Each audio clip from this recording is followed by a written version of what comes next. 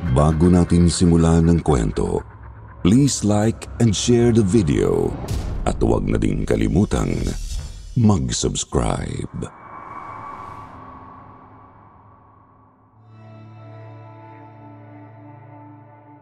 Lumaki ako sa modernong panahon dito sa Kalakhang, Maynila. Kaya para sa akin ang mga multo, engkanto, maligno at mga aswang ay pawang mga kathang isip lamang. Gawa-gawa lang ng malilikot na isipan ng mga walang magawa sa buhay. Ngunit nagbago ang lahat ng paniniwalang yan nang ako mismo ang nakaranas ng isang kakilakilabot na pangyayari sa kamay ng isang aswang. Magandang araw, Sir Jupiter, at sa lahat ng mga taga-subaybay ng Sitio Pangil, Sitio Bangungot at Kwentong Takipsilim. Itago na lamang ninyo ako sa pangalang Bernadette, 33 years old, Tubong, Maynila, ngunit nakatira na ngayon sa Laguna. Isa akong hairdresser at namumuhay akong kasama ng aking tatay. Tubong Samar naman si tatay. Hindi ko na espesipikong sasabihin kung saan, ngunit madalas niyang ikwento noon ang buhay niya at ng kanyang nag-iisang kapatid sa kabundukan. Mag-isa akong pinalaki ni tatay. Iniwan kasi kami ni nanay noong maliit pa lamang ako.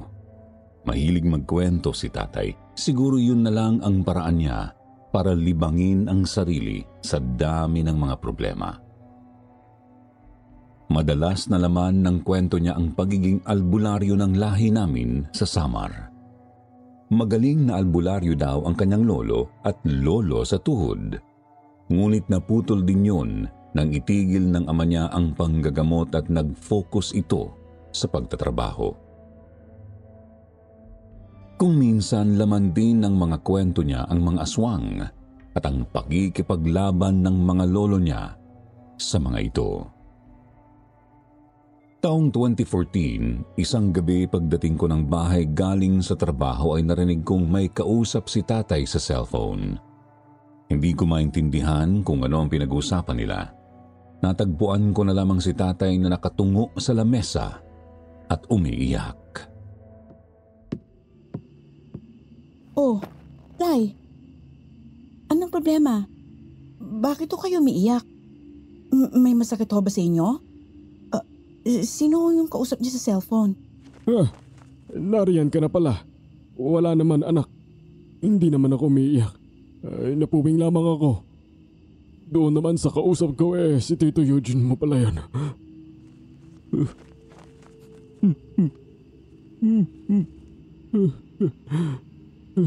Patay na raw ang Tito Enrique mo. At mamaya na ang simula ng burol. Ha? Nung nakaraang linggo lang kabiruan pa natin si Tito At saka wala naman siyang sakit, hindi ba? Ano ang nangyari? Natagpuan daw itong patay sa may kakahuyan malapit sa baryo namin. Namumutla, walang dugo, at wakwak ang tiyan. Nagkalat raw ang lamang loob ng tito mo doon sa paligid ng bangkay. Ano ho? Sino naman ang gagawa nun sa kanya? Walang kaaway si Tito at kilalang matulungin sa kanila, hindi po ba? At saka, ano raw ang sabi ng mga pulis? Ayun na nga, walang kaaway ang tito mo, kaya walang maiturong suspect. Wala raw lead ang mga pulis. Sa tingin ko isang aswang ang gumawa nun sa kanya, anak. Yun din ang sabi ng Tito Eugene mo. Aswang? Tay naman, tao ang gumawa nun. Baka adik o kaya may sira sa pag-iisip. Killer, ganun. Pero aswang? Tay, ang mga aswang nasa Maynila na. Nagtatrabaho. Ay, walang nakakatawa, Berna. Pupunta ako ng Samar. Kailangan kong maihatid sa huling hantungan si Enrique. Alam ko tunog makasarili ako ngayon dahil sa dami ng problema at bayarin. Pero kailangan kong umuwi, anak. Gagamitin ko yung naipon ko. Pasensya na, Tay. Gusto lang naman kitang patawanin. Ang totoo, nalulungkot rin ako sa pagkawala ni Tito. Condolence, Tay. Sige, uuwi tayo ng Samar. Magpapaalam ako sa boss ko bukas, tapos bukas rin aalis tayo. Talaga? Sasamahan mo ko. Pwede ba namang hindi? Tatay kita. Sige na ho. Magpapahinga lang ako tapos maghahanda na ng hapunan. Pag-usapan natin yung pag-uwi doon habang kumakain.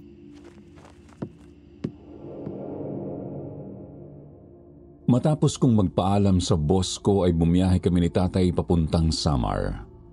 Ang totoo ay ayaw kong sumama sa kanya dahil sa trabaho ko. Subalit alam ko rin kung gaano kahalaga sa kanyang maihatid sa huling hantungan ang kanyang kapatid. Mahal na mahal niya ito. Ito lamang kasi ang talagang nakasama niya sa paglaki. Hindi rin mawala sa isipan ko ang hinala nila sa pumatay kay Tito Enrique. Aswang? Kalokohan yun. Walang mga aswang. Hindi sila totoo. Yan ang naglalaro sa isipan ko habang nasa biyahe kami. Matapos ang mahabang biyahe sa barko ay nakarating kami ng Kalbayog at mula doon bumiyahe naman kami papuntang bayan ng Santa Rita.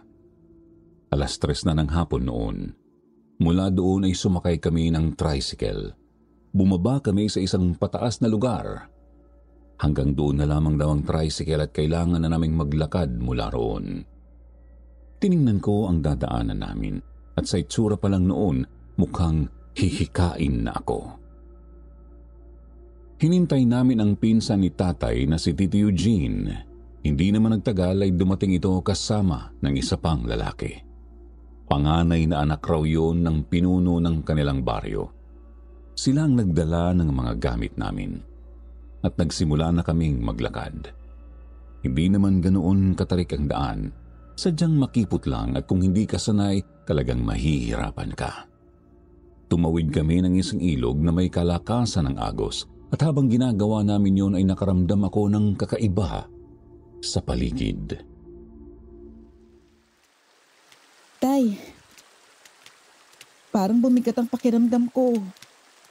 Hindi po ako makahinga ng maayos. Bigla rin pong bumigat ang likuran ko. Naninibago ka lang siguro sa klima, anak. Hayaan mo at makakapag-adjust din yung katawan mo. Uminom ka muna ng tubig. Hindi, tay. Parang may biglang sumampas sa likuran ko. Hindi ko may paliwanag. Tapos pakiramdam ko, napakaraming nakatingin sa atin. Natatakot ako. Baka pinagtripan ka ng mga elemento rito. Dayo ka kasi at bagong mukha rito. Sumalo ka ng tubig mula sa ilog gamit ang kamay mo at uminom. Hindi naman kailangan marami. Basta maipakita mong hindi ka narito para manira o manakit. Hindi ako naniniwala sa mga engkanto o mga elemento. Para sa akin, kalokohan lang ang lahat ng yun. Pero kakaiba talaga ang pakiramdam ko noon, kaya naman sumunod na lang ako sa sinabi niya. At hindi ko alam kung paano, ngunit gumaan ang pakiramdam ko. Subalit, ramdam ko pa rin ang mga matang tila nakatitig sa akin. Hindi ko naman napinansin yun. Nagpatuloy na lang kami sa paglalakad. Nang makalagpas kami sa ilog na yon ay nasilayan ko na ang unang bahay sa baryo. Yun na raw ang bahay ng tito ko. Ngunit malayo pa yon sa amin. Napakaliit noon kung titignan mula sa kinatatayuan ko ng mga oras na yon. Nagpatuloy kami sa paglalakad nang muling bumigat ang pakiramdam ko. Mas malala na ito noong una. Napakapit ako noon kay tatay at napapikit dahil biglang umikot ang aking paningin. Naduwal rin ako at ilang sandali pa hindi ko na napigilan ang masuka. Sinabi ni Tito Eugene na magpahinga muna kami. Baka raw naninibago ako sa lakaran at sa simoy ng hangin doon. Pero hindi. Malusog ako at hindi rin ganoon katarik ang tinatahak naming daan. Ano na namang problema, anak? Anong nararamdaman mo? Hihilo ako. Tay.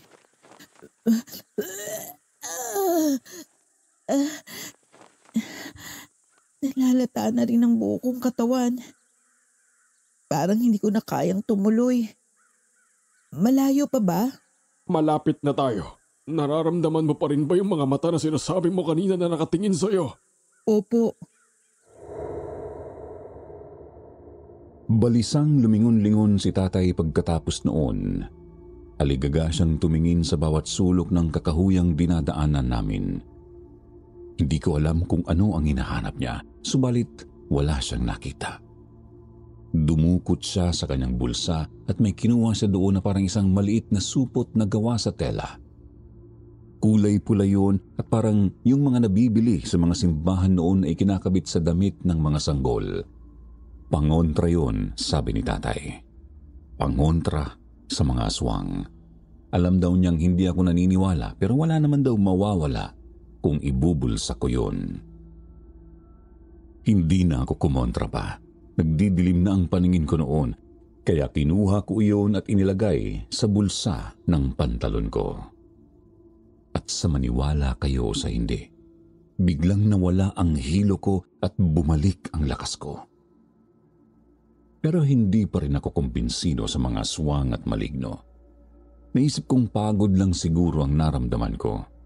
Isa pa, lalo na rin namang bumuti ang pakiramdam ko matapos naming tumigil sandali.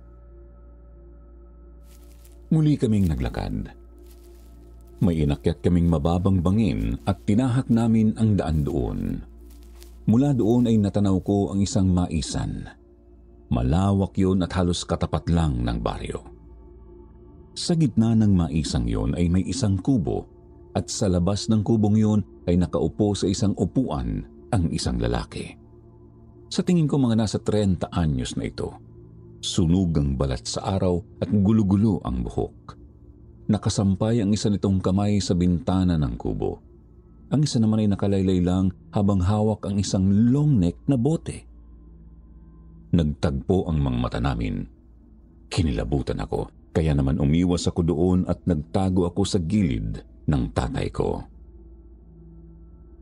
Ilang sandali pa ay nakarating na kami sa bungad ng baryo. Mas tanaw doon ang kubo sa gitna ng maisan. Muli akong napatingin at muling nagtaasan ng balahibo sa aking katawan nang makitang nakatitig pa rin sa akin ang lasing na lalaki. Umiling-iling ito bago tumungga sa hawak na bote. Tay, kilala po ba niyo yung lalaking yon? Yung nandun sa may kubo sa maisan. Grabe kasi makatitig, parang kakain ng tao. Nakakatakot naman pala rito. Hindi ko siya kilala. Napansin ko nga ang iba ang titig niya sa atin. Ang mabuti pa, huwag kang lalapit banda doon. Maliwanag ba? Naku, Tay, asahan mo, hindi ako lalayo sa tabi niyo. Tinanong ni tatay ang pinsan niya tungkol sa lalaking nasa maisan. Bago lamang daw ito doon, wala pang 1 buwan. Yun daw ang pumalit na tagapagbantay sa maisan matapos pumunta ng may-ari noon sa Tacloban para magpagamot.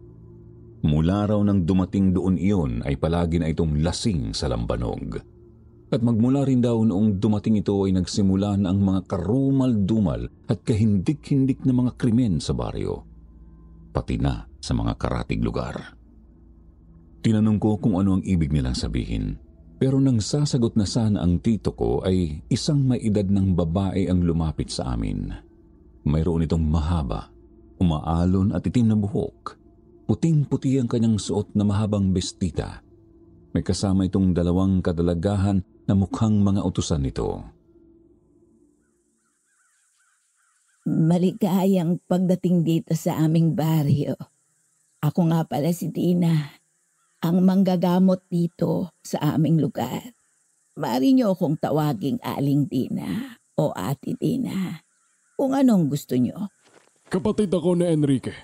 Ako si Carlos. At kasama ko ang anak kong si Bernadette. Narito kami para maglamay at ihatid sa huling hantungan ang bangkay ng aking kapatid. Ganun ba? Pasensya ka na. Hindi kita nakilala. Nakikiramay ako sa pagkamatay ng kapatid mo. Ayos lang. Matagal na rin naman akong hindi nakabalik dito. Ang totoo ay hindi rin kita kilala. Wala akong maalalang albularyo rito bukod sa aking lolo. Tubong Tacloban ako. Nakapangasawa ako rito, si Perting, na magsasaging. Ngunit namatay rin siya 1 taon matapos kaming ikasal. Yamang walang manggagamot rito. Napagpasyahan ko na lamang na manatili rito at ilagay ang serbisyo ko. Napakamatulungin naman po pala ninyo. Albularyo ho kayo, tama?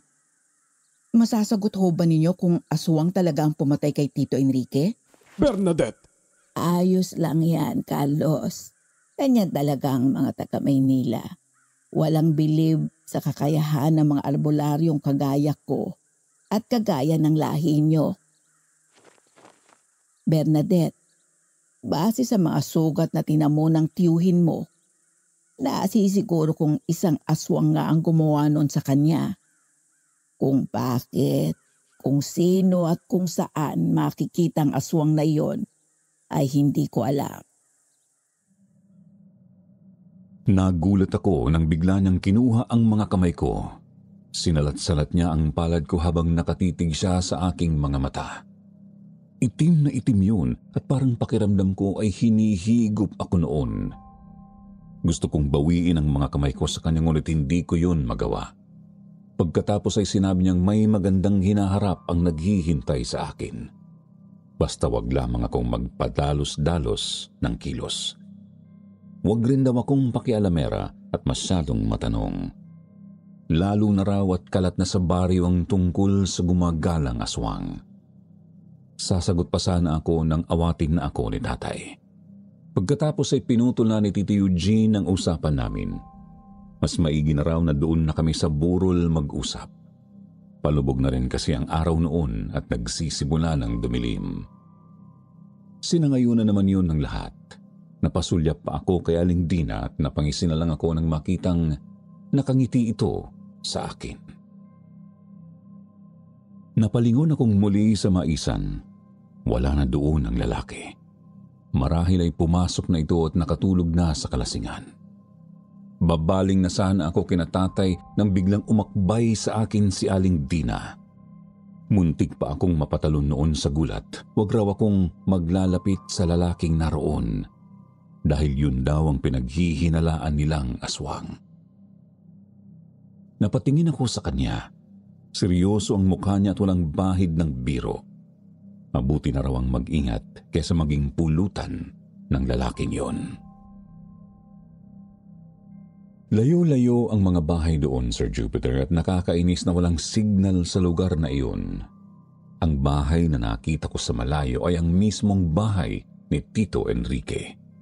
Ngunit sa may gitna raw ng baryo ito, ibinurol. Sa lugar kung saan madalas ginagawa ang mga pagtitipon doon. Parang mga multipurpose hall sa mga syudad, ngunit doon ay gawa lamang yun sa pawid at mga kawayan. Nang matanaw ni tatay ang liwanag mula sa burol ay kaagad itong tumakbo papunta doon. Nasa likuran lamang niya ako noon, ngunit ramdam na ramdam ko ang lungkot niya. Alam ko kung gaano niya kamahal si Tito Enrique. Umalingaw-ngaw sa paligid ang sigaw at paghihinagpis ni tatay habang nakasubsob sa kabaong ng tiyuhin ko. Nilapitan ako ng ibang naroon.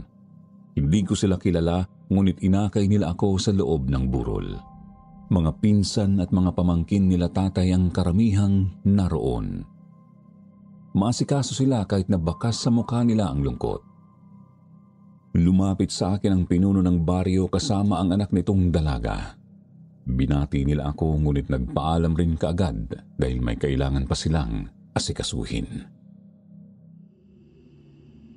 Madaling araw nang makita siya ng isang babaeng papunta ng bayan para mamalengke.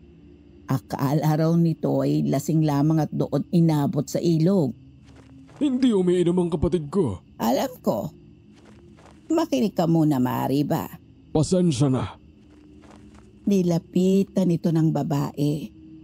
Ngunit nang makita nitong wakwak ang tiyan ng kapatid mo, ay nagsisigaw ito at dali-daling pumarito. Tinawag niya ako at ang pinuno. Pinuntahan namin ang kapatid mo at kumpirmadong patay na ito. Mula dibdib hanggang sa may puso ng sugat nito. Nagkalat ang mga lamang loob nito na puro tapyas na parang kinaga. Putlang-putla na rin ito noon. Ngunit wala kaming nakitang bakas ng dugo sa paligid.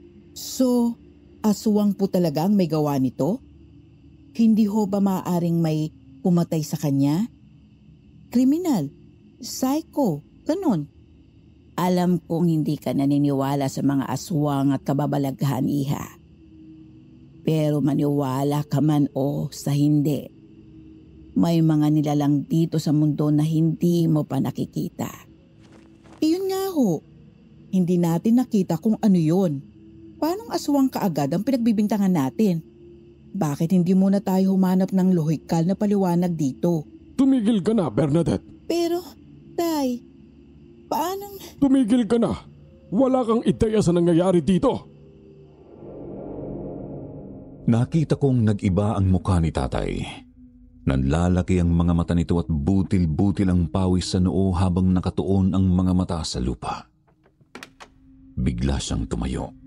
Dali-dali niya akong hinila palayo sa burol at dinala sa bahay ni Tito Enrique. Susunod sana si Tito Eugene para dalhin ang mga gamit namin, ngunit pinigilan niya ito. Kinuha ni tatay ang mga bag at siya mismo ang nagdala ng mga iyon papunta sa bahay ng namayapa kong tito. Walang ikalawang palapag, ngunit sakto lamang ang lawak ng bahay na iyon. Halos gawa ang lahat sa kawayan.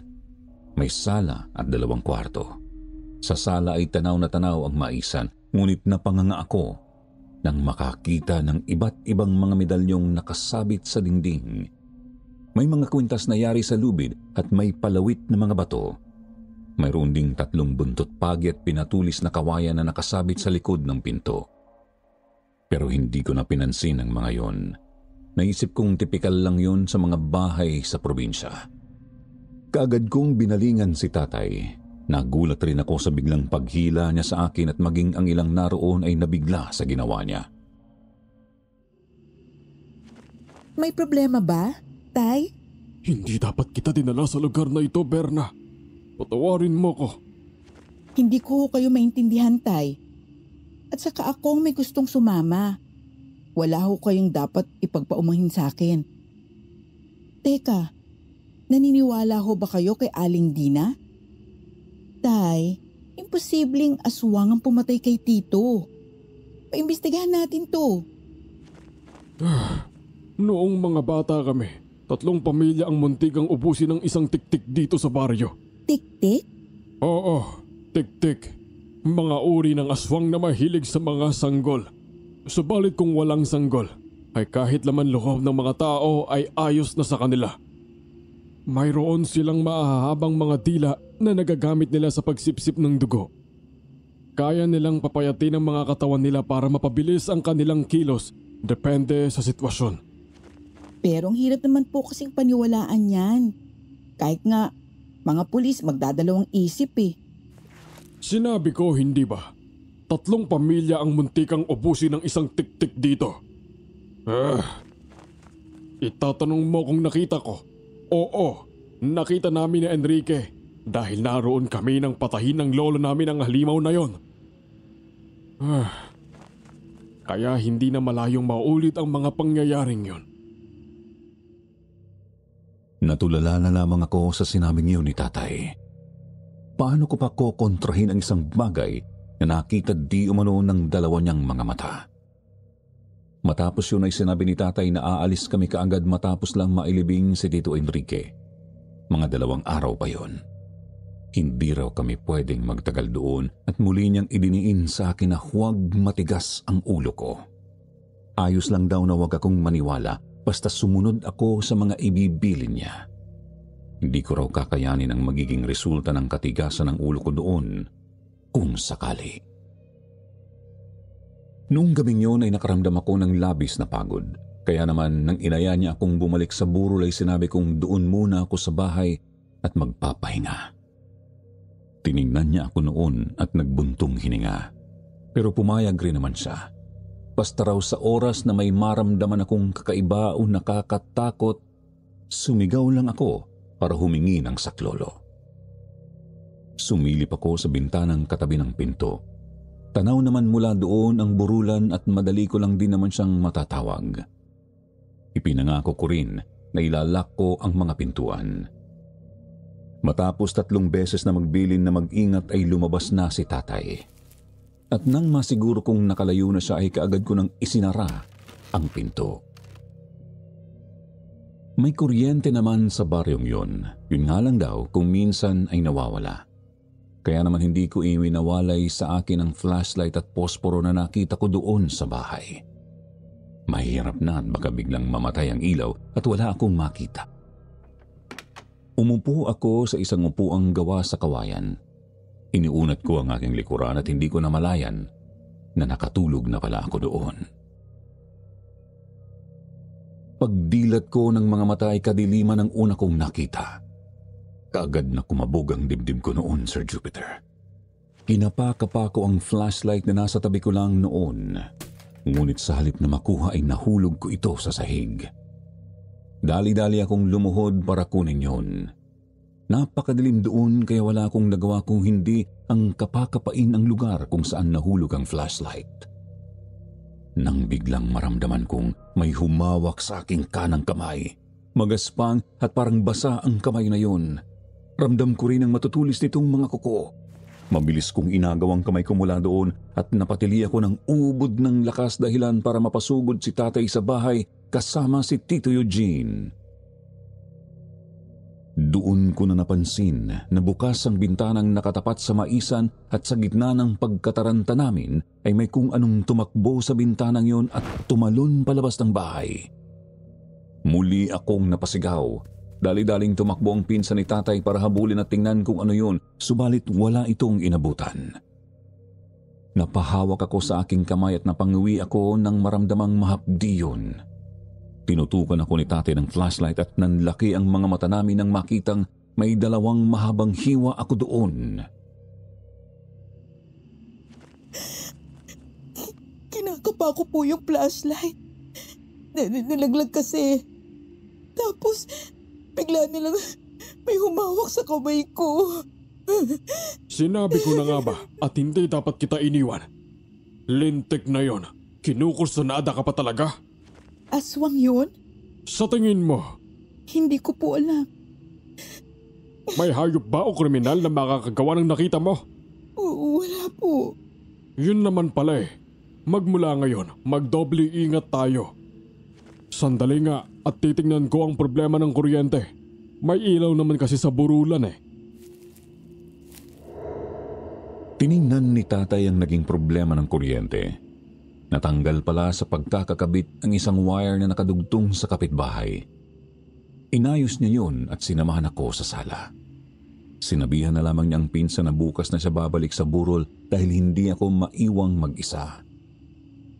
Hinugasan niya ang mga sugat ko. Hindi naman yun malalim at mabilis ring tumigil ang pagdurugo. Noong mga oras na yon ay napaisip ako at unti-unti na rin akong nakukumbinsi na may aswang talagang gumagala doon. Kahit pagod ay hindi ako nakatulog ng maayos ng gabing yun. Hindi mawala sa isipan ko ang pakiramdam ng kamay na yon at hindi ko lubos maisip kung kanino yon. Bago ako matulog ay sinigurado ni tatay na aswang yun at maaaring yun rin ang pumatay kay Tito Enrique. Mabibilis raw ang mga tiktik at mahirap masundan ng mga mata ng tao ang malalakas na uri nito. Ang totoo ay ayaw ko pa ring maniwala. Subalit kapag naaalala ko ang pakiramdam ng kamay na humawak sa akin ay sadyang nagtatayuan ang mga balahibo ko. Wala pa bang inihandang kape dyan? Sopas o lugaw? Anong klaseng burol to? Walang pakain sa mga naglalamay. Kaya inuubos ng mga aswang ang baryong ito eh. Tulog ang mga tao. Kararating ko lang noon sa burol at katatapos lang maligo nang maabutan ko ang lasing na lalaki na nakita ko sa maisan. Susuray-suray ito habang nakatayo at hawak ang isang bote ng lambanog. Nagsisigaw ito subalit walang pumapansin dito. Umupo ako sa bandang dulo ng burol. naroon nakaupo ang isang magandang dalaga, ang anak ng pinuno ng baryo, si Cherry. Crisostomo raw ang pangalan ng lalaking yun. Walang araw daw na hindi ito lasing. Hindi naman daw ito pumupunta sa mismong baryo at nanggugulo. Ang totoo raw ay noong araw lang na yun niya nakitang nanggulo ang lalaking yon. Alam mo ate, nakakatakot na talaga rito. Sa kabilang baryo, may mga biktima rin ng tiktik. Noong nakaraan, 2 buntis ang pinatay nito. Kaya nag-iisip na si itay at inay kung aalis na kami sa lugar na to. Naniniwala ka sa aswang? Doon sa tiktik? Oo ate, tiktik ang pumatay sa lola ko. Nakita raw yan ni itay at hanggang ngayon binabangungot pa rin siya ng alaalang yun. Hindi lang basta kwentang mga aswang dito. Totoo sila. Ang hirap sa inyo, mga utu-utu kayo. Nasa harapan na ninyo ang pumapatay, pero pinapakain nyo pa rin sa makapalad ninyo. Manong Enrique, gaano ka ba kahina ha, para mapatay ng lintik na yan? Ha? Yung kapatid mo, siguradong sunod na yun sa'yo. Naputol ng sigaw na yon ang usapan namin ni Cherry. Napatingin kami sa gawin ni Crisostomo. Hinahawi nito ang mga upuan sa harap ng tito ko. Nagtayuan na ang ilang mga naroon at lumayo sa kanya. Lumingon siya sa paligid. Napatingin siya sa amin. Kaagad akong umiwas ng tingin, pero lumapit siya sa amin. Tatayo na sana ako para umiwas nang mabilis niya akong nahawakan sa balikat. Itinulak niya ako dahilan para mapaupo akong muli. Pagkatapos ay namumungay ang mga mata na tumayo siya sa harapan ko. Umaalingasaw ang amoy ng alak sa katawan niya at dahil sa takot ay napatili ako at ganoon din si Cherry. Kaagad siyang hinaltak ng isa sa mga lalaki at kinaladkad palabas. Nabitawan nito ang boteng hawak. Hindi yun nabasag ngunit natapon ng laman noong alak. Pinagsisipa ito ng mga kalalakihang naroon habang sinisigawan na huwag nang babalik. Dahil sa kalasingan ay hindi na nagawang ipagtanggol pa ng mama ang sarili nito. Nakaramdam naman ako ng awa nang makitang dumugo na ang noo nito. Normal na ata sa akin ang maging ganoon, kaya naman inawat ko na ang mga lalaking sumisipa rito. Subalit hindi ko sila maawat. Maya-maya ay narinig kong sumigaw si tatay, kasama niya si Aling Dina, Tito Eugene at ang pinuno ng baryo. Dali-dali silang tumakbo papalapit sa amin. Inawat ni tatay at ng pinsan niya ang mga tao. Si Aling Dina naman ay nilapitan ng bugbog ng lalaki at inalalayan itong tumayo. Subalit hinampas lamang ng lalaki ang kamay ni Aling Dina. Tiningnan nito ng masama ang albularyo. Pagkatapos ay dumura ito sa lupa bago sumuray-suray na umalis sa harapan namin. Lumapit sa akin si tatay. Sinabi ko sa kanya ang mga nangyari at sinigurado kong hindi ako nasaktan. Medyo sumama lang ang loob ko dahil pakiramdam ko ay ako ang dahilan kung bakit nabugbog ang lalaking yon. Kinuha ko ang bote ng lambanog at napansin kong mayroong luya yon. Napatakip ng ilong si Dina at lumayo siya sa akin. Sumigaw siya na itapon ko raw yun dahil napakabaho. Itinabi ko yun sa gilid ng burulan, ngunit nagsisigaw muli ito. Nakakaintindi ka ba? Ilayo mo yung bote na yan dito. Ang dumi-dumi niyan. Uminahon ka, Dina. Wala namang amoy ang bote. Hindi ko nga naaamoy eh. Wala ka kasing kapangyarihan. Ang mga kagaya kong manggagamot ay malalakas ang mga pandama.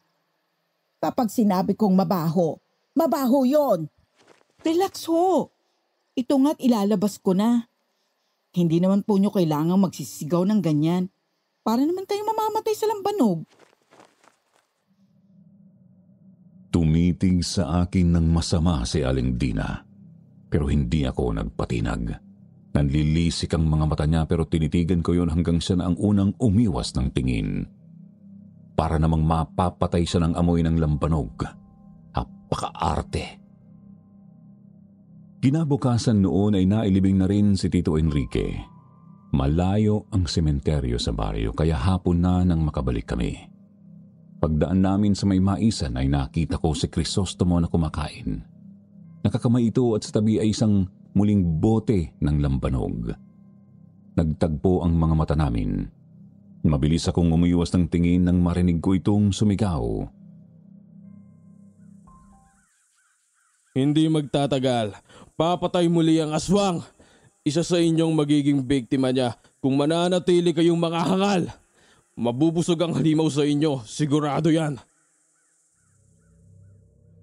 Napatingin kami ni tatay sa kanya pati na rin ang iba naming mga kasabay. Napansin ko ang pagkabalisa sa mukha ni tatay noon. Lumapit sa amin si Aling Dina at sinabi sa aming wala kaming dapat ipag-alala. Hindi raw kami magagalaw ng aswang, sabi niya sabay turo kay Crisostomo. Tinanong ko siya kung paano siyang nakasisigurong si Crisostomo ang aswang. Tiningnan niya ako bago ngumiti at sinabing yun daw ang sinasabi ng kanyang kutob. Nagtawas na rin di umano siya at isang lalaki ang lumabas na imahe sa pagtatawas na yun. Napabaling ako sa lalaking nasa gitna ng maisan. Nakatitig lang siya sa amin. Oo, nakakatakot siya dahil sa pagiging lasenggo niya at nakakakilabot ito kung makatingin. Pero hindi ko tiyak kung maniniwala kung siya ang pumapatay na aswang. Pagkatapos ng hapunan ay nag-ayos na ako ng mga gamit. Uuwi na kami ni tatay kagaya ng napagkasunduan namin. Ngunit pansin kong ayaw pang umuwi ni tatay. Balisa siya habang nag-iimpake. Doon kasi sa sementeryo ay may 2 mga pulis na lumapit sa amin. Kinausap nila si tatay tungkol sa pagkamatay ni Tito Enrique. Sinabi ng mga ito na patuloy pa rin sila sa paghahanap sa sospek sa pagpatay sa tiyuhin ko. Malaki rin di umano ang hinala nila na iisa lang ang salarin sa lahat ng mga patayang naganap sa baryo namin at sa mga karatig baryo. Sa dami ng sinabi nila, isang tango lamang ang isinagot ni tatay. Pagkatapos ay narinig ko siyang bumulong. Hindi niyo mahuhuli ang pumatay sa kapatid ko dahil hindi niyo kayang humuli ng aswang.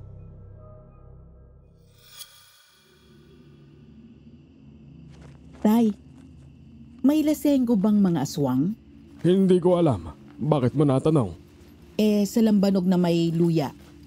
Ang totoo, narinig ko dati na maaaring panglaban ng lambanog na binabara ng bawang at luya. Pero bihira ang gumagamit nun. Teka, naitanong mo ba yan dahil doon sa lalaking si Crisostomo? Oo, tingin ko kasi hindi siya ang aswang. Naniniwala ka ng may aswang? Hindi ko po alam. Ang totoo, sa tingin ko hindi rin si Crisostomo ang aswang. Madalas malihim ang mga aswang, subalit siya ay hindi. Mabilis rin gumaling ang sugat at pinsala ng isang aswang. Ngunit bakas pa rin sa kanyang mukha ang bugbog na natamo niya noong nakaraan. Pero kahit ganon, kailangan pa rin nating mag-ingat sa kanya. Hindi natin siya kilala. Nagpatuloy kami sa aming ginagawa at habang nag-iimpake ay narinig kong naduwal si tatay. Napatingin ako sa kanya. Dali-dali siyang tumayo habang nakasapo sa bibig ang 2 kamay. Tumakbo siya sa lababo at doon ay walang humpay siyang nagsuka.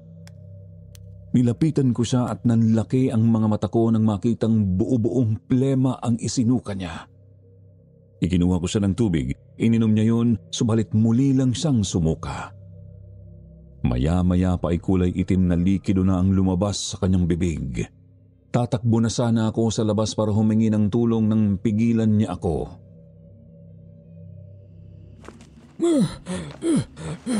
Huwag kang lalabas. Dito ka lang. Pero, Tay, kailangan niyo ng tulong. Sa oras na lumabas ka, pupuntahan ako ng aswang. Baka hindi mo na ako maabutang buhay dito. Ano pong ibig niyo sabihin? Sumpa ito ng aswang, anak. Hindi ko alam kung paano at saan ito nakuha. Pero paraan ito ng aswang para pahinain at madaling makuha ang kanilang mga biktima. Kaya pakiusap, dito ka lang, huwag mo akong iiwan. Sige po, dito lang ako. Dahan-dahang naglakad si tatay palayo ng lababo. Kinuha niya ang isang medalyon na nakasabit sa dingding sa sala. Maliit yun at kulay itim. Hinawakan niya iyon ng mahigpit at napansin kong unti-unti na siyang bumuti. Umayos na ang kanyang paghinga, ngunit sinabi niyang nanghihina pa rin siya. Hindi naman daw niya kasi alam kung paano gamitin ang mga medalyon na naroon. Kailangan daw ng mga iyon ng orasyon para maging ganap na mga pangontra. Sasagot na sana ako sa kanya at sasabihing doktor ang kailangan niya nang biglang may kumatok sa pintuan namin. Binuksan ko yun at tumambad sa akin si Aling Dina. Mayroon itong dalang inihaw na tilapia. Bakit ho? Ano hong may paglilingkod namin?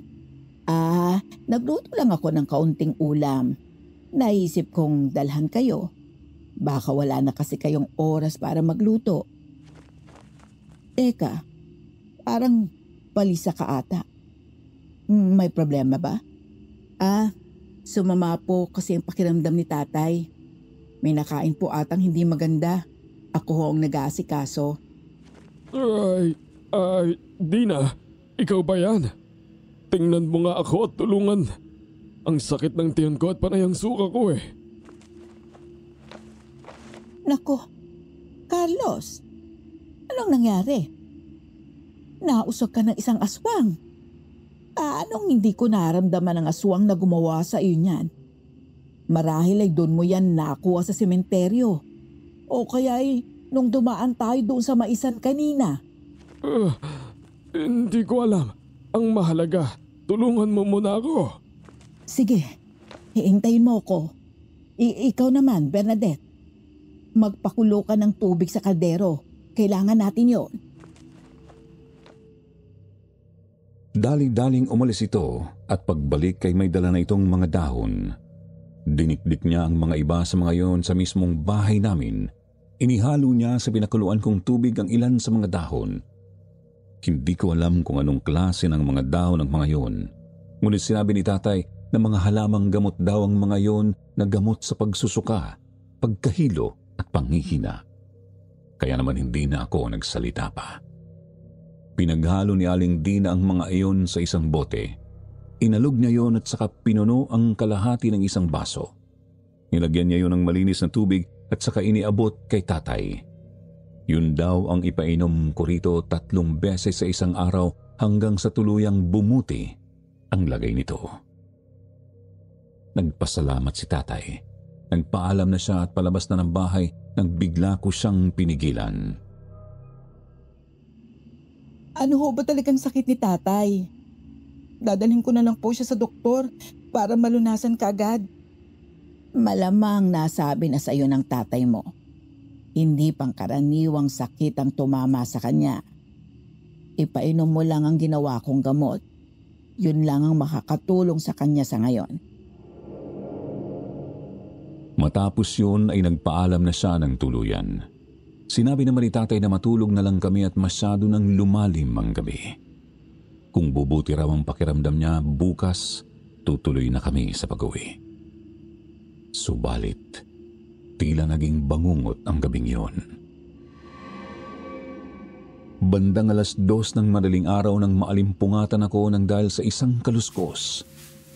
Kinuha ko ang cellphone ko, subalit patay iyon. Hindi ko maalala kung nalobat ba yun o ano. Umupo ako. Napabaling ako sa bintana at napansin kong hindi yun nakalak. Kaya mabilis akong kumilos para ilak yun. Nang makarinig ako ng parang biglang tumalon sa bubungan, napatingala ako at nang hilakbot ako nang makarinig ako ng mababa at garalgal na pag-ungol. Hindi ko mawari kung aso yun o ano. Ngunit sigurado akong nasa bubungan namin ang kung anumang nilalang na yon. Maya-maya ay narinig kong parang may kung anong matalas ang kumakaskas sa bubong ng bahay. Napangiwi ako sa nakakangilong tunog. Tinakpan ko ang aking mga tenga nang biglang marinig ko si tatay na nagsisisigaw. Dali-dali kong dinampot ang flashlight. Tumakbo ako sa kwarto kung nasaan siya. Pinindot ko ang switch ng ilaw ngunit walang kuryente. Nadatnan ko si tatay na namimilipit sa sakit. Nagsisisigaw siya na parang napapaso. Hinawakan ko siya ngunit napabitaw rin ako dahil sa sobrang init ng kanyang katawan. Patakbo na ako para kumuha ng tubig at bimpo nang makarinig ako ng halakhak mula sa itaas. Napatingala ako at muling sumigaw si tatay. Kunin mo ang buntot pagi sa likod ng pinto. Dalihan mo! Ano mga oras ay papasok na ang halimaw rito? Pero tay, baka pag iniwan ko kayo. Sundin mo na lang akong bata ka. Kung hindi, pareho tayong papatayin ng aswang sa labas kapag hindi ka nakinig. Bilis! Habang kinakaya ko pa ang sakit na ito.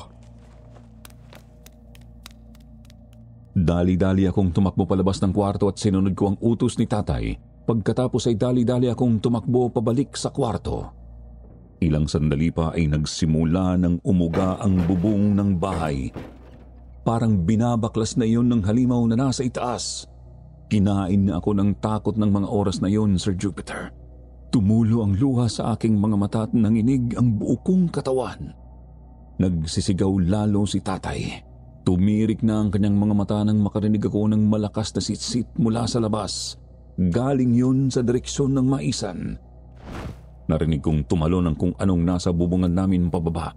May mga yabag akong narinig na tila tumatakbo at hindi nagtagal ay lumayo ang mga yabag na yon hanggang sa hindi ko na narinig ang mga ito. Kumalma na rin si tatay. Nakatingin siya sa akin habang hinahabol ang paghinga. Inutusan niya akong kumuha ng gamot na ginawa ni Dina at ginawa ko naman yun. Kumalma naman siya pagkatapos noon. Nakatulog siya, ngunit ako dahil sa takot ay nanatiling gising hanggang sa tumilaok na ang mga manok.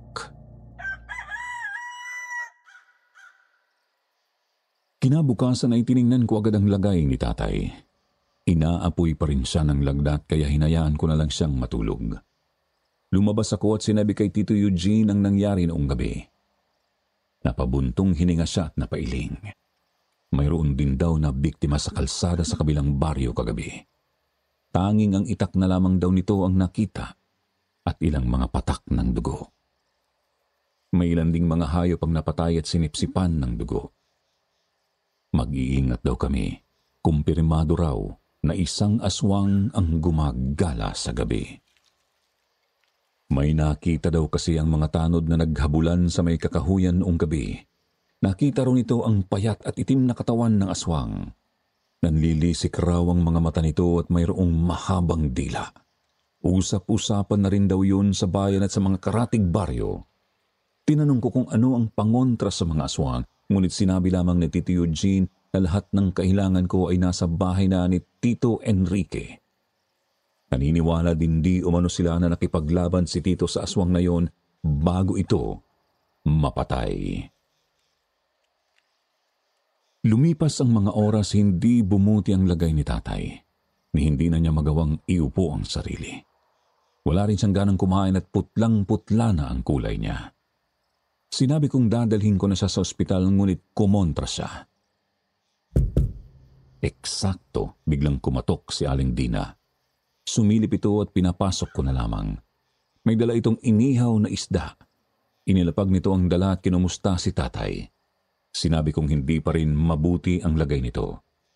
Nakiusap na rin ako sa kanya na tulungan ang tatay ko, ngunit sinabi niyang wala naman daw sakit si tatay bukod sa sumpa ng aswang. Sapat na raw ang binigay niyang mga halamang gamot. Sinabi ko sa kanya ang nangyari noong gabi at napakunot-noo ako nang mapansing wala siyang naging reaksyon doon. Normal na raw ang krimen sa lugar. Pero wag daw akong mag-alala. Abala na raw ang lahat sa pagtugis sa aswang. Pagkatapos ay naglakad siya sa may bintanang nakatapat sa maisan. Ngumuso siya at itinuro ang kubong naroon. Kaunting panahon na lamang, Bernadette. Mawawala ng aswang na Crisostomong iyan dito sa baryo. Sinisigurado ko yan sa'yo. Ilang araw na lang din, gagaling na rin ang tatay mo. Ngumiti siya sa akin at pagkatapos ay ibinili niyang painumin ko ng halamang gamot si tatay. Lumabas na siya. Sinundan ko pa siya ng tingin ngunit wala akong napansing kakaiba.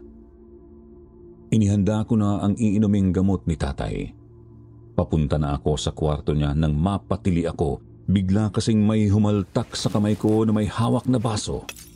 Si Crisostomo. Nabitiwan ko ang baso at nabasag yun at dahil sa gulat ay nasampal ko ang lalaki. Anong ginagawa mo rito? Lumabas ka bago pa ako tumawag ng saklolo.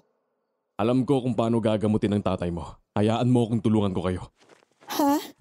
Ikaw? Lasenggo ka lang eh. Ikaw nga ang pinagbibintangang aswang. Isa na lang kapag hindi ka pa lumabas, sisigaw na talaga ako. Kanina ka pa sumisigaw. Matapos yun ay walang paalam na pumasok ito sa kwarto. Pinigilan ko siya. Hinila ko siya palayo ngunit ako ang nahila niya papasok. Pinitik niya ako sa noo. Hindi yun masakit, subalit biglang hindi ako makagalaw. Hindi ako makasigaw para humingi ng saklolo. Napatingin ako kay tatay. Nakadilat siya, ngunit hinang-hinana. Ipinatong ni Crisostomo ang kamay sa noo ni tatay. Pumikit ito at tila may ibinulong. At nanlaki ang mga mata ko nang makitang unti-unting bumalik ang kulay ng ama ko. Hindi rin nagtagal ay bigla itong napaupo. Kasunod noon ay nakagalaw na rin ako. Sino ka ba talaga? Oo nga, paanong nagawa mo yon? Samantalang si Dina, hindi niya talaga kayo mapapagaling dahil hindi niya yon kayang gawin. Isa pa, siya ang naglagay ng sumpa sa inyo. Anong ibig mo sabihin? Si Dina ang aswang. Hinabol ko siya kagabi. Kung hindi ko yun ginawa, siguradong pinaglalamayan na kayo ngayon. Kung gayon, ikaw ang sumitsit kagabi? Ako nga. Anak ako ng isang kilalang albularyo sa Tacloban. Ang may-ari ng isang maisa na yan ay isa ring albularyo. Siya dapat ang huhuli kay Dina. Subalit nagkasakit ito at kinailangan bumalik sa amin. Nakiusap siya sa ama ko na palitan siya rito dahil labis na nga ang paghasik ni Dina ng lagim. Pero ako ang ipinadala. At kaya ako palaging umiinom ay para hindi ako malapitan ng halimaw na yon. Napatitig ako sa kanya. Naisip ko noon na baka ibinabalik lang niya kay Dina ang sisi. Lalo na at ito ang pinagbibintangang aswang. Ngunit napaisip muli ako kung bakit pa niya kailangang pagalingin si tatay kung siya ang totoong aswang. Tumayo si tatay at lumabas ng kwarto. Pumunta siya sa kusina, kumuha ng tubig at pagkatapos ay pumunta siya sa tapat ng mga medalyon at sandatang panlaban sa mga aswang. Tayo ang sunod na papatayin ng aswang na yon, Berna. Hindi ko lang sinasabi sa'yo dahil ayaw kong matakot ka. Ano pong ibig niyo sabihin, tay? Doon sa kwento kong napatay ni lolo ko ang tiktik sa bayan na ito noon, ay may kulang. May anak kasing babae ang tiktik na yon. Dalagita na yun noon. Pinilit ng mga tao na tuluyan na rin ang batang yon. Subalit tumanggi si lolo. Pinakawalan niya ang dalagita. Subalit, sumumpa yun na babalik at uubusin ang lahi natin hanggang sa wala nang matira. Ang akala ko tapos na yon dahil lumipas na ang mga taon at wala namang nangyaring masama. Ngunit hindi ko akalaing mangyayari ito sa oras na hindi ko inaakala. Kung gayon ang kailangan nating gawin, tapusin na si Dina. Bakit hindi mo rin sa amin sinabi kaagad? Sa mga taga-baryo, kung narito ka para tumulong, bakit hindi mo kaagad sinumbong si Dina? Dahil hindi rin ako sigurado nun. Noong nahabol ko ang tiktik, doon ko lang nasigurong si Dina ngayon. Nakita ko kasing bahagyang bumalik ang anyo niya sa tao habang hinahabol ko siya. Ayaw ko namang mag-akusa ng walang ebidensya. Napigilan ako noon, pero kahit papaano ay gumaan ang loob ko. Magaling na si tatay at sigurado na rin kami kung sino ang kalaban. Kaya naman kinaumagahan ay sinabi ni tatay sa mga kamag-anak namin ang napag-usapan namin tungkol kay Aling Dina. Subalit hindi naniniwala sa kanya ang mga taga-baryo. Mabait raw si Aling Dina at palaging handang tumulong.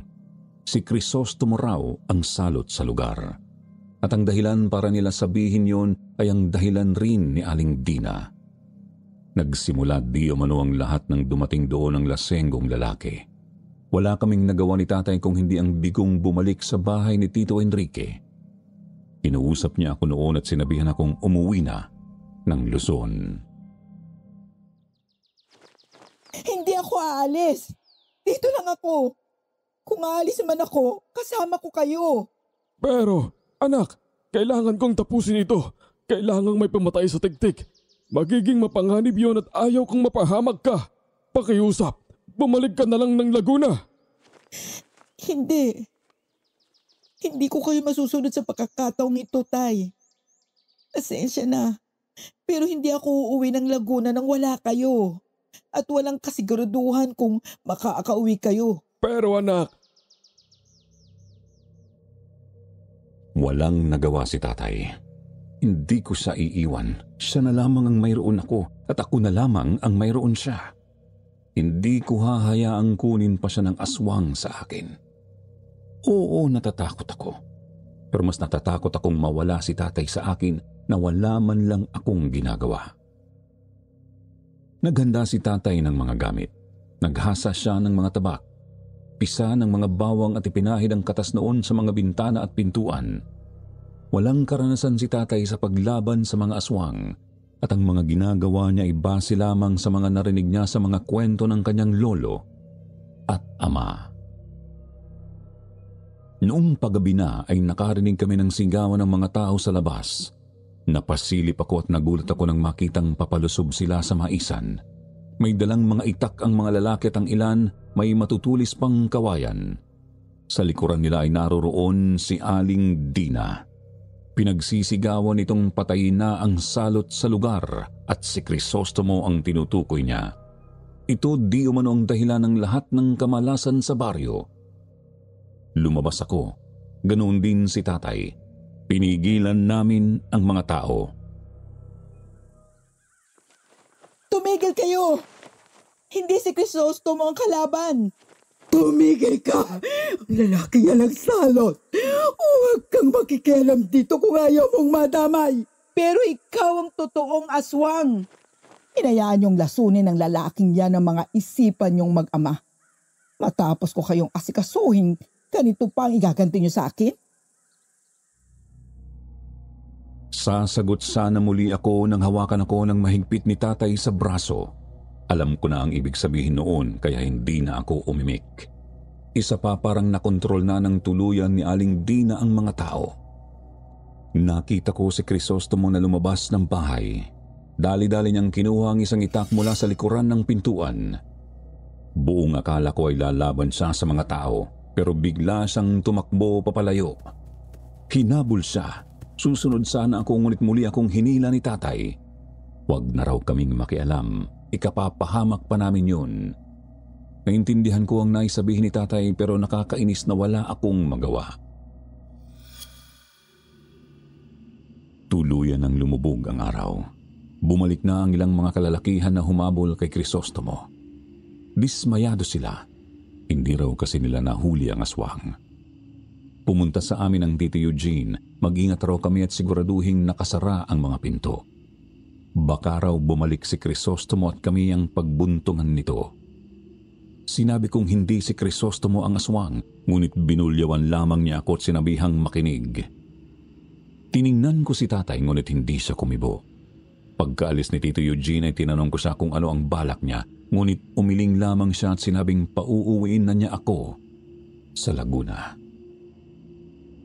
Akmang tututol na ako nang biglang may kumatok sa pinto. Sinilip ko muna sa siwang kung sino yun at binuksan ko nang makitang si Cherry yun. May dala siyang ulam. Ipinapadala raw ng kanyang ama sa amin. Kinuha ko yun at pinapasok siya. Tamang-tama at hindi pa kami naghahapunan ni tatay noon. Kaya naman inihanda ko ang hapagkainan at inaya ko na rin si Cherry na kumain kasama namin. Nasabi niyang tutol ang ama niya sa ginawa ng mga taga-baryo. Subalit wala rin daw itong nagawa nang si Aling Dina na ang nagsalita. Ayaw raw ng ama niya ng karahasan, kaya nagtaka siya nang ito pa ang nanguna sa paghabol. At nang makauwi raw ito ay tila wala sa sarili at hindi alam ang nangyari. Sinabi namin ni tatay kung sino talaga si Dina. Napasimangot siya sa takot, ngunit hindi na raw bago sa kanya ang balitang yon. Madalas din daw kasi iyong sabihin ni Tito Enrique bago ito mapatay. Naaawa rin daw siya sa nangyari kay Crisostomo. Napasarap ang kwentuhan namin. Sinabi niya sa akin ang lahat ng kakaibang nakikita niya sa baryo. Hindi niya raw alam kung bakit, subalit magaan ang loob niya sa akin. Pakiramdam daw niya ay matagal na niya akong kilala. Ngunit sigurado naman akong hindi. Dahil yun ang unang beses kong mapadpad sa lugar na yon. Dahil sa sarap ng kwentuhan ay hindi na namin napansin ang oras. Kinuha ko ang cellphone ko sa kwarto. 10:00 na pala ng gabi. Nagpaalam na si Cherry na uuwi na. Ihahatid na sana siya ni tatay nang biglang namatay ang ilaw. Biglang nilamon ng dilim ang buong bahay. Sumilip ako sa bintana at napansin kong walang ilaw ang buong baryo. Subalit dahil malalim naman na ang gabi, wala nang nagising ng dahil doon. Nagsindi si tatay ng gasera nang biglang may kumalabog sa bubungan ng bahay. Para iyong kulog sa lakas at napatili noon si Cherry. Pagkatapos ay nakarinig kami ng hagikik na di kalaunan ay naging parang ungol ng aso. Kaagad kong isinara ang mga bintana. Isasara ko na sana ang pinto nang biglang may tumulak doon ng malakas. Sa lakas noon ay tumalsik ako. Tumakbo si tatay para isara ang pinto ngunit kagaya ko ay tumilapon din siya palayo. Patayo na ako nang biglang tumili si Cherry at pagharap ko ay tumambad sa amin ang isang kahindik-hindik na nilalang. Payat ito, hukot at nangingitim ang balat. Halos matakpan na ng mahaba nitong buhok ang kabuuan ng mukha nito. Ngunit kitang-kita ang nanlilisik at itim na itim nitong mga mata. Mahaba ang mga daliri nito na mayroong matatalas na kuko. Nang dahil sa takot biglang nahimatay si Cherry. Tutulungan ko sana siya nang maramdaman kong palusog na sa akin ang halimaw. Umiwas ako at napunta ako sa may bintana kung saan tanawang maisan. Humalakhak ang halimaw at dahan-dahang naglakad papalapit sa akin. Pagkatapos ay nakitaan kong humaba ang dila nito na tila naging isang latigo. Napalunok ako. Pakiramdam ko ay lalabas na sa aking dibdib ang puso ko. Gusto kong tumakbo subalit natalo na ng takot ang aking mga binti. Umungol ng malakas ang halimaw. Itatarak na sana nito sa akin ang matatalas nitong kuko nang marinig ko si tatay na sumigaw. Pagkatapos ay isang kawayan ang tumagos sa tiyan ng halimaw. Tumalsik pa sa akin ang itim nitong dugo. Natigilan ito. Akala ko ay yun na ang katapusan ng engkwentrong yun. Subalit biglang ngumisi ang halimaw. Hinugot nito ang kawayang nakatarak sa tiyan at mabilis itong umikot. Narinig kong humampas ang kawayan yun sa kung ano't napasigaw na lamang ako nang makitang nakahandusay na sa sahig ang tatay ko. Duguan ang kanyang ulo at pagkatapos ay nahulog sa sahig ang kawayang nabali sa gitna. Anak! Tumakbo ka na! Diligtas mo na ang sarili mo! Hindi. Hindi kita iiwan, tay. Pakiusap! Makinig ka sa akin! Tumakbo ka na! Humalakhak muli ang aswang. Humarap ito kay tatay. Itinaas na nito ang kanyang kamay at handa ng undayan ng saksak si tatay nang bigla akong sumigaw. Sinabi kong kilala ko siya at kapag nabuhay ako ay isusuplong ko siya sa mga pulis at sa mga taong bayan. Napalingon siya sa akin. Umuusok ang kanyang bibig at nalilisik ang mga mata. Nanginig ang mga tuhod ko, ngunit pinilit kong tumayo. Nanginig ang mga kamay ko subalit mabilisan ko pa rin nabuksan ang bintana. Akmang lulusob na siya nang buksan ko yon at dali-dali akong tumalon palabas. Gumulong ako. Tumama ang ulo ko sa isang matigas na bagay subalit pinilit ko pa rin makatayo. Nagsimula ng tumulong mga luha mula sa aking mga mata. Nanlalabo ang aking paningin subalit kailangan kong tumakbo. Kailangan kong mabuhay.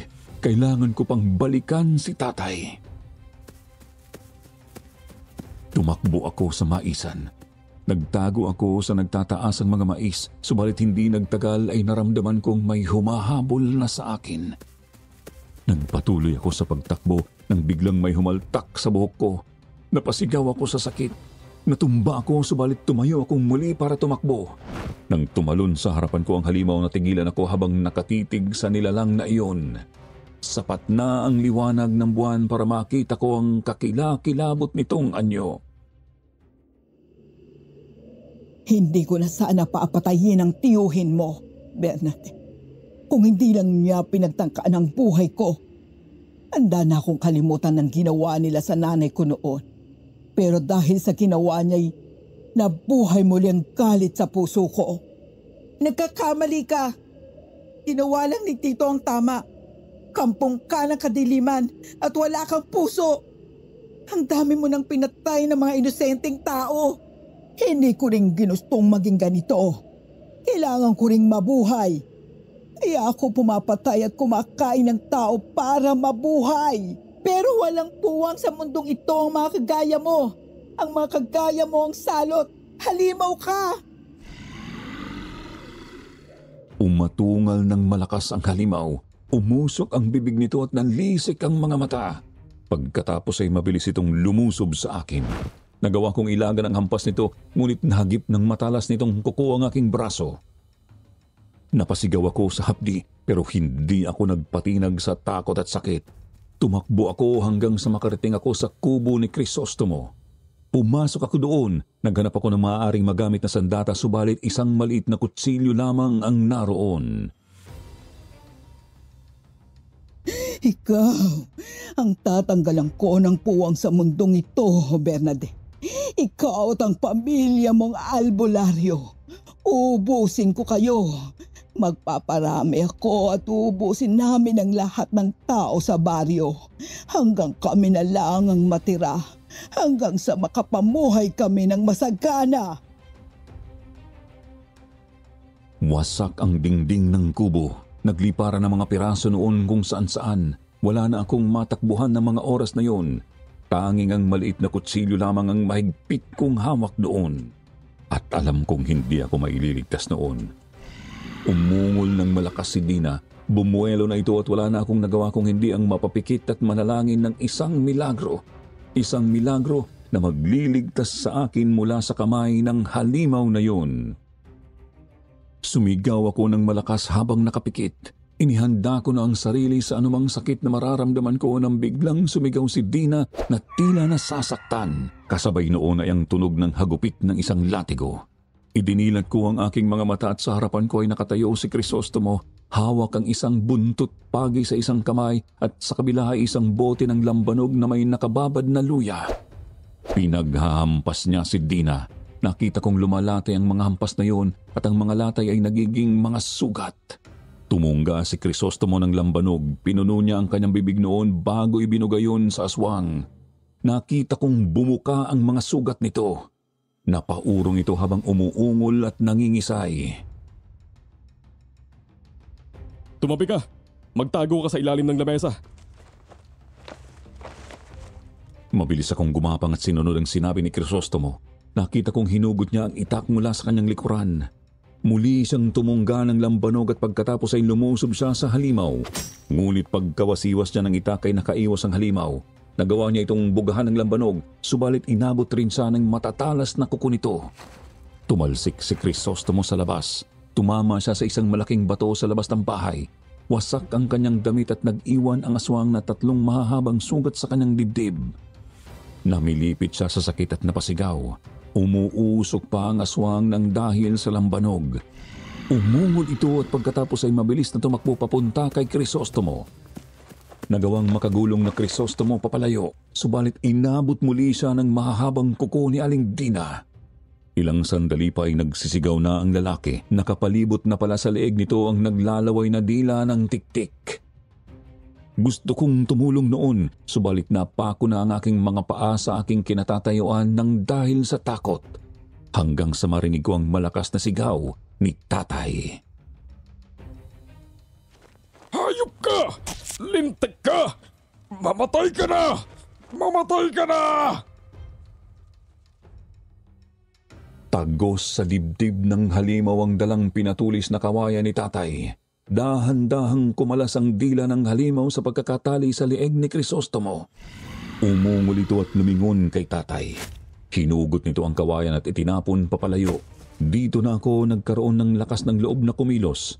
Hindi ko maaaring hayaang masaktan ulit si tatay. Dinampot ko ang naiwang bote ng lambanog. Tumakbo ako at ibinato ko yun sa halimaw. Nabasag ang bote sa likuran nito at kumalat doon ang natirang lambanog.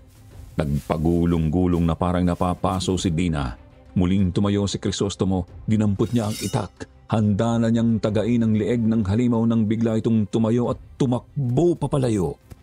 Walang ano-anong sumunod doon si Crisostomo. Si tatay naman ay kaagad na kinumusta ang kalagayan ko.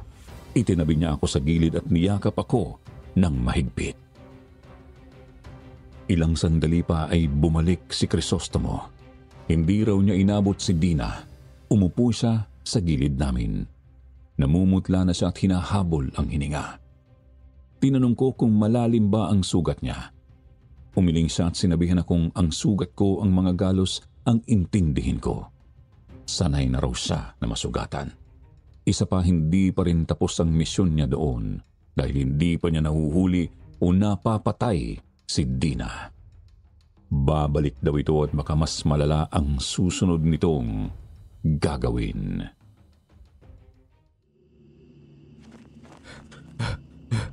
Kailangan nating mapaniwala ang mga tao na si Dina ang aswang.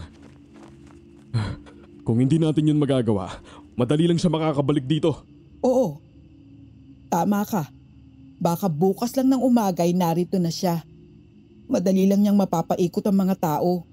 At siguradong sayo niya muli ipapasa ang sisi. Huwag kayong mag-alala. Naisip ko na yan. At siguro ngayon ay abala na ang inutusan ko na tipunin ng mga tao. Ha? Si Jerry, nakita niya ang halimaw at handa raw siyang tumistigo na si Dina nga ang aswang na yon. Tama, si Cherry. Nakalimutan ko noon ang tungkol sa kanya. Pinilit kong tumayo. Kahit sugatan at pagod ay pinilit naming pumunta sa gitna ng baryo. Doon ay nagtipon-tipon na ang mga tao. Malayo pa lamang kami ay dinig na namin ang bulungan. Galit ang ilang mga taga roon. Marahil dahil nagampala ang kanilang tulog. Paglapit namin ay nakita ko kaagad si Cherry. Nasa unahan nito sa tabi ng kanyang ama na pinuno ng baryo. Nang makita niya ako ay patakbo siyang lumapit sa akin. Tinanong niya kung ayos lang ako at ang mga kasama ko. Isang bagay na kinumpirma ko naman sa kanya. Napalingon sa amin ang mga tao at lalong lumakas ang bulungan nang makita nila kaming duguan at madungis. Nakita naman niyo, kasama nila si Crisostomo. Hindi siya ang aswang. Kitang-kita ng mga mata ko. Si Aling Dina ang aswang. Kung gusto niyo, puntahan natin siya ngayon. Kasi tingnan niyo, siya lamang ang wala rito. Tiningnan kami ng mga tao. Halatang hindi pa rin sila kumbinsido. Maya-maya ay nagsalita na ang pinuno ng baryo at inulit ang sinabi ni Cherry. Napuno ng bulungan ang paligid. Pero hindi nagtagal ay nagpasya na sila na puntahan ang bahay ni Dina sa dulo ng baryo. At sa bungad pa lamang ay natigilan na sila. May mga patak na kasi doon ng dugo. Papasok yon sa loob ng bahay. Kumatok sila ngunit walang sumagot. Dito na sumingit ang pinuno ng baryo. Sapilitan niyang binuksan ang pinto at pumasok sa loob. Sumunod kami kaagad nila tatay at Crisostomo ngunit wala na doon si Dina. Tanging patak na lamang ng mga dugo sa sahig ang naabutan namin doon. Hinalughog ni Crisostomo ang bahay. May nakita siya doong mga libritong may mga nakasulat na Latin at sa kwarto nito ay nakita niya ang isang liham. Naninilaw na ang papel noon at halos malabo na ang mga nakasulat. Subalit nababasa pa naman. Galing iyon sa isang babaeng nagngangalang Luwalhati. Nakasulat doon na dapat ubusin ang lahi ng mga krus. Ang pangalan ng lahi namin. Kami raw kasi ang magiging tinik sa lalamunan ng mga aswang doon. Ibinigay ko iyon kay tatay. Ipinakita naman niya yon sa punong barangay at ipinakita naman nito ang liham sa mga tao. Maya-maya pa ay lumabas si Crisostomo mula sa isa pang silid. May dala siyang supot at napangiwi ang lahat nang makitang daliri ng mga tao ang laman noon. Halos nabubulok na at ang iba may uod na. Dito na nakumbinsi ang mga tao na si Aling Dina ay isang aswang na nagtago lamang sa likod ng pagiging isang albularyo. Humingi sila ng tawad kay Crisostomo at kaagad din naman yung tinanggap ng binata. Pagkatapos ay sinunog nila ang bahay ni Dina doon. Kinabukasan ay tinugis ng mga kalalakihan ng baryo sa pangunguna ni Crisostomo ang mga lugar na maaaring pagtaguan ni Dina. Nakarating rin sa mga karatig baryo ang balita at maging ang mga ito ay tumulong rin. Ngunit wala nang di na silang nakita. Hanggang sa bumuti na ang sugat ni tatay at nagpasya na kaming umuwi. Maraming salamat, Crisostomo. Kung wala ka, sigurado wala na rin ang anak ko. O baka kahit ako. Sa iyo na ang bahay ng kapatid ko at lahat ng mga gamit niyang panlaban sa mga aswang. Basta huwag mo sanang pababayaan ang baryo. Salamat din po. At pasensya na kung natakot ko kayo nung una. Lalo ka na, Bernadette. Wala na yun. Ikaw ang dahilan kung bakit makakabalik pa ako ng Laguna ng buo. Salamat sa'yo. Ito, sinulat ko mga number namin dyan. Kapag may oras ka o kapag nagka-cellphone ka, tawagan mo kami. Oo, gagawin ko yun. 2 buwan matapos yun ay nakatanggap kami ng mensahe mula kay Crisostomo. Nahuli at napatay na di umano si Dina. Tapos na raw ang kalbaryo doon at maaari na kaming bumalik anong oras man namin gusto. Subalit sino pa ba ang magnanais na bumalik doon? Ang totoo, matapos ang insidente doon, hindi na ako nakatulog ng maayos. May mga gabing nagigising akong pawisan at hinihingal. Sabi ni tatay, nagsisisigaw rin daw ako sa gabi. Ilang taon ang nagdaan bago ako nakarecover mula sa kakilakilabot na karanasang yun. Ayaw ko nang maulit yun at marahil hindi na ako babalik pa sa lugar na yon. Sapat na ang mga pilat sa katawan na iniwan sa amin ng halimaw sa lugar na yon. Hanggang ngayon kapag bumabalik sa isipan ko ang mga tagpong yon ay kinikilabutan pa rin ako. Marami pa talaga tayong hindi alam sa mundong ito. Huwag nating baliwalain ang mga babala.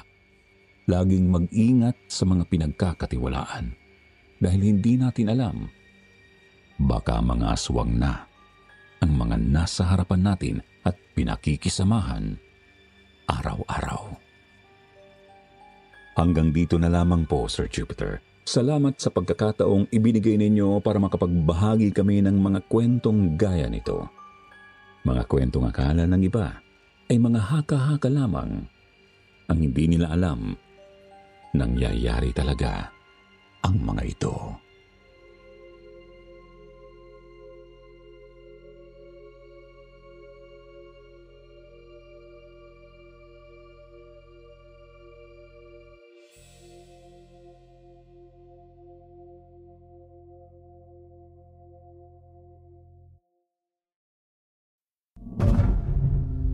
Bago natin simulan ng kwento, please like and share the video at huwag na ding kalimutang mag-subscribe.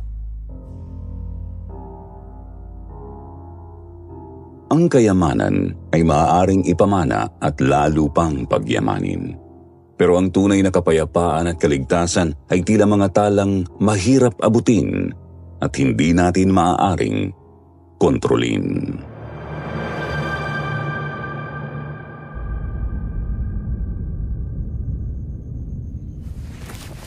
Kuya Darren, sigurado ka ba talaga dyan sa balak mo? Uuwi ka pa rin sa inyo kahit na alam mong maiiwan na ako mag-isa rito? Sinong makakasama ko dito sa bahay? Si Manang Abby. Halos hindi na nga nagsasalita yun eh. Buhay pa ang daddy mo, Miss Candy. Nagpaalam na ako sa kanila ng mami mo na uuwi ako ngayon. Kung hindi ako makakarating ngayon, mapapagalitan ako nila inay.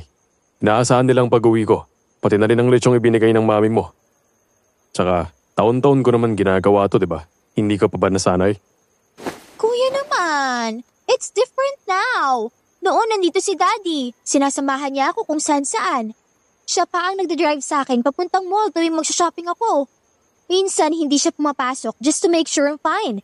You know naman, bukod sa pagiging driver, naging personal bodyguard na rin kita. Tapos ngayon, wala na nga si Dad, wala ring oras si Mommy. Iiwan mo pa ako? Kung pwede lang, sasama na lang talaga ako sa iyo eh. Ayokong maiwan mag-isa dito. Eh bakit hindi? Gusto mo ba talagang sumama? Talaga? I can come with you? Sa probinsya? Sa totoo lang, hindi ko alam. Hindi ako sigurado. Baka kasi hindi mo kayanin ang init doon dahil wala kaming aircon. Lalo pat, hindi kasing lambot ng kama mo ang higaan namin doon. Saka, hindi kasing bango ng lugar na ito ang lugar namin. Halo-halo ang amoy doon kasi marami kami. Saka, maingay din ang paligid dahil maraming bata dahil may mga anak na mga kapatid ko. I can make this naman, kuya. How long bang piyesta doon? Mga 1 linggo lang. Pero 2 linggo ang hiningi kong leave sa magulang mo. So, I will stay in your barong-barong for 2 weeks.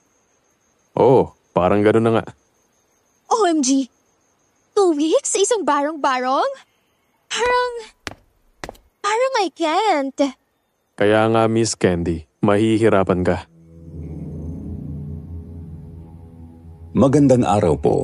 Tawagin niyo na lang po akong Candy at ibabahagi ko ang karanasang hindi ko makakalimutan kahit gustuhin ko man. It was 3 months after my dad's accident. Wala kaming ibang nagawa kundi ang tanggapin ang biglang pagkawala niya noon sa buhay namin.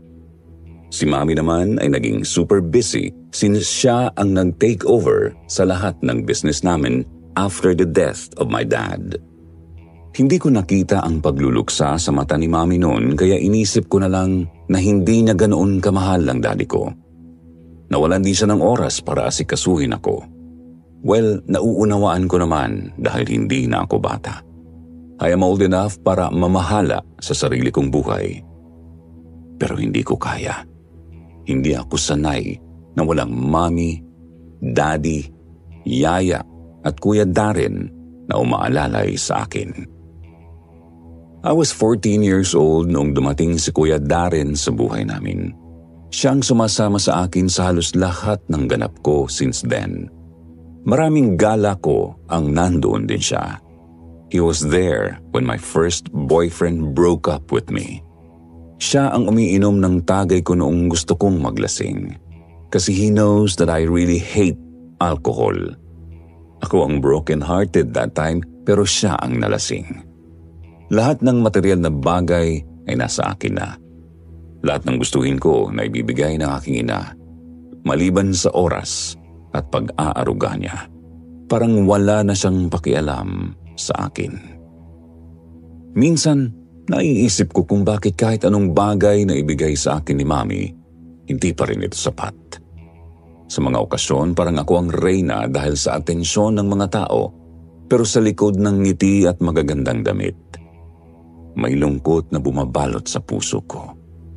Ang mga regalo ni Mami na tila puno ng pagmamahal ay parang sagot sa mga kulang na nararamdaman ko. Kuya Darren, I called Mom. I told her na sasama ako sa province. Oh, pumayag ba siya? She said I can do whatever I want. I already packed my things. Nandun na sila sa loob ng room ko. Pakibaba na lang. Pakibilisan mo ayoko kasing maghintay ng matagal sa car. Pero Miss Candy, I don't care about your opinion. Sasama ako sa inyo at gagawin ko ang lahat ng maisip kong gawin. Period. ay nako, kaya nga ako magbabakasyon para magpahinga. Hindi para sa sakit ng ulo. What do you mean? Sakit ako ng ulo para sa'yo? Hindi po, wala po akong sinabi. I heard you kaya, kuya. Alam ko naman na pasaway ako kay Kuya Darren. Ano magagawa ko? Gusto ko lang palaging gumawa ng mali dahil yun lang ang napapansin ng Mami ko. Doon lang siya nagkakaroon ng oras para asikasuhin ako at bigyan ng atensyon. Hindi ko naman talaga gustong magdulot ng sakit ng ulo sa kanya kung tinatrato pa rin niya akong anak. Pero hindi. Ang alam ko, tatay ko lang ang nawala sa akin, hindi ang aking ina. Pero pakiramdam ko, naulila ako sa kanilang pareho bigla. Palaging sinasabi ni Kuya Darren na nagtatrabaho si Mami ng mabuti para sa akin pagkatapos mamatay ni Daddy. Pero hindi ko talaga alam kung totoo yun dahil hindi ko naman yun nararamdaman. Matapos dalhin ni Kuya Darren ang 6 na maleta ko at isakay sa likod ng pickup namin, umalis na kami. Hindi na ako nagpaalam kay Mami dahil wala naman siyang pakialam. Bahala siya sa buhay niya kung ano ang gusto niyang gawin. Kung wala siyang paki sa akin, wala na rin ako. Maraming laman ang card ko. Uubusin ko yun para magsaya sa probinsya nila Kuya Darren. Miss Candy. Ano yun, Kuya Darren? Itatanong ko lang po sana sa inyo. Magbabakasyon ba kayo o maglalayas? Should I answer that question? Ang dami niyo kasing dalang bagahe. Ipapaalala ko lang 2 linggo lang tayo sa amin. Hindi tayo dun titira habang buhay. Depende na lang kung gusto mo nang tumira sa amin. Bala ko kasi maglibot-libot sa lugar niyo, Kuya. Gusto ko magpunta sa maraming tourist spots doon. Para naman ma-relax ako. Maglibot? Miss Candy, mukhang malabong mangyari yan. Hindi ka pwedeng umalis at gumala nang hindi ako kasama. Isa pa, may curfew ang paglabas ng mga tao sa barangay namin. Dahil maaga kong matulog ang mga taga ron, hindi kagaya sa Maynila. What? Hanggang dito ba naman wala pa rin akong freedom? Kala ko pa naman magagawa ko ng gusto ko kapag sumama ako sa'yo rito. Useless lang din pala. Ibig sabihin, kaya ka lang pala sumama sa akin dito para makagimik. Ganun ba? Miss Candy, hindi po pwede ang gusto mo. Sa lugar kasi namin, mahigpit na pinagbabawalan ng mga tulad mong dalagan na lumabas tuwing gabi. Lalong-lalo na sa pagsapit ng kabilugan ng buwan. What? Ano ba naman yan, Kuya? Bakit naman ganun? Kasi... Basta sumunod ka na lang, Miss Candy. Okay? Hindi ka mapapahamak kung susunod ka sa mga sasabihin at ibibilin ko sa'yo. Basta pagdating natin dun sa amin, magbe-behave ka, okay? Fine. Hindi ko na alam kung ilang oras na kaming nasa biyahe. Nang magising ako, sobrang dilim ng paligid at wala akong maaninag na kahit ano. Nasa loob pa rin ako ng sasakyan pero hindi ko ma-spot si Kuya Darren sa driver's seat. Medyo kinabahan na ako kasi naalala ko yung mga napakinggan ko sa radyo kanina habang nagda-drive siya. Imbis na makipagtalo pa kasi ako sa kanya kanina, hinayaan ko na lang siyang makinig sa mga creepy stories. Kaya ayun, nadala ko tuloy hanggang pagtulog ko ang takot. Para akong nasa thriller movie. Habang unti-unting bumabalik sa isip ko ang mga kwento tungkol sa mga spooky places, bumigat ang pakiramdam ko. Ang tahimik ng paligid. Wala rin akong makita sa labas dahil nga napakadilim. Hinahanap ko pa rin si Kuya Darren noon pero hindi ko talaga siya makita. Pero kahit medyo na-stress ako, nag-decide akong kalmahin ang sarili ko. Pinilit ko ang sarili kong mag-relax. Inisip ko na lang na baka sa dulo ng biyaheng to, maging okay din naman pala ang lahat. Baka maging maayos din ang adventure na ito. Hanggang sa maya-maya bigla na lang bumukas ang pintuan ng driver's seat kung saan ako nakasandal kaya muntik na akong bumagsak. Pagkatapos ay may isang pares ng mga brasong nagtangkang yumapos sa akin. Kuya Darren? Oh my gosh! What are you trying to do? Ouch! Nabalian yata ako. Naituon ko kasi yung kamay ko nung muntik na akong bumagsak. Pero mukhang napasama yata ang pagkakatuon kong yun dahil biglang nag-snap yung buto ko. Miss Candy! Naku, pasensya na po. Akala ko kasi tulog na kayo. Kaya naisip kong buhatin ka na lang papasok sa bahay namin. Para hindi ka may storbo. What? Anong tingin mo sa ating dalawa, Kuya Darren? Newlyweds? Kaya ko maglakad, no? Gosh! Pasensya na po ulit, Miss Candy. Halina po kayo sa loob. Bakit ba kasi dito ka nag-park sa sobrang dilim na spot na to? Where's your house ba? Doon pa po eh. Itinuro ni Kuya Darren ang direksyon ng pababang daan mula sa kinatatayuan namin. Medyo masikip na pala ang daang yun kasi nahaharangan ng magkakahilerang puno yung pathway. Hindi na po kasyang sasakyan dyan kaya dito na lang ako nagparada. Tsaka wala namang kukuha nito kasi pag-aari namin ng lupa. Let's go na nga. Grabe, ang sakit talaga ng braso ko. Ikaw may kasalanan nito, Kuya Darren eh. Pasensya na po. Gagamutin ko na lang yan pagdating sa bahay. Pagdating namin sa bahay, magalang akong binati ng lola ni Kuya Darren. Naitago na lang po natin bilang si Aling Viola. Hindi nagpakita ang mga kapatid at tiyuhin niya pero rinig ko ang mga bulungan nila at mga tingin mula sa butas ng kanya-kanya nilang kwarto. Ngumiti lang ako kay Lola at nagmano. Medyo malaki-laki ang bahay nila pero gawa ito sa iba't ibang uri ng kahoy. Hindi rin po ito sementado. Tapos medyo may naaamoy akong parang kakaibang scent sa paligid. Parang amoy kulob at masakit yun sa ulo kaya lalo akong napatikom ng bibig. Inay, magpapahinga po muna kami. Bukas na lang po tayo magkwentuhan. Sige iho, ihatid mo na lang siya at sa upuan ka muna matulog. Hindi rin kami nagtagal ni Kuya Darren sa salas nila at agad niya akong inaya papasok sa kwarto. Nagpatong-patong ni Ina yung 3 comforter para medyo malambot ang higaan mo. Dito ko na lang muna matulog. May katol naman dyan at electric fan. Sana makatulog ka ng maayos. Gagamitin namin ang sasakyan mo para makabili ng makakain mo. Wala kasing luto dito dahil sa bukid kami kumakain. Tulugan lang talaga ito. Okay, I want a burger with soda or iced tea. Sige po, pero sigurado po ba kayong magiging ayos lang kayo dito? Why, Kuya Darren? May hotel bang malapit dito? Wala eh. Nasa bayan pa. Napakalayo pa nun dito sa amin. Then I don't have any choice then. Ba't mo pa ako tinatanong? Ay, gusto lang kita maging komportable, Miss Candy. Sige na, aalis na ako.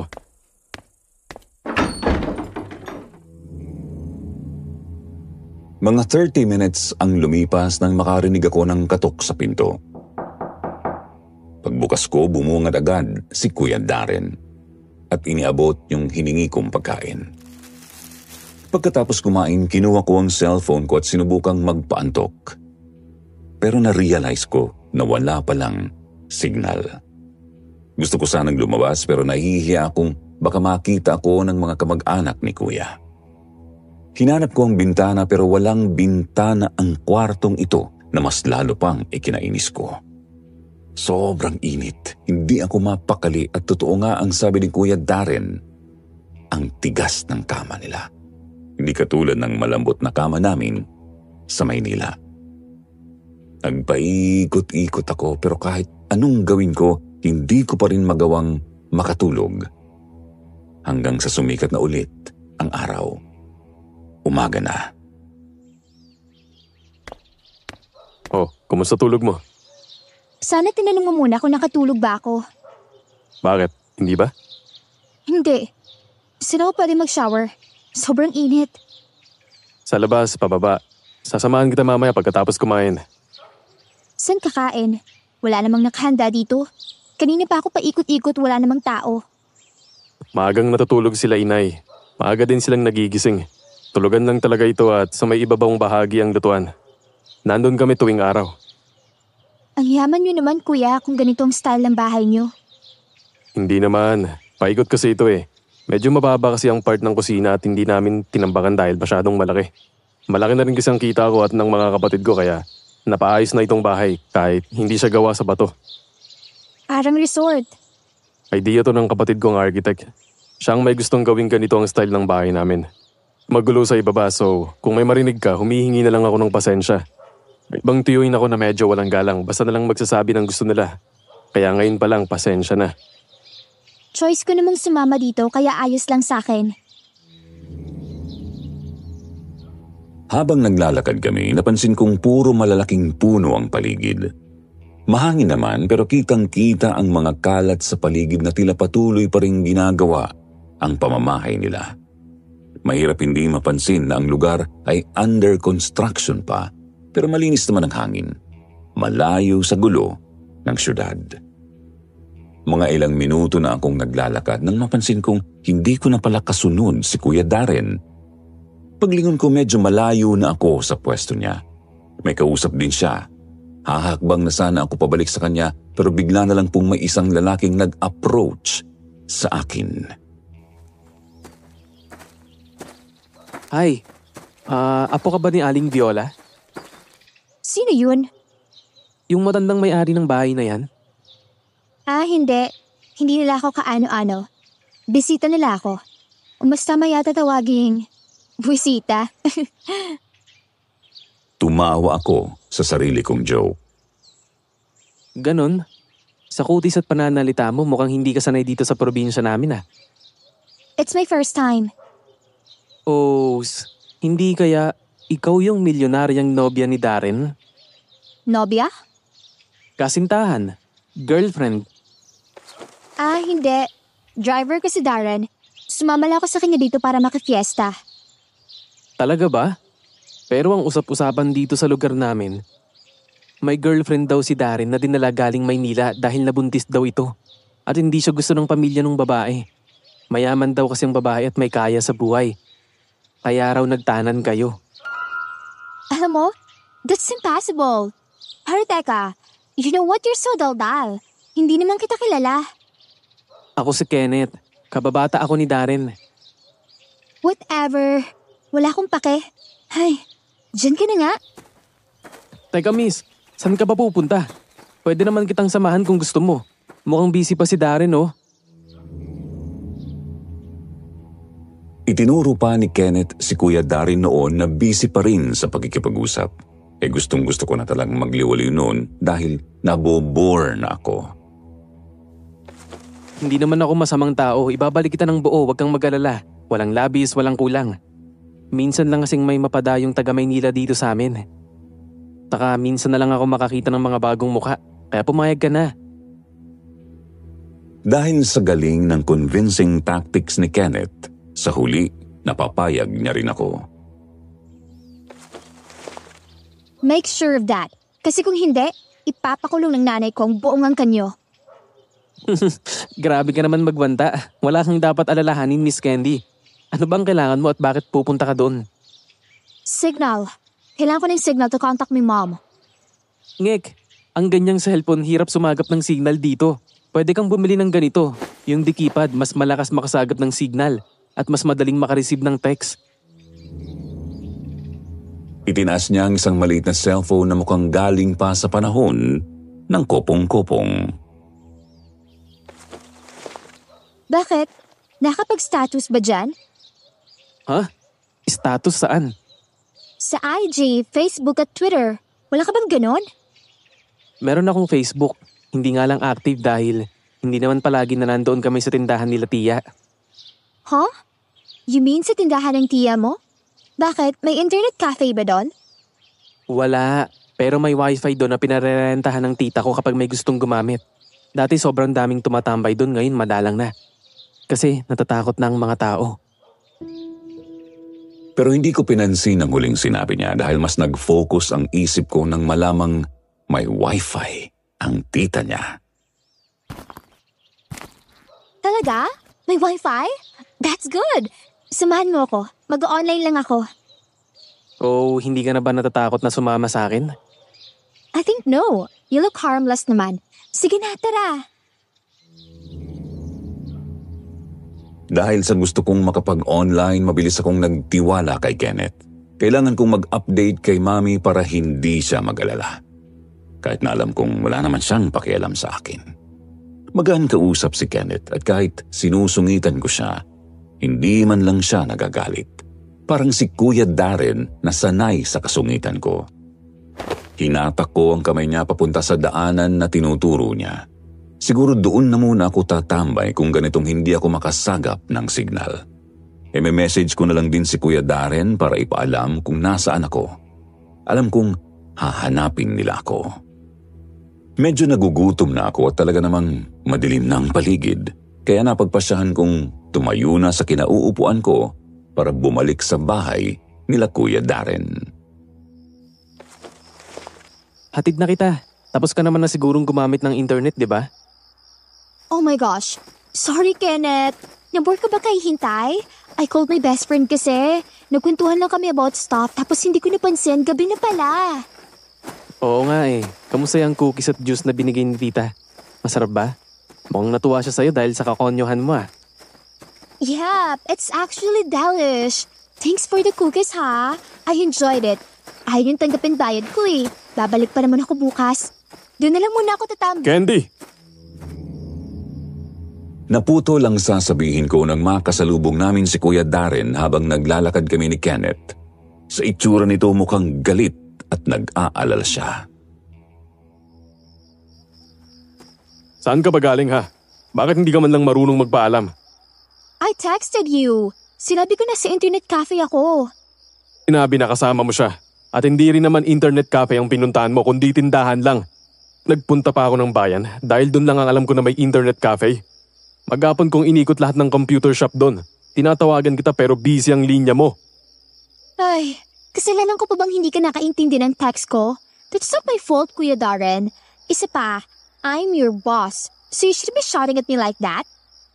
Pasensya ka na, Kenneth. Mauna ka na. Kita na lang tayo bukas. Dahil sa pagtaas ng kilay ni Kuya Darren ay nahiya ako kay Kenneth, kaya binaling ko sa kanya ang atensyon ko para magpaalam. Tumas-baba lang ang kilay ni Kenneth bilang pagsang-ayon sa sinabi ko.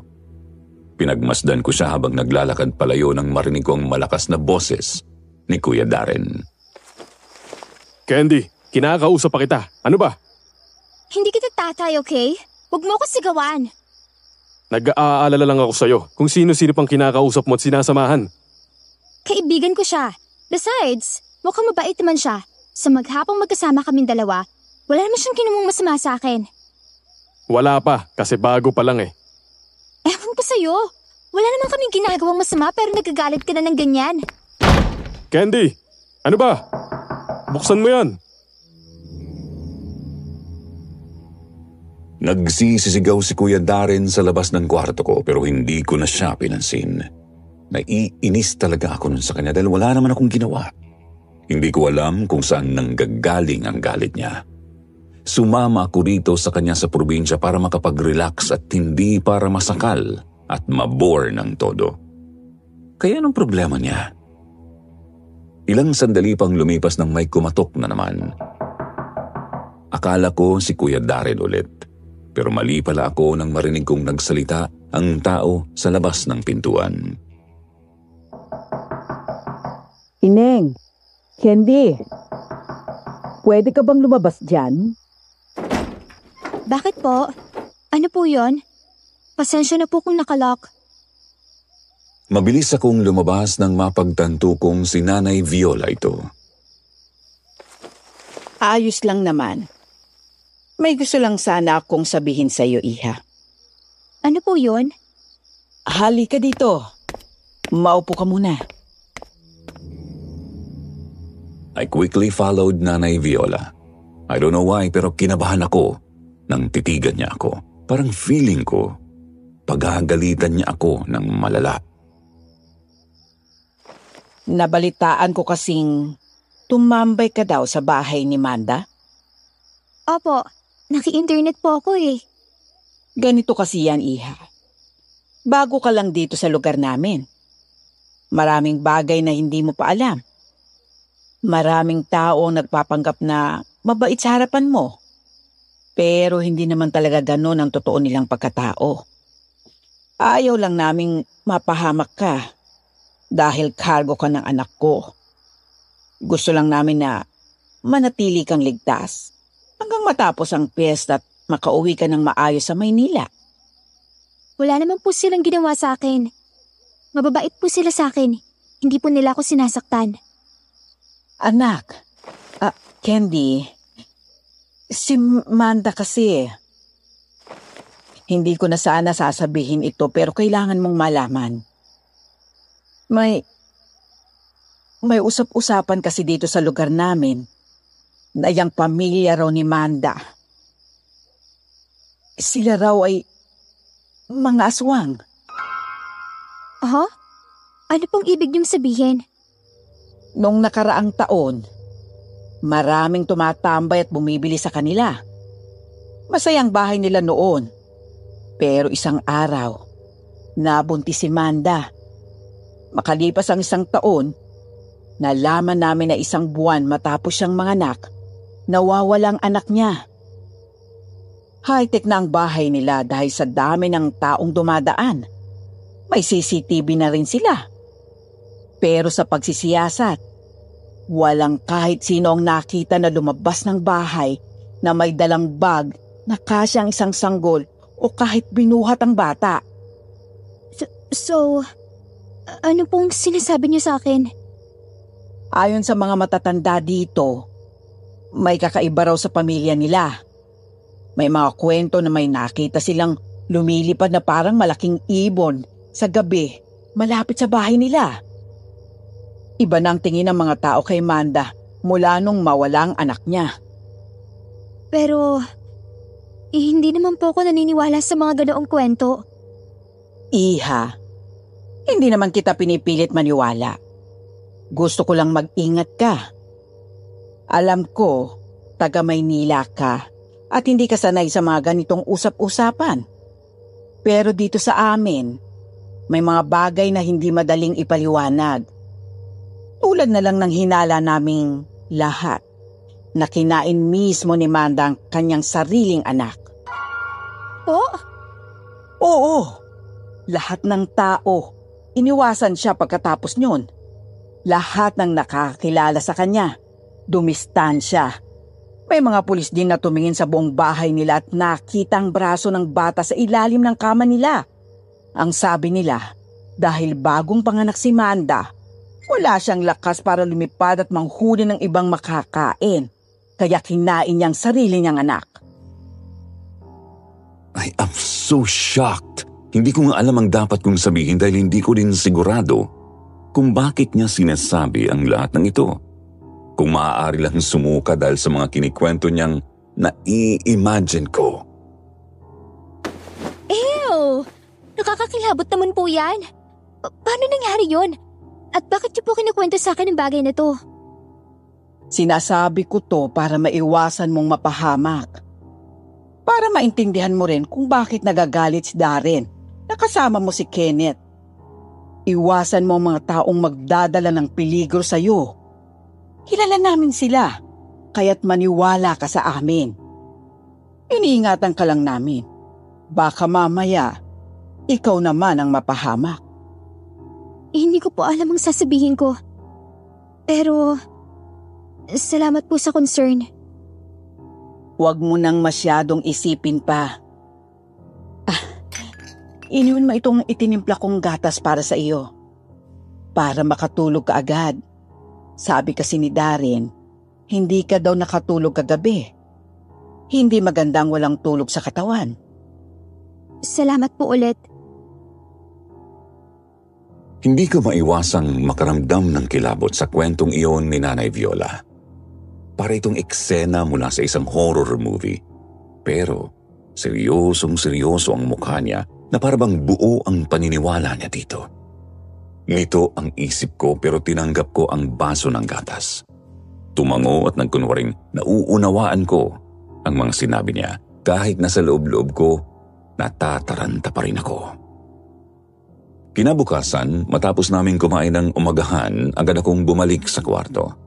Sinabi nila na pupunta kami sa isang talon o ilog na malapit pero mas interesado talaga ako na makapag-internet ng araw na yun dahil nabitin ako kahapon. Maya-maya, may kumatok na naman sa pintuan ko. Nandyan ka ba? Pinapatawag ka na ni Inay. Sumama ka daw sa amin. Pwede bang wag na lang ako sumama? May pupuntahan kasi ako. Bakit? Saan mo na naman babalak pumunta? Kay Kenneth na naman. Kuya Darren, hindi naman siguro nila ako sasaktan. Hindi ako naniniwala sa kwento-kwentong kumakalat dito sa lugar nyo na mga aswang sila. Hindi na uso yun sa panahon ngayon. Ay, ang tigas talaga ng ulo mo. Sana pala hindi na lang ako pumayag na sumama ka dito. Kung para ka pating bata na kailangan kong bantayan. I am not a child anymore. You just treat me like a child. Sige na, tara na. Hindi na ako sasama. Sama pakiramdam ko. Bakit? Anong nararamdaman mo? Wala. Nangihina lang ako. Parang gusto ko matulog muna. Okay, hindi na lang ako sasama. Babantayan na lang kita. Minsan napaka-overbearing ni Kuya Darren. Pero alam kong nagmamalasakit siya. Kaya lang minsan, kailangan niyang mag-chill. Luckily, hindi niya ako pinilit na sumama sa kanila at nagstay na lang ako sa kwarto ko maghapon. Pero ramdam ko ang presensya niya. Gusto kong lumabas para sabihin sa kanya na huwag akong bantayan, pero totoo namang may punto siya. Hindi na sana ako sumama kung burden lang ako sa kanya. Ang gusto ko ay makapag-enjoy at sulitin ang trip na ito, pero hindi ko alam kung bakit sobrang hirap para sa akin na gawin yon. Mahabang oras din ang ginugol niya sa pagbabantay sa akin, at narinig ko si Kuya Darren na nakikipag-usap sa kapatid niya. Kailangan daw nilang sunduin ang isang nagngangalang Grace na hindi ko alam kung sino, at gagamitin nila ang sasakyan ko. Hindi man lang siya humingi ng permiso. Sobrang nagmamadali siya. Perfect. Ito na ang pagkakataon kong magkaroon ng oras para sa sarili at mas mahalaga, makakuha ng access sa internet. Nang masiguro kong wala ng tao sa bahay bukod sa akin, doon ko na naisipang magmadali at pumunta kina Aling Manda. Nang makarating ako doon, saka ko lang biglang naalala yung ikinwento sa akin ni Nanay Viola kagabi. Kaya medyo kinabahan ako. Pero naisip ko kung may gustong gawing masama sa akin si Aling Manda at si Kenneth, di ba dapat ginawa na nila yun kahapon pa nung wala pa akong kamuwang-muwang na sobrang nagtitiwala sa kanila? Oh, mabutit pinayagan kang pumunta dito. Bakit naman po hindi? Wala naman pong signal doon. Kaya nga naglagay ako ng wifi sa panganay ko para may paglibangan ako pag wala akong kausap. Anak niyo pong nagbabayad ng bills niyo? Oo, sila ang may kaya. Malalaki na ang mga anak ko at may magagandang trabaho sila sa syudad. Gusto nga nila akong isama pero ayoko. Marami akong halaman at mga alagang hayop dito na ayaw kong iwan. Ah, ganun po pala. Bakit parang hindi ka makatingin sa akin ng diretso tulad kagabi? May sinabi ba sila sa'yo? Nothing. They just wanted me to go with them to the falls, pero I didn't want to. Mas gusto ko lang mahiga kasi antok na antok ako. Actually, parang hapa akong pagod na pagod eh. Ah, siguro dahil yan doon sa gatas nila Viola. Wait, what? How did you know about that milk? Oo, alam ko ang bagay na yan. Yan din kasi ang binibili ko sa kanila noon kapag nahihirapan akong makatulog. Masarap yan, no? Ramdam agad ang epekto. Tama po kayo dyan. Hindi ka pa pala sinundo ni Kenneth? Ang sabi niya masungit ka daw. Pero mukhang hindi naman. Pait mo nga eh. Ano bang ginagawa mo dito sa probinsya namin? Sumama lang po ako kay Kuya Darren para makifiesta. Sabi niya masaya daw, and I'm sure I'll enjoy it. Naku, sa isang araw na yan, mabuti pa. Umuwi ka na lang. Magulo dito kapag piyesta. Ano pong ibig niyo sabihin? Bigla akong kinabahan sa pagtataboy ni Aling Manda sa akin. Basta, mas makakabuti sa'yo kung dalhin mo ito. Huwag mo ipapakita kay Darren. Ilagay mo lang sa bulsa mo. Ang payo ko, umuwi ka na lang sa inyo sa Maynila. Ipapatig kita sa pamangking kong si Kenneth kung gusto mo. Ano pong meron? At narinig ko ang gwapo kong pangalan. Umatras ang kaba ko nang biglang sumulpot sa usapan si Kenneth. Hindi namin napansin ang pagdating niya. Nandyan na palang mahangin kong pamangkin. Tita, Kumusta, Candy? Hinihintay kita kanina sa kotse mo pero hindi ka sumipot. Naabutan tuloy ako ni Darren. Tapos yun, muntik na naman kaming mag-aaway. Did he hurt you? Hindi naman pero alam mo tama ang tita ko. Mas makakabuti kung uuwi ka na lang ng Maynila bago pa magfiesta. Huh? Ano bang ibig niyong sabihin? Bakit pinapauwi niyo ako? Nandito ako para makifiesta, remember? Maghahanda lang ako ng merienda. Diyan lang muna kayo. Mahabang kwento, Candy. Mas mabuti pang umuwi ka na lang kaysa madamay ka sa mga gulo rito sa lugar namin. Magkagalit pa talaga kayo ng pamilya ni na Kuya Darren? Ano ba nangyari sa inyo noon? Hindi naman. Sila lang ang may galit sa amin. Kaya kaysa mamili ka kung sinong papanigan mo, mas mabuting umuwi ka na lang. Baka madamay ka pa.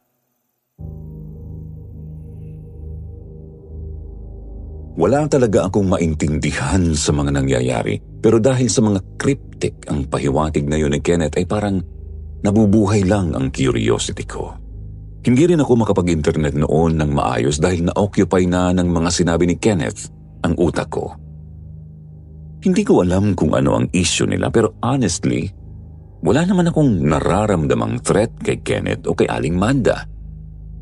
Siguro nga medyo isip bata pa ako noon at yes, I can be a little spoiled brat.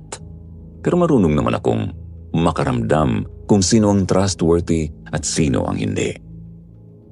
Umuwi ako ng bahay nila Kuya Darren nang walang kahit sino ang nakakita sa akin. Hindi na ako nagpahatid kay Kenneth at naunawaan naman niya iyon.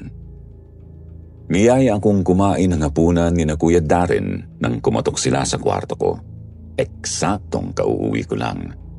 Tahimik lang akong nakikinig sa mga usapan nila habang kumakain. Kinausap nila ako paminsan-minsan at sumasagot naman ako pero diretso at maikli lang. Ayoko nang pahabain pa. Sa totoo lang, nag-iisip ako kung ano na ba talaga ang dapat kong gawin. Tama si Kenneth. Mas mabuti nga sigurong umuwi na ako. Medyo kinakabahan na rin ako, lalo na ngayon na nalaman kong nawawala pala yung isang kamag-anak nila na dapat ay susunduin ni Kuya Darren kanina. Si Grace. Apo raw ito ni Nanay Viola at pamangkin ni na Kuya Darren sa isang malayong pinsan.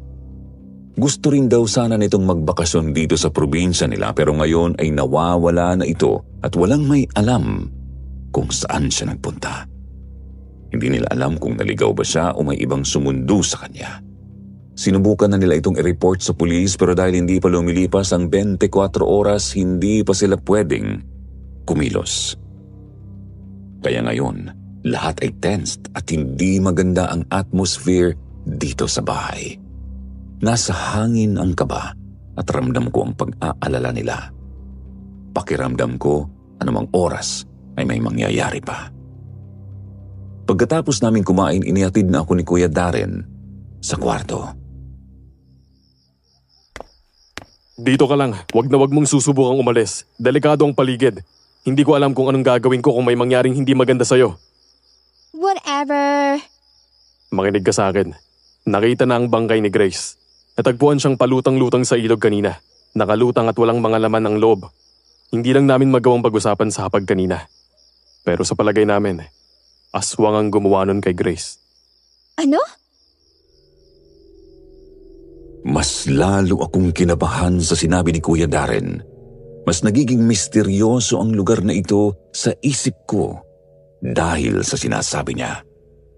Biglang nagsuot ng jacket si Kuya Darren at mukhang naghahanda siyang umalis. Kaya sumunod ka sa bilin ko. You mean, totoo ang aswang? Sa tingin mo ba kayang gawin yun ng isang normal na tao? Saan ka pupunta? Kukunin namin ang bangkay ni Grace sa ilog. Nakasabit ito sa ugat kaya hindi agusin ang tubig doon. Bakit hindi niyo hayaan sa pulis ang bagay na yan? Baka mapahama ka din doon. Hayaan mo, uuwi ako ng buo at walang labis. Papahatid na kasi ako pa uwi ng Manila.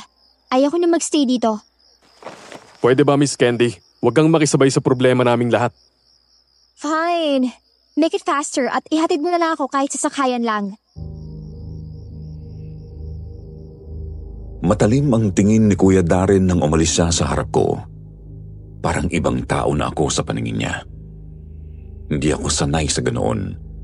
Bigla akong kinilabutan. Ang mga aswang at kwentong kababalagan na dati mga alamat lang para sa akin, ngayon, parang totoo na. Naisip ko rin ang matagal na alitan sa pamilya nila Kuya Darren at Kenneth, pati na rin ang pagkawala ni Grace. Lahat ng ito parang isang bangungot na ayaw ko nang ipagpatuloy. Ang dami kong gustong itanong, pero alam kong hindi ito ang tamang oras dahil kahit gusto kong magpakita na parang wala akong pakialam, ang totoo, takot na takot ako. Bawat hibla ng buhok ko ay tumindig sa kaba. Sa loob-loob ko, gusto ko nang makalayo at bumalik sa Maynila sa mas ligtas at pamilyar na lugar. Pero alam kong hindi ko pwedeng basta na lang gawin yon. Nagulat ako nang biglang may bumukas sa pinto ng kwarto. Hindi ko kasi ito nilock kanina nang umalis si Kuya Darren. Mas nagulat akong si Kenneth ang niluwa nito at halatang nagtatago at nagmamadali. Sumama ka na sa akin. Ihahatid kita sa bayan. Doon ka na sumakay pa Maynila. What? Bakit? Ano nangyayari? Mahirap i-explain pero kailangan mong makalayo dito. Huh? Hindi ko naiintindihan. Naguguluhan na ako. Anong ibig mong sabihin? Delikado ang buhay mo sa lugar na ito. Sumama ka sa akin sa bahay ni Tita Amanda. Doon ligtas ka. Ipapaliwanag ko sa iyong lahat doon. Mas natatakot ako, Kenneth. Magtiwala ka sa akin. Hindi kita ipapahamak, pangako yan. Can I call my mom first? Ito, gamitin mo tong phone ko. Malakas tong sumagap ng signal. Humingi ka ng tulong sa nanay mo. Agad kong kinuha ang cellphone na inabot ni Kenneth. Kahit nanginginig pa ang mga kamay ko, tinawagan ko agad si Mami. Habang hinihintay ko ang sagot niya, ramdam ko ang bilis ng tibok ng puso ko. Bakit parang may napakalaking panganib na nagtatago sa likod ng lahat ng ito? At bakit ganoon na lang ang takot ko? Hindi ko alam kung dapat ba akong magtiwala kay Kenneth o kung tama bang sundin ko ang sinasabi niya. Nagtatakbo kami papunta sa bahay ni Tia Amanda, pero pagkapasok pa lang namin ang bahay narinig ko na agad ang boses ni Kuya Darren. Malayo ang agwat ng mga bahay dito, kaya kung sisigaw siya tanging kami lang ang makakarinig. Di ko alam kung paano niya kami nasundan, pero si Kenneth, agad akong itinago sa likuran niya habang hinarap si Kuya Darren sa pinto. Lumabas ka dyan, Candy. Mapapahama ka sa kanila. Binalaan na kita, hindi ba? Si Kuya Darren, nandyan siya. Malamang kukunin ka na nila. Anong gagawin ko? Anong gagawin natin ngayon? Huwag kang matakot. Ako ang bahala sa'yo. Nagkatinginan kami ni Kenneth. Kitang-kita ko sa mga mata niya ang kaba pero pinili niyang protektahan ako. Hindi ko alam kung sino sa kanilang dalawa ang dapat kong paniwalaan. Huwag kang maniwala sa kanya. Kailangan kanya kaya kanya inilalayo sa akin. What's really happening ba? Bakit kailangan ko siyang layuan? May gagawin siya sa'yo. Importante kang bagay sa kanila para sa darating na fiesta. What do you mean ba? Hindi ka talaga nila bisita. Meron silang masamang pakay sa'yo. Humigpit ang hawak ni Kenneth sa braso ko. Ramdam ko ang tensyon sa pagitan nilang dalawa. Sa isang banda ay si Darren, ang kilala kong Kuya Darren na matagal ng kaibigan ng pamilya. Sa kabila, si Kenneth na may sinasabi tungkol sa aswang at mga bagay na tila galing sa alamat. Iuuwi na kita sa inyo, Candy. Lumabas ka na dyan. Huwag mo na siyang utuin, Dario. Alam natin ginagamit ko lang ang kaso ng tiya ko. Para lang itago na kayo talagang may kagagawan ng lahat ng pagkawala ng mga bata at tao dito sa lugar natin. Tumahimik ka. Huwag mong lasunin ang utak ni Candy, Kenneth. Kung wala kang masamang plano sa kanya, bakit hindi mo siya hayaan sa amin? Alam nating dalawa na ikaw ang may gagawing masama sa kanya. 10 ng angkan mo. Napalunok ako. Anong klaseng kwento ang pinasok ko? Sa loob ng ilang araw hindi ko inasahan na ang simpleng bakasyon ay hahantong sa ganito. Halos hindi ko maipaliwanag ang nararamdaman ko. Takot, kaba at isang bahagi ng utak ko ang nagsasabing tumakbo na lang. Pero paano ako tatakbo kung hindi ko alam kung sino sa kanilang dalawa ang nagsasabi sa akin ang totoo? Stop! I don't care what really happened here. Gusto ko lang umuwi ngayon din. Kuya Darren, kung hindi totoo ang sinasabi ni Kuya Kenneth, pwede bang hayaan mo akong ihatid nila sa bayan? Hindi ka nila ihahatid doon. Sigurado akong gagawin ka nilang hapunan ngayong gabi. Bakit ba sa kanila ka naniniwala? Hindi mo ba alam? Stop! Napapikit ako. Gusto kong isarado ang pandinig ko sa lahat ng sinasabi nila pero parang hindi ko kayang magbingi-bingihan. Ang bawat salita nila ay parang nagdadagdag ng bigat sa dibdib ko. Wala akong pakialam sa gulo niyo. Gusto ko nang umuwi. Ramdam ko ang panginginig ng boses ko habang sinasabi ko yun. Hindi ko na alam kung anong klaseng sitwasyon ang kinasusuungan ko. Halika na, ihahatid na kita! Para malaman mo ang totoo, Candy, tumabi ka sa kanya. Ilapit mo ang bagay na binigay sa'yo ni Tia Amanda. Magtiwala ka sa akin, Candy. Nasa paligid sila, kuya. Nakalalay din sila, Tia Amanda. Lahat kami ay ililigtas ka. Ilapit mo lang sa kanyang bagay na yan. Huwag kang maniwala sa kanya. Please lang, Miss Candy. Kilala niyo na ako simula pa noon. Alam mong imposible ang mga sinasabi niya. Ito na lang ang paraan, Candy. Kung ilalapit mo ito kay Darren, makikita mong totoo. Ang tinutukoy sa akin ni Kenneth ay ang bagay na binigay ni Aling Manda. Pero hindi ko na talaga alam kung kanino pa ako maniniwala sa kanila. Sobrang gulong-gulo na ako hanggang sa isang bagay ang napagtanto ko. Matagal ko nang kilala si Kuya Darren. Hindi ko alam bakit ako naniniwala sa inyo at kung bakit pumayag akong sumama sa inyo. Tama nga siya. Dapat, hindi ako basta-basta nagtiwala sa inyo. Tumakbo ako palapit kay Kuya Darren. Sinalubong niya ako ng bukas ang mga braso. Ramdam ko ang pangangatal ng buo kong katawan. Sa oras na ito pakiramdam ko na sa akin ang kapalaran ko. Tumama ang malamig na hangin sa pisngi ko, tila ba nagbabadya ng mas malaking panganib. Tahimik kong nilingon si Kenneth nang hawakan ako ni Kuya Darren at maglakad palayo sa bahay ni Aling Manda. Kita ko si Aling Manda sa bintana nakatingin. Nang makarating kami ni Kuya Darren ay kita ko ang matalim at hindi normal na tingin sa akin ni Nanay Viola.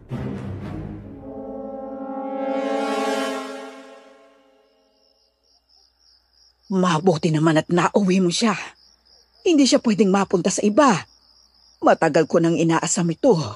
Hindi ko hahayaang mapuntang karni ng isang birhen na may mahalikang dugo sa iba. Kuya Darren, anong ibig sabihin nito? Grabe ang kabang naramdaman ko nang marinig ko ang hindi pamilyar na boses ni Aling Viola. Nanginginig ang paa ko sa sinabi at inaasta nila. Huwag kang mag-alala, Candy. Hindi mo mararamdaman ang sakit. At kapag nakain ka na ng buong angkan ko, hindi mo na rin aalalahan ng lahat ng ito. Ano? Matagal na naming pinagplanuhan ito. At ngayon, sa wakas, matatapos na rin ang paghihintay ko. Nay Viola, bakit mo ginagawa to? Tumahimik ka. Hindi kita kamag-anak, kaya wag mo akong tawaging nanay. Sa mata ng angkan namin, ikaw ay pagkain lamang. Tama na, inay. Huwag mo nang pakinggan ng batang yan. Wala naman siyang halaga. Ang totoo, walang maghahanap sa kanya. Siguradong magiging masaya ang mga magulang niya kapag nawala na siya. Nasaan na sila, Tio? Bakit wala pa sila? Nakuha na ba nilang bangkay ni Grace? Huwag kang mag-alala sa kanila. Siguradong patibong lang ang pagkawala ng bangkay ni Grace. Malaking hinala kung may kinalaman ng magtiyahing yun sa balitang nakarating sa atin. Hindi nga alam ng tiyo mo kung paano napunta sa ilog yun. Dahil sinigurado niyang nasa maayos na lalagyan ng bangkay ni Grace upang hindi ito agad mabulok. Ano? So ginawa niyo talaga to kay Grace? Hindi ko akalain na ganito kalalim ang kasamaan niyo. Paano niyo nagawa to sa kanya? Wala nang halaga ang mga tanong mo, Iha. Ang mahalaga, ikaw ang susunod. Sa piyesta, ikaw ang magiging handa para sa buong angkan namin. Mga walang hiya kayo? Matagal niyo na ba itong pinaplano? Hindi ba ninyo nararamdaman ang pagkakamali ng ginagawa niyo? Sulit naman ang paghihintay namin, hindi ba? Walang hiya ka, Darren! Nakakatakot, nakakapanlamig at tila Wala akong magawa. Para akong naging bato, hindi makagalaw, hindi makaimik. Ang mga salitang binibitiwan nila ay parang mga patalim na tumatama sa aking puso. Hindi ko akalain na magagawa nila ito. Hindi sila ang mga taong akala ko'y kilala ko. Lahat ng ito ay mali at wala akong magawa kundi huminga ng malalim at magdasal na may makakatulong sa akin. Wala akong maisip na ibang malalapitan. Si Kenneth? Si Aling Manda? Paano ko sila tatawagin? Ang lahat ng sinabi at ginawa ko kanina ay parang nagtulak sa kanila papalayo. Ngayon parang nasa dulo na ako ng bangin, hindi ko alam kung sino ang kakampi ko. Habang abala sila sa kakatawa, biglang nagkaroon ng malalakas na tunog at mga pagbagsak. Lahat kami ay nagulat, lalo na ang mag-inang Viola at Darren. Ano na namang kalokohan ang nangyayari ngayon? Lumabas ka. Tingnan mo kung ano yun. Nagmamadaling lumabas si Kuya Darren papunta sa sunod-sunod na ingay. Hindi nagtagal, bumalik siya na may nanlilisik na mga mata.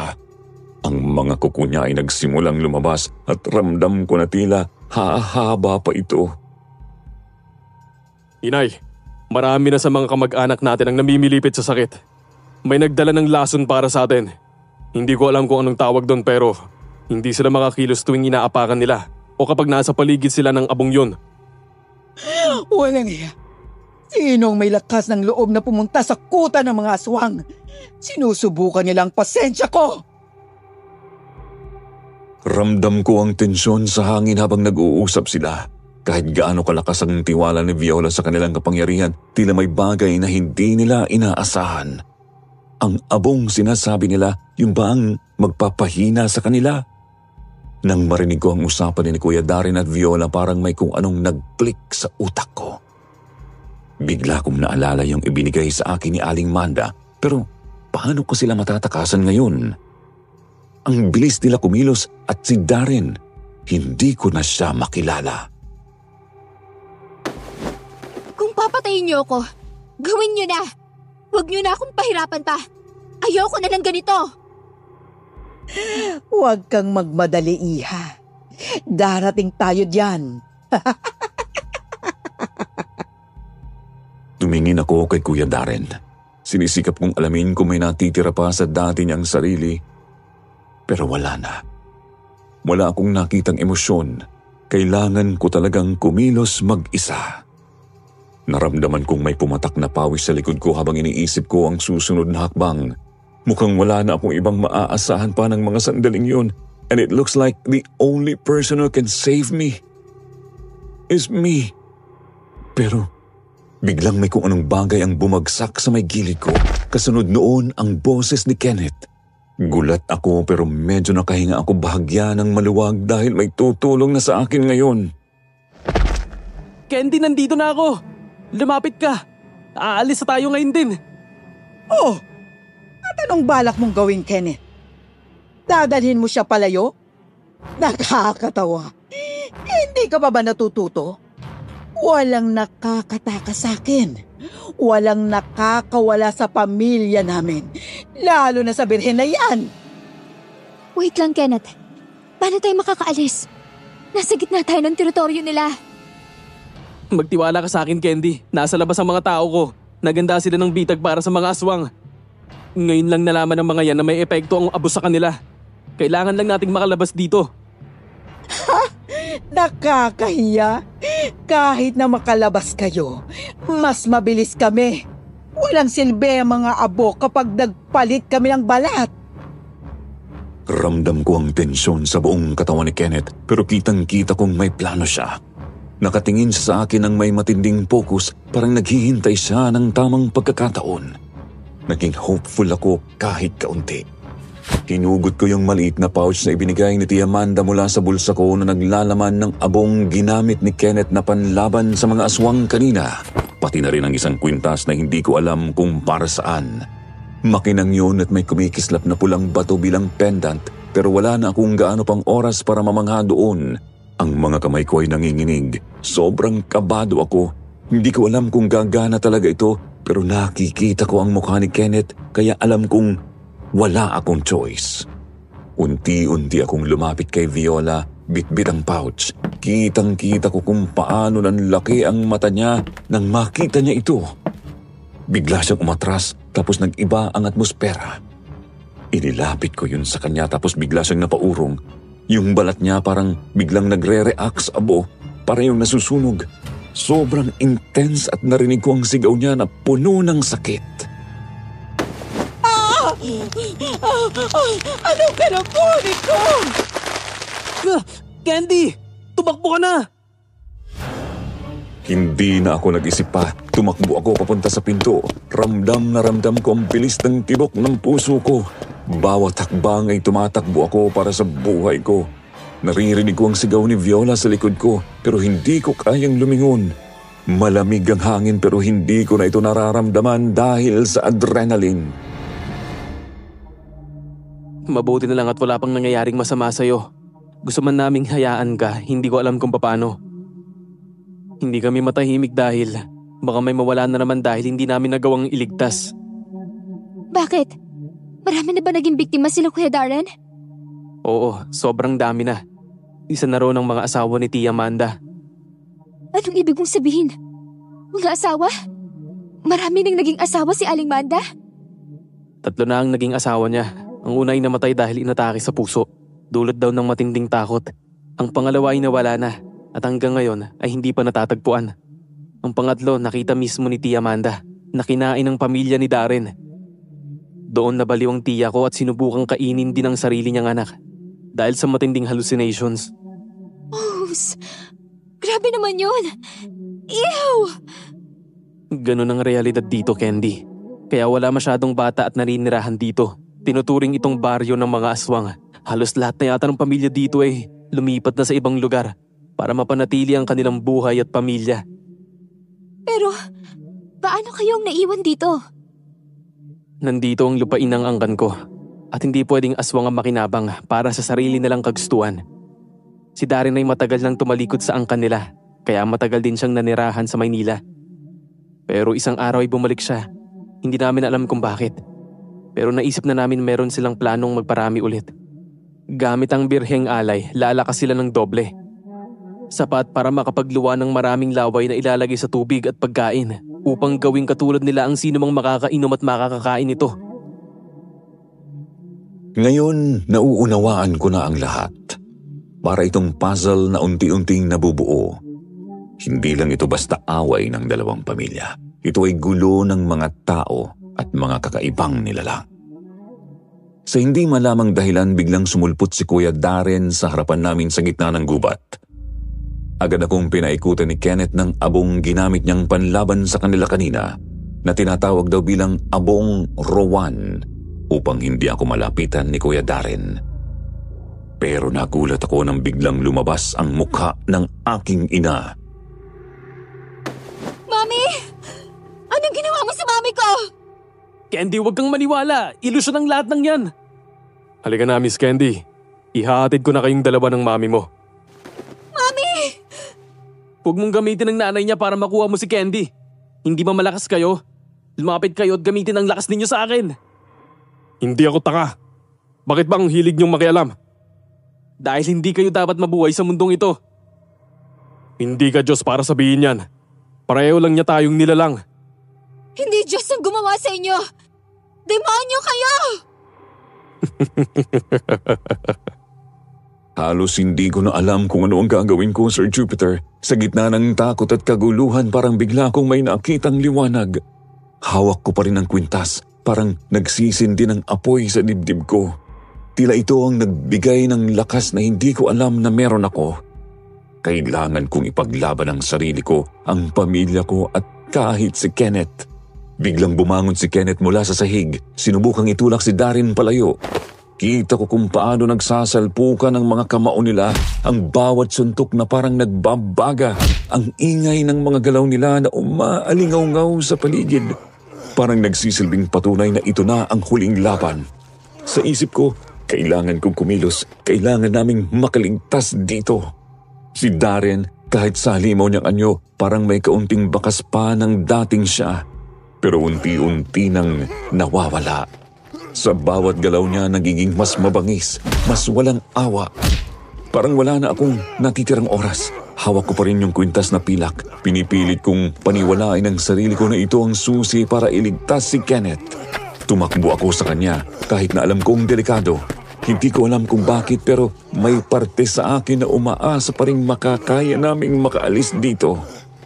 Paglapit ko, sinabit ko ang kwintas sa lieg ni Kuya Darren pero imbis na bumalik sa dati si Kuya Darren, mas lalo siyang nagwala. Ang balat niya parang nasusunog. Tumindi ang kanyang sigaw at biglang may naramdaman akong malamig na presensya sa likod ko. Paglingon ko, nakita ko ang mukha ng isang babae. Parang si Mami. Anong ginagawa ni Mami dito? Hindi to pwedeng totoo. Pero bago pa ako makagalaw, sinakal ako ng babae. Yung mga kamay niya sobrang higpit. Halos hindi na ako makahinga. Teka, bakit ganito? Gusto kong magsalita pero walang lumalabas na boses. Nararamdaman ko na lang na unti-unti akong nawawalan ng hangin at lakas. Huwag kang magpa-apekto sa kanya, Candy. Ilusyon lang yan. Hindi ko na nagawa pang lingunin si Kenneth dahil nakaramdam ako ng isang matalim na bagay na bigla na lang bumaon sa leeg ko hanggang sa dumilim na ang buong paligid. Nagising ako sa ospital, Sir Jupiter. Napaka-dry ng lalamunan ko. Parang disyerto. Unti-unti kong iminulat ang mga mata ko at napagtanto ko na nasa puting silid na ako. Naka-dextrose. Nakadikit sa kung ano-anong medical equipment. Nakaramdam ako ng kaunting ginhawa pero mas malaki ang tanong sa isip ko. Anong nangyari? Pag-ikot ng tingin, nakita ko si Mami sa tabi ko. Nakahiga sa may paanan ng kama. Tinawag ko siya at agad siyang bumangon. Nang makita niya akong gising, bigla niya akong niyakap ng mahigpit. Halos hindi siya makapagsalita sa sobrang tuwa. May mga luha pa siyang pumapatak sa kanyang mga mata pero kita ko ang ngiti sa mukha niya. May halong relief at pag-asa. Mabilis siyang tumawag sa doktor para tingnan ako. Habang sinusuri ako ng doktor, napansin ko na parang may gustong sabihin si Mami. Pero hindi niya mahanap ang mga tamang salita. Gusto ko siyang tanungin kung ano ang nangyari pero ang bigat ng katawan ko. Ilang sandali pa bumukas ang pinto at pumasok si Kenneth. Nakangiti siya pero may halong kaba sa mga mata niya. Kumusta ka? Masakit pa ba ang sugat mo? Hindi ko alam kung paano sumagot. Parang blanco ang isip ko pero may nararamdaman akong saya. Binigyan ko siya ng maliit na ngiti. Masakit pa rin. Pero okay na. Salamat. Akala ko hindi mo na ako makikilala. Seryoso, kung alam ko lang na ganyang katatamaan ng kagat na yon, hindi na sana ako sumama sa'yo. Kagat? Teka, nasa Maynila na ba tayo? Nagkatinginan kami ni Kenneth, tapos sabay kaming nagtawanan. Ang bigat ng sitwasyon, pero parang nawala yun kahit saglit. Yep, nasa Maynila na tayo. Sobrang bilis ng mga pangyayari. Di mo ba naalala? Teka, ano nangyari sa probinsya? Si Kuya Darren. Wala na si Darren, Candy. Hindi na siya bumalik sa dati. Pero ligtas ka na ngayon. At yun ang importante. Hindi ko na alam kung paano i-react yun. Ang daming emosyon. Lungkot, takot, relief. Gusto kong itanong pa ang maraming bagay pero parang ang dami ko ring gustong kalimutan. Yung itsura ni Kuya Darren, yung mga boses, yung mga pangil, lahat ng yun parang gusto ko nang iwan. Habang nakahiga ako sa hospital bed, parang lahat ng nangyari sa probinsya sobrang surreal. Parang panaginip pero alam kong totoo. Yung mga tao doon, ang pamilya ni Darren, grabe, nakakatakot. Hindi ko akalain na may ganoong klaseng panganib na nagtatago sa ilalim ng mga simpleng kwento ng aswang. Si Kuya Darren, halos 8 taon ko siyang kilala. Akala ko kaibigan ko siya. Pero nagbago siya. Hindi ko alam kung paano ko pa siya titignan pagkatapos ng lahat ng to. Ang daming alaala, ang daming moments na parang ang saya-saya namin tapos bigla na lang lahat nagbago. Naisip ko pa rin paano kung mas maaga kong napansin ang mga pagbabago. Paano kung napigilan ko siya. Pero sa huli alam kong hindi na mababalik ang lahat. Pero si Kenneth, ibang usapan si Kenneth. Hindi ko siya masyadong kilala noon pero parang siya ang naging liwanag sa gitna ng dilim. Siya ang dahilan kung bakit buhay pa ako ngayon. Ang weird, di ba? Kasi stranger lang siya noong una. Pero siya ang pinakamatinding tumulong sa akin. Napaisip ako paano kung wala siya doon? Paano kung wala siyang ginawa? Baka wala na ako ngayon dahil na rin sa katigasan ng ulo ko. Okay ka lang? Tumango ako pero halata ko rin na napansin niyang parang ang dami ko pa rin iniisip. Huwag kang mag-alala, nasa Maynila ka na. Wala na sila Darren dito, safe ka na. Salamat ha. Kung hindi dahil sa'yo, hindi ko alam kung ano na nangyari sa akin. Ang dami kong natutunan mula sa karanasang yun. Hindi lahat ng tao na matagal mo nang kilala, totoo ang intensyon. Si Kuya Darren, nakala ko kaibigan. Pero si Kenneth, na halos kakikilala ko pa lang, siya ang tunay na nagpakita ng malasakit. Hindi ko ma-imagine na ganito ang mangyayari.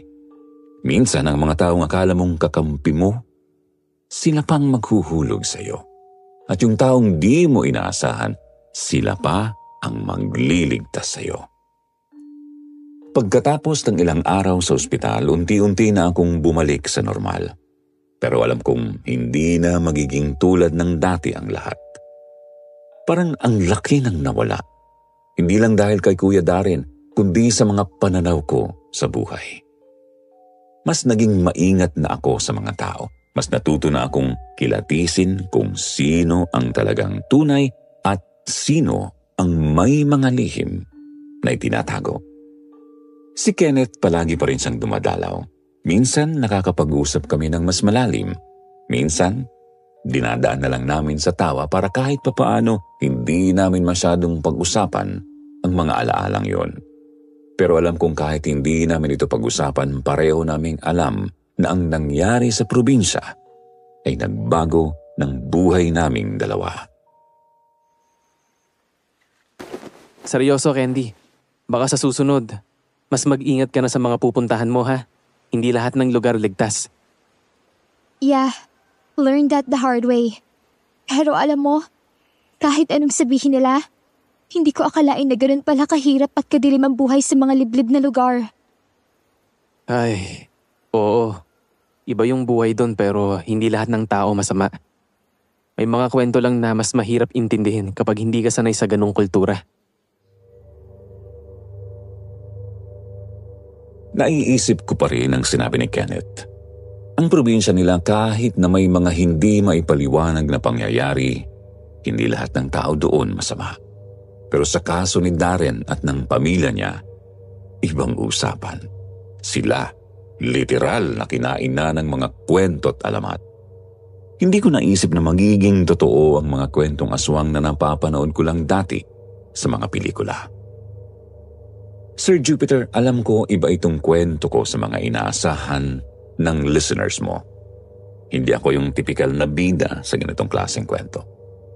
Pero gusto kong ipaalala na kahit sino sa atin pwedeng magkaroon ng karanasang magbabago ng buong pananaw mo sa buhay.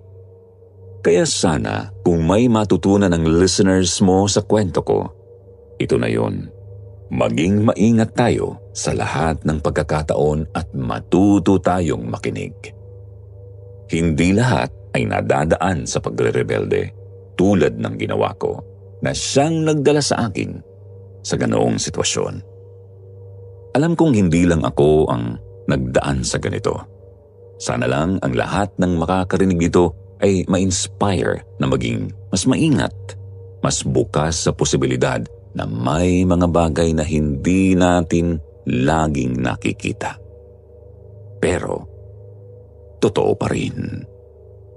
Huwag nating kakalimutan na ang mga karanasan natin, gaano man kadilim o kasaya, may mga aral na nagdadala sa atin sa mas maliwanag na hinaharap. Bago natin simulan ng kwento, please like and share the video at huwag na din kalimutang mag-subscribe.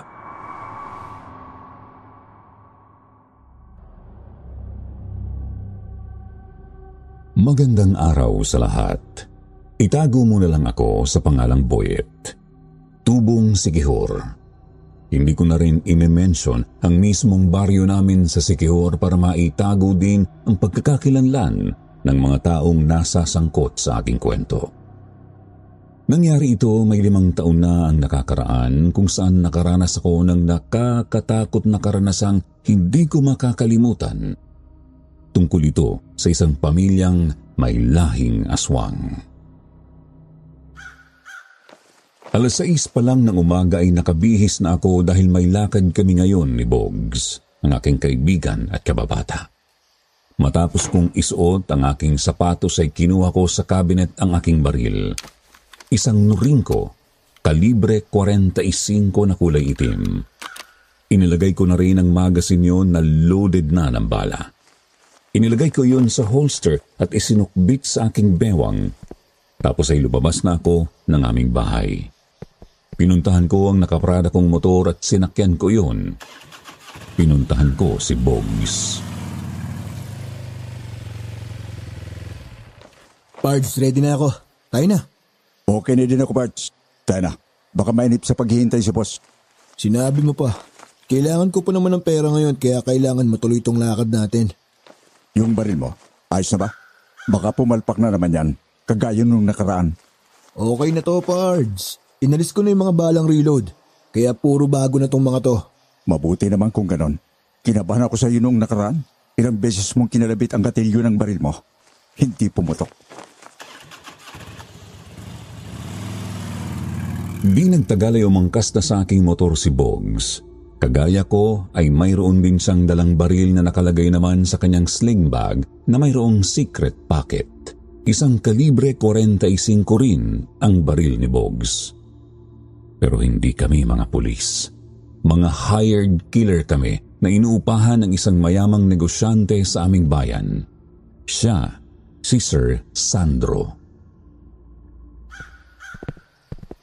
Boss, good morning. Ipinatawag mo daw kami. Kailangan ko kayong dalawa. Mayroon kasing pasaway na nagpapasakit ng ulo ko. At gusto kong mawala na siya sa aking landas. Sino bang taong yan, boss? Heto ang envelope. Nandyan na din ang pera na down payment ko sa inyo. Nandyan din ang picture ng target nyo na si Cesar. Pati address niya. Trabahuhin nyo yan sa lalong madaling panahon. Nang abutin ni Bogs ang envelope at buksan yon ay kinuha ang picture na naroon at iniabot sa akin. Nasa likuran ng picture ang pangalan na Cesar, pati na rin ang address niyon. Kaya naman pinagmasdan ko yung mabuti para matandaan ko dahil sa uri ng aming trabaho, mahirap ang magkamali. Sige boss, uumpisahan na namin trabahuhin tong tao na to. Bigyan mo kami ng 3 araw, boss. Aalisin namin ang nagpapasakit sa ulo mo. 50,000 ang pera na yan. Yung 50 pagtapos ng trabaho nyo. Mag-iingat kayo dahil palaban din ang taong yan. Hindi yan magiging madali. Sige na, lumakad na kayo. Boss, matanong ko lang. Ano bang atraso sa'yo ng taong to? Sinisira niya ang popularidad ko sa mga kliyente ko. Alam niyo naman na mining ang negosyo ko. Nakikipagtransaksyon ako sa mga taong may hawak ng mga mapa kung saan positibong may nakabaon na ginto. Kagaya ng mga Koreano at Hapones. Sinusulot niya, binibigyan niya ng mas magandang opsyon. Kaya yung ibang kliyente ko sa kanya na pumupunta. At hindi magandang palagi niyang gagawin yon. Sige boss, kami nang bahala sa taong ito. Matapos nyon ay lumabas na kami ng malaking bahay ni Boss Sandro. Nagtuloy kami ni Bogs sa lugar kung saan nakalagay ang address ng aming target. Nagtuloy muna kami sa isang karinderya na nakita namin para kumain. Pumuesto kami sa medyo sulok ng karinderya at dahil maaga pa, kakaunti lang ang customer doon. Gaya ng dati parts, ating kapatid. Eto ang para sa'yo. Itago mo na para kahit anong mangyari. Magkagipitan man meron tayong pera. Salamat, Pards. Basta ingat na lang tayo. Gaya ng dating ginagawa natin, kailangan palagi tayong limado. Oo naman, Pards. Lagi naman talaga tayong limado kasi kilala natin sila. Pero sila, hindi naman tayo kilala. Ang ibig kong sabihin, kapag tagilid ang sitwasyon, naatras tayo. Maghintay tayo ng bagong magandang pagkakataon.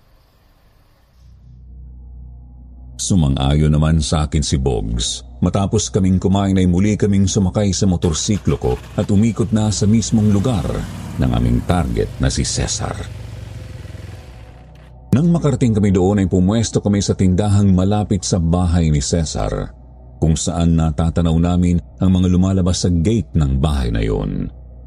Hindi na rin kami nag-alis ng full face helmet para hindi na rin kami makilala ng kahit na sino sakaling banata namin ngayon si Cesar. Pards, papalabas na ng gitang subject. Pero may dalawang kasama eh. Positive, siya yung nasa picture.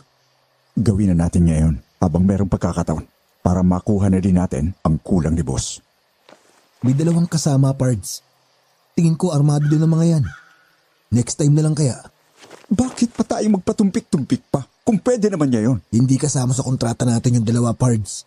Kawawa naman yung mga pamilya ng mga yan. Wala yan sa usapan. Sige. Naintindihan ko.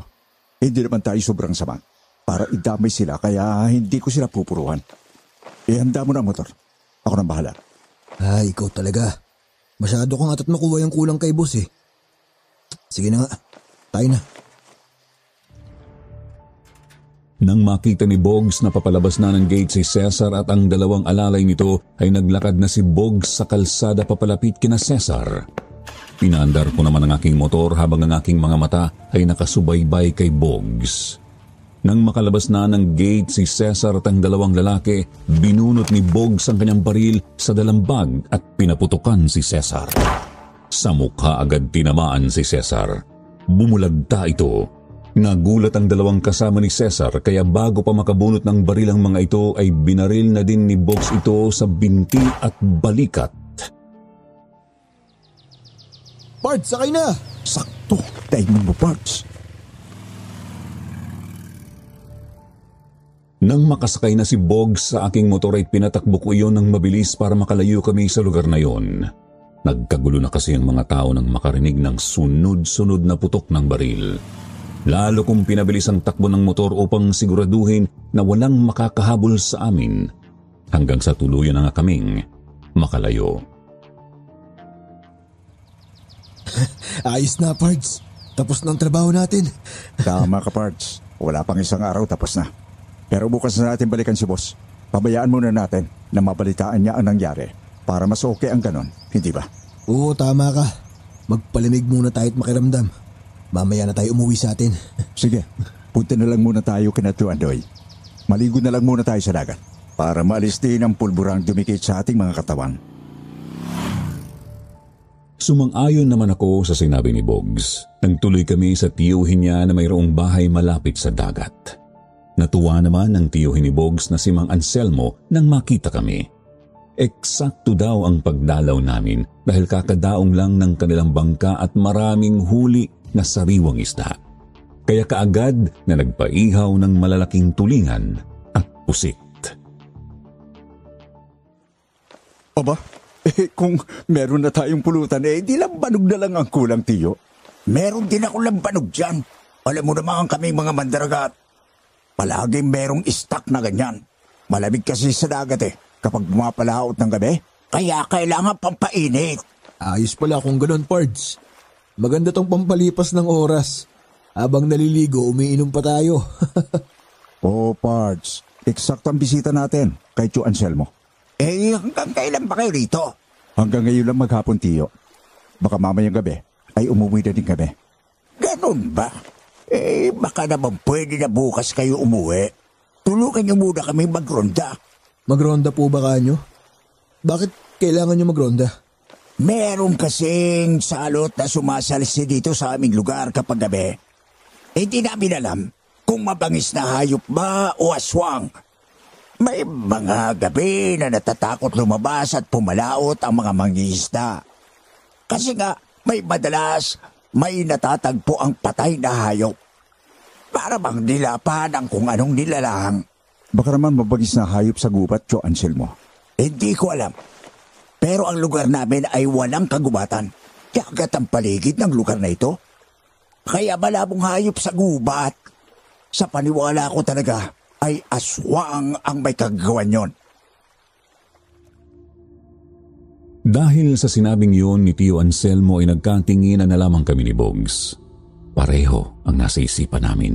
Tapos ay sabay tinanong namin ang isa't isa ng meron pa bang aswang sa panahong ito? Tapos ay nagkatawanan kaming dalawa at naging interesado na makakita ng ganoong nilalang. Kaya naman nangako kami kay Mang Anselmo na hindi na muna kami aalis at tutulong sa pagroronda. Pards, kung totoo man ang aswang, ang tanong na lang tatablan kaya siya ng bala natin? Yan ang hindi ko masasagot, Pards. Alam mo naman na pareho lang tayo na hindi pa nakakasagupan ng ganyan. Masusubukan pa lang natin yan kapag meron na tayong nakaharap na ganyan. Sabagay, totoo yan, Pards. Sa unang pagkakataon ngayon lang ako titira ng walang bayad. Pero makakatulong naman sa mga taong nandito. Sige, lumito muna tayo. Hanggang hindi nasusolve ang problema ni Tio Anselmo.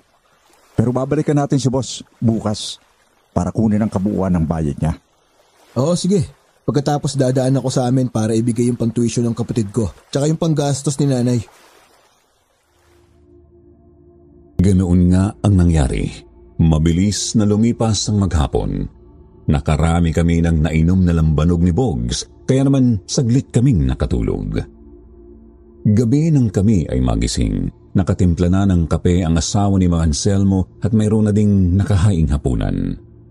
Sabay-sabay na kaming kumain ng hapunan at matapos nyon ay sumama na kami kay Mang Anselmo. Nagtungo kami sa tabing dagat kung saan naroon ang iba pang mga mangingisda na may dalang mga itak at baril. Mga kasama, isakripisyo muna natin ang gabing ito. Wala na munang papalaot para mag-isda. Kasi hindi rin tayo mapapanatag kung ang mahal natin sa buhay ang narito na palagi natin iisipin dahil sa salot na gumagala. Narito ang aking pamangkin at kaibigan niya para tumulong sa atin. Magandang gabi po sa lahat. Tama po si Tio. Mahirap maiwanan ang inyong mga mahal sa buhay kapag ganito ang sitwasyon. Kailangan mahuli muna o mapatay ang salot na yon para mapanatag ang lahat. Mabangis na hayop man yon o aswang, kailangan siyang pigilan. Tutulong po kami sa inyo. May mga armas po kami na magagamit para tulungan kayo. Natuwa naman ang mga kalalakihang naroon. Mayroon pang ang nagsabi na salamat daw at may mga pulis na kagaya namin na handang tumulong sa kanila sa ganoong sitwasyon. Nakiayon na lang kami ni Bogs sa sinasabi ng mga taga roon na mga pulis kami para wala nang marami pang tanong kung bakit mayroon kaming mga baril. Kaya naman nagsimula na kaming magronda. Ginalugad ang bawat sulok ng lugar na yon, lalo na ang mga kabahayan na malapit sa dalampasigan. Hanggang sa makarinig kami ng malakas na sigaw ng babae. Doon kinaparing Tikyo! Merong sumisigaw! Madali! Baka naroon ang hinahanap natin! Tayo na, Pards! Kailangan masukutin natin yun bago makapanakit ng tao. Mga kasama! Tayo na! Madali! Nagtakbuhan nga kami papunta sa bahay na itinuro ni Mang Anselmo. Pagdating doon ay pinaligiran namin ng lugar at gamit ang malalakas na flashlight at pailaw sa mangingisda ay nakita namin ang isang babae na nakikipagbuno sa isang malaking asong itim na halos singlaki din ng tao. May mahahabang pangil, mapupulang mga mata at matutulis na mga kuko. Marami ng sugat ang babae dahil sa kalmot ng asong itim pero patuloy iyong lumalaban. Malaking asong itim! Aswang nga yan! Paligiran ninyo! Ganyan pala ang aswang. Humanda ka sa akin ngayon. Ingat lang, Pards. Baka tamaan yung babae. Nang makita naman kami ng malaking asong itim ay binitiwan niya ang babae tapos ay nagmamadaling tumakbo. Yun naman ang pagkakataon para paputukan namin ang malaking asong itim at dahil pareho kaming asintado ni Bogs ay natamaan namin ang asong itim. Ganoon man ay nagawa pa rin niyang magpatuloy tumakbo at nakatakas. Naglaho sa dilim. Gamit ang flashlight ay nakita namin ang mga patak ng dugo. Nasa pool natin siya, Pards. Kaya lang, hindi na puruhan. Nagawa pang makatakas. Ibang klase talaga yung aswang na yun. Kung tao yun, hindi na yun makakatakas. Sayang! Hindi natin napuruhan! Tayo na, balikan natin ang asawa ni Paring Tikyo. Sugatan siya! Oo, Tiyo. Dapat sa susunod, hindi na siya makakatakas para matapos na ang problema niyo rito. Binalikan namin ang babaeng biktima. Kwento niya sa amin na narinig niyang umiiyak ang alaga niyang kambing kaya nagmamadali siyang lumabas ng bahay at nakita nga niya ang malaking asong itim na nilalapa ang kanyang alaga. Kaya naman kumuha siya ng itak at tinaga ang asong itim pero nakailag yun at siya ang sinalakay. Kung ganon, ay nagagawa pala talaga ng aswang na mag-anyong hayop, kagaya ng nakalaban natin kanina. Oo nga eh.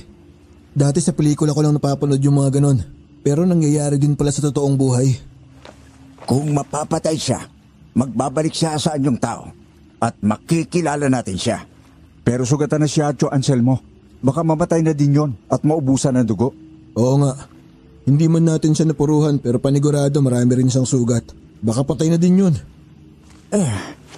Hindi tayo nakasisiguro dyan hanggang hindi natin nakikita ang katawan niya.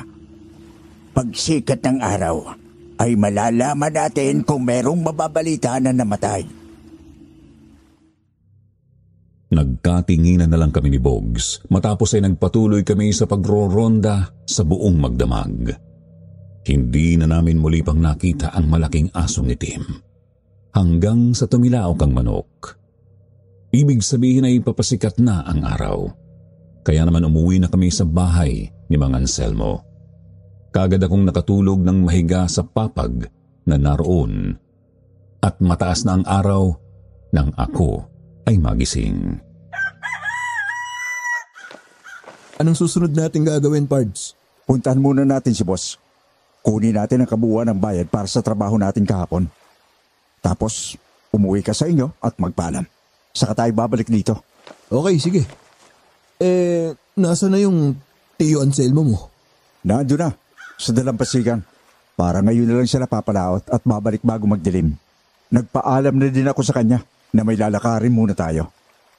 Pero sabi nga niya, sana ay bumalik tayo at tulungan sila habang hindi patapos ang kanilang problema. Sumang-ayon naman ako kay Bogs, kaya naman isinuot ko na ang jacket ko at sumakay na ng motor at pinaandar na yon. Umalis na kami ni Bogs sa lugar na yon. Makalipas ang mahabang oras ay nakarating na kami sa bahay ng aming boss na si Sir Sandro. Natuwa agad siya nang makita kami. Maganda ang ginawa nyo. Natutuwa ako at nawala na ang taong nagpapasakit ng ulo ko. Dahil dyan, bibigyan ko pa kayo ng bonus. Salamat, boss. May kasama pa nga silang dalawa, pero hindi namin tinuluyan.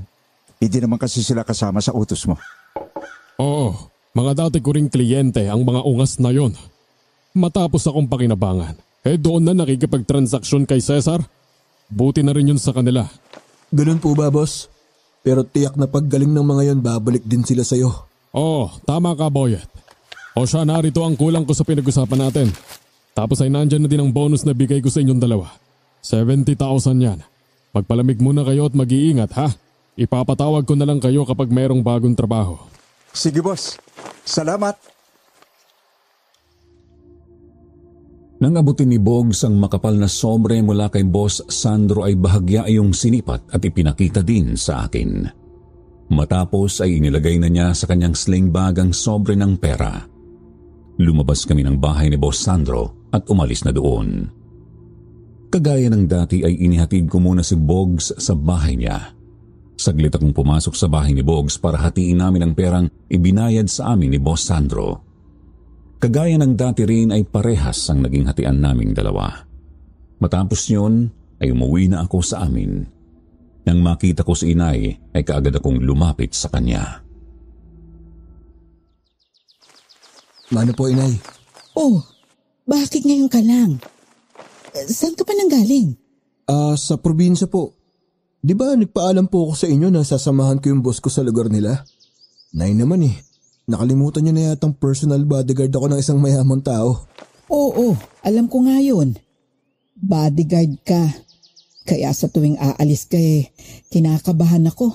Lalo na nga't kapag kanyang trabaho. Napakahirap. Kapag may gustong gumawa ng masama sa boss mo, ikaw ang uunahing targetin. Ang nanay ko talaga kung ano-ano nang sinasabi. Huwag na po kayong mag-alala. Palagi naman po ako nag-iingat. Siya nga pala, Nay. Nakabali ako kay boss ng pang-tuition sa college ni Eden. Ito po yung pera.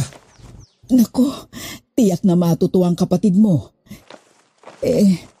Teka, napakarami naman ito. Magkano ba ito, Boyet? 50,000 po yan, Nay. Maganda kasi naging kontrata ni boss kaya nagbigay ng bonus. Kaya bumali na rin ako. Sinabi ko na pang-tuition ng kapatid ko. Naku, mabuti naman kung ganun. Napakabait pala ng boss mo. Teka, meron ka pa bang panggastos dyan? Baka wala nang natira sa'yo. Hindi po, meron pa po ako, Nay. Bali yung bonus nga po. Yun ang narito sa akin.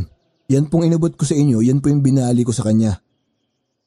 Oo nga pala, Nay. Mamayang hapon na alis din po pala ako. May lakad po kasi kami ulit ni Bogs. Magpapahinga na lang po muna ako sandali. Oo siya. Magpahinga ka na at magluluto lang ako ng makakain natin, ha? Salamat uli dito sa tulong mo. Wala pong anuman, Nay. Okay lang po yun. Sige po, magpapahinga na po ako. Masayang tumalikod ang aking inay. Nakita ko na nabawasan ang kanyang pag-aalala sa pangpinansyal na pangangailangan namin. Lalo na sa pag-aaral ng aking kapatid na si Eden. Ito ang dahilan kaya napipilitan akong gawin ang mga mararahas na bagay. Para sa aking ina at kapatid, lahat ay gagawin ko. Mula kasi nang mamatay ang aking ama, ako na ang tumayong padre de pamilya. Sinikap ko ring huwag ipaalam kay inay ang tunay kong trabaho dahil alam kong hindi na yun basta maiintindihan. Baka itakwil pa niya ako kapag nalaman niya na ganoon ang uri ng trabaho ko. Nakatulog ako agad pagkahiga sa aking higaan na papag. Marahil sa sobrang pagod sa biyahe at puyat din sa pagroronda. 3:00 na ng hapon nang gisingin ako ni inay. Boyet! Uy, gising na! Akala ko ba may lakad pa kayo ni Bogs? Opo, Nay. May lakad nga po pala kami. Naku, salamat po't ginising niyo ako, ha. Naalala ko kasi yung sinabi mong may lakad ka. Kung wala ka sanang lakad, pababayaan ko nang makatulog ka ng maghapon para makabawi ka ng pagod. O siya, bumangon ka na't kumain. Sige po, Nay. Susunod na po ako. Salamat po ulit. Nang lumabas ng aking kwarto si inay ay kinuha ko naman ang tuwalya na nakasampay doon at nagpunta ako sa banyo. Kaagad akong naligo at matapos ay nagbihis na ako. Kinuha ko ang aking sling bag na mayroong secret pocket na lalagyan ng baril. Inilagay ko doon ang aking baril. Kinuha ko din ang aking jacket saka ako nagtungo sa kusina kung saan ay naroon na ang pagkaing inihanda ni inay. Aba, sinigang na bangus ah. Wow! Naku, salamat na ya. Niluto niyo yung paborito kong ulam. Maganda kasing sinigang sa taong pagod at puyat. Kaya yan ang niluto ko. Naisip ko din na yan ang paborito mo, diba? Oh, sige na. Kumain ka na bago umalis. Opo, Nay. Salamat po. Ngumiti lang si inay tapos ay iniwanan na ako doon. Kaagad naman akong kumain dahil nagugutom na rin ako talaga. Maya-maya ay narinig ko ang boses ni Bogs na kausap ni inay. Kaya naman hindi na ako nakatayo sa lamesa dahil pumasok na roon si Bogs.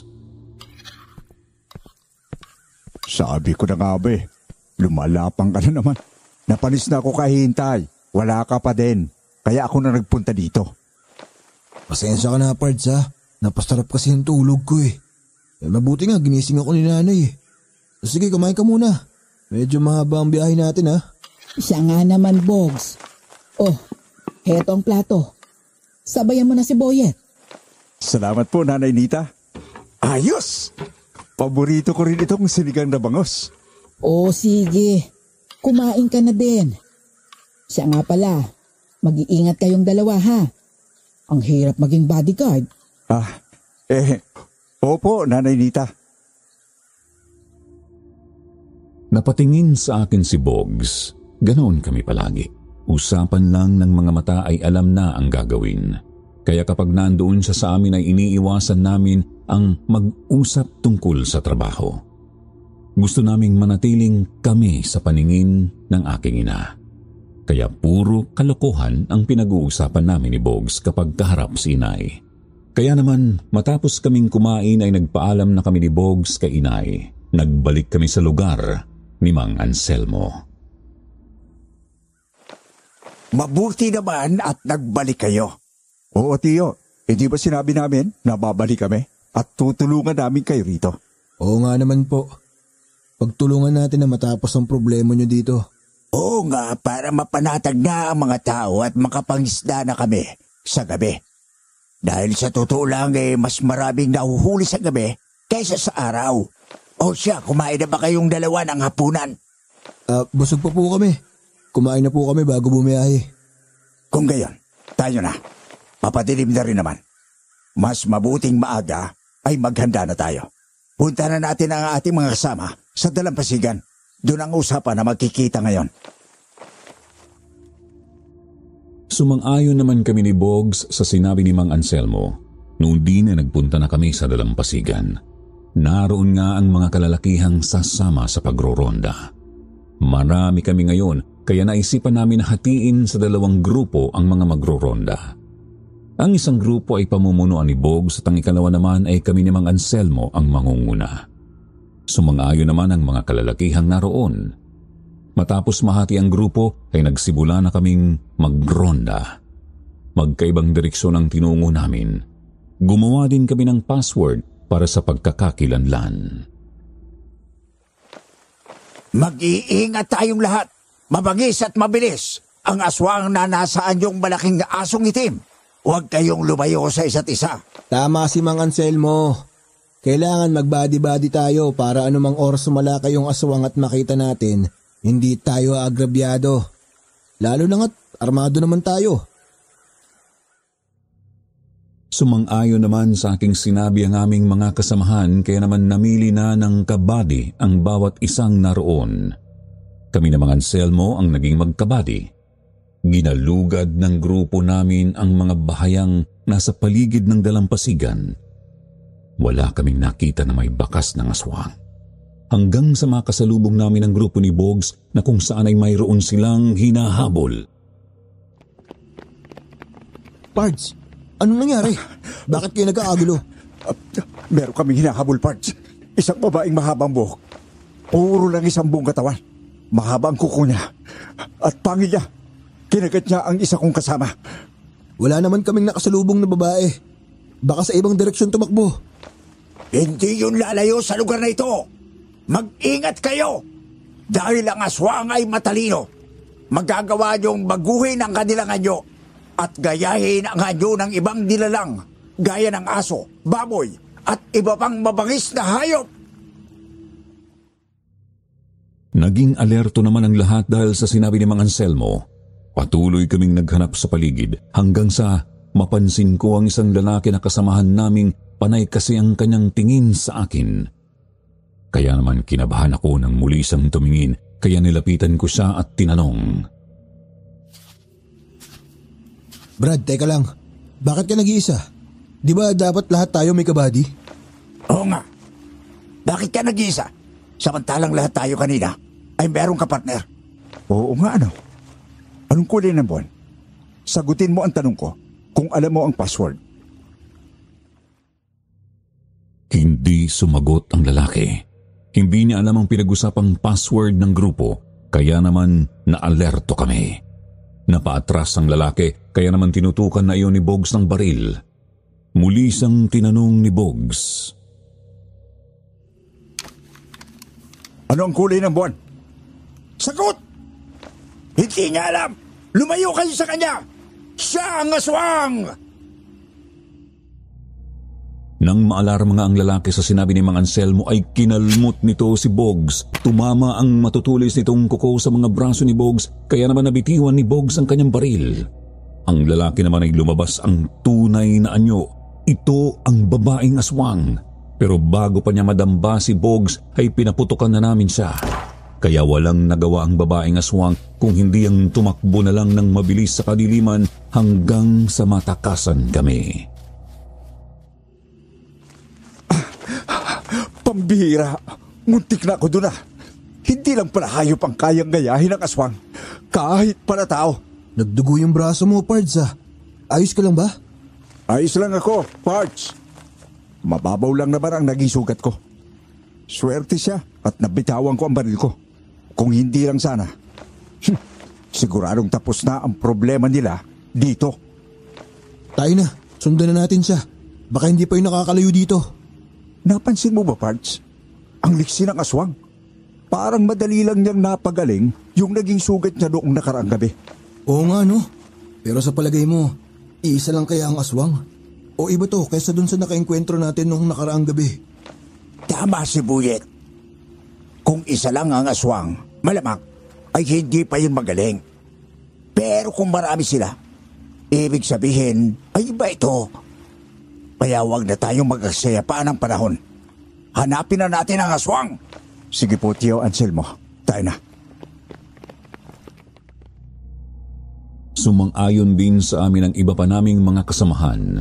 Muli kaming nagronda sa kabuuan ng lugar. Kagaya ng dati ay mayroon kaming kanya-kanyang partner upang maiwasan na muli kaming maisahan ng aswang. Ginalugad namin ang lahat ng bahagi ng lugar at tama nga si Mang Anselmo. Hindi pa nakakalayo ang aswang, patuloy pa rin iyong naghahanap ng biktima dahil na rin siguro sa tindi ng gutom. Nasukul namin siya sa dalampasigan. Sa pagkakataong ito ay hindi na siya nakatakas pa. Yari ka sa akin ngayon, halimaw ka! Sinugatan mo ako! Mamamatay ka rin!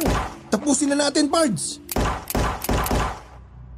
Magkakasunod na putok ang ginawa namin ni Bogs. Nasapol ng mga bala namin ang aswang. Nanlulupay-pay iyong bumagsak. Pero ganoon pa man ay nagpilit pa rin siyang lumaban. Kaya natiyak namin na hindi pala siya basta-basta kayang patayin ng ordinaryong bala ng baril. Kahit sugatan siya ay patuloy na lumaban, sinalakay ang isa naming kasama. Dinamba yun. Pero bago makakagat ay isang sibat na buho ang ginamit ni Mang Anselmo. Sinibat niya ang aswang. Tumama sa dibdib ng aswang ang buho. Tumagos yun sa likuran nito na naging dahilan ng kanyang kamatayan. Kaya nang malaman ng mga tao na napatay na ang aswang ay nagmamadaling naglabasan ng bahay ang lahat at kasabay niyon ay ang pagbabalik sa dating anyong tao ng aswang. Isa palang babae ang aswang na yan. Kilala niyo ba siya, Tio? Hindi taga rito ang babaeng yan. Baka taga kabilang baryo. At dito lang naghahanap ng mabibiktima. Kung ganun po ay tapos ng pag-aasik niya ng lagim. Matatahimik na rin ang lugar na to. Sana nga ay mangyari yung Boyet. Pero pinangangabahan ko ay kung meron pang pamilya ang babaeng ito. Baka katulad niya rin ang mga yon. Muli ay natahimik ang lahat ng mga taong naroon sa sinabi ni Mang Anselmo. Muling nakitaan ng takot ang mga mukha, lalo na ang mga kababaihan at kabataan na nakikiusyoso. Naisip nila na baka nga kung mayroong pamilya ang napatay na aswang, tiyak na magagalit yun at gaganti. Hanggang sa mapansin ko ang isang babaeng maganda na naroon at nakikiusyoso na hindi na aalis ang tingin sa babaeng aswang na napatay namin. Bahagya niyang pinahid ang kanyang luha at matapos ay umalis na. Nagmamadali siyang lumakad palayo. Pards, nakita mo ba yung babaeng maganda? Nasaan? Maganda pa talaga, Pards. Panigurado. Kanina nandito lang yun eh. Kaya lang umalis na. Sayang, hindi ko man lang nakilala. Ang ganda pa naman niya, Pards. Ikaw talaga. Ang hina mong lumiskarte. Dapat kapag ganon, abay, lapit agad para makilala. Oo nga eh. Pero palagay ko taga dito lang din yon. Bukas mag-ikot tayo dito sa lugar ng tiyuhin mo para maituro ko sa iyo yung sinasabi kong magandang babaeng yun. Nang sumikat nga ang araw ay natunaw ang katawan ng aswang na namatay. Kaya naman nag-uwian na ang mga tao para magpahinga. Kami naman ni Bogs ay nag-ikot sa lugar ni Mang Anselmo para hanapin ang babaeng maganda na nakita ko kagabi. Kaya nga lang ay hindi na namin siya muling nakita. Hanggang sa magpaalam na kami kay Mang Anselmo na uuwi na kami ni Bogs. Pero nang sumunod na araw ay bumalik akong mag-isa sa lugar ni Mang Anselmo. Gusto ko talagang makita ulit ang babaeng yun. At nang makalampas ako sa baryo ni Mang Anselmo ay swerte naman na nakita ko ang aking hinahanap. Miss Ganda. Ako bang tinatawag mo? Oo, ikaw nga at wala nang iba. Alam mo bang ilang araw na kitang hinahanap? At bakit naman? Meron ba akong atraso sa'yo? Bakit mo ako hinahanap? Huwag ka matakot. Hindi kita sasaktan. Gusto lang kitang makilala. Kasi mula nung makita kita, hindi na ako natahimik. Ako nga pala si Boyet. Bolero ka pala, Boyet. Ngayon lang tayo nagkita. Binobola mo na ako agad. Nagsasabi lang naman ako ng totoo. Kaya nga kahit malayo pang pinanggalingan ko, ayos lang. Sulit naman ang pagod dahil nakita kita ulit. Pwede ko bang malaman ang pangalan mo? Eva. Eva ang pangalan ko. Wow, ang ganda ng pangalan mo. Eva. Bagay na bagay sa iyong ganda. Saan ka pupunta ngayon? Ihatid na kita. Malapit lang naman ang pupuntahan ko. Sanay na akong maglakad. Eva, hindi na ako magpapaligoy-ligoy. Pwede ba kitang ligawan? Pwede ko bang malaman kung saan ka nakatira? Ha? Hindi pwede. Stricto ang mga magulang ko eh. Hindi sila papayag na magpapaligaw ako. Huwag mo na akong sundan. Baka may makakita sa atin. Isumbong pa ako kay Itay. Kung ganoon, paano kita makikita ulit? Mas maganda kung huwag mo na lang akong ligawan. Ayoko ring umibig. Tapos masasaktan din sa huli. Matapos niyon ay nagmamadali nang umalis si Eva. Hindi ko alam pero parang palagi siyang nagmamadali. Parang natatakot siya na mayroong makakita sa amin habang magkausap. Nang lumiko siya sa mapunong lugar ay hindi ko na siya sinundan pa. Binalikan ko na lang ang aking motor at umalis na sa lugar na yon. Ang laki ng panghihinayang ko dahil kung kailan ko siya nakilala, saka ko naman nalaman na hindi pala kami pwede sa isa't isa. Isang bagay na nagpapagulo sa isipan ko. Pero sabi nga kapag mahal mo ang isang tao, hindi ka agad susuko. Kaya muli kong binalikan ang lugar ni Eva at nakita ko siya sa ilog na naglalaba. Eva, magandang araw sa'yo. Boyet, nagbalik ka? Iba sinabi ko naman na ibaling mo na lang sa ibang pagmamahal mo. Doon sa mas karapat-dapat na babae. Kaso ikaw nga ang babaeng gusto ko eh. Kaya kahit ano pang mangyari, babalik at babalikan kita dito. Para malaman mo na mahal talaga kita.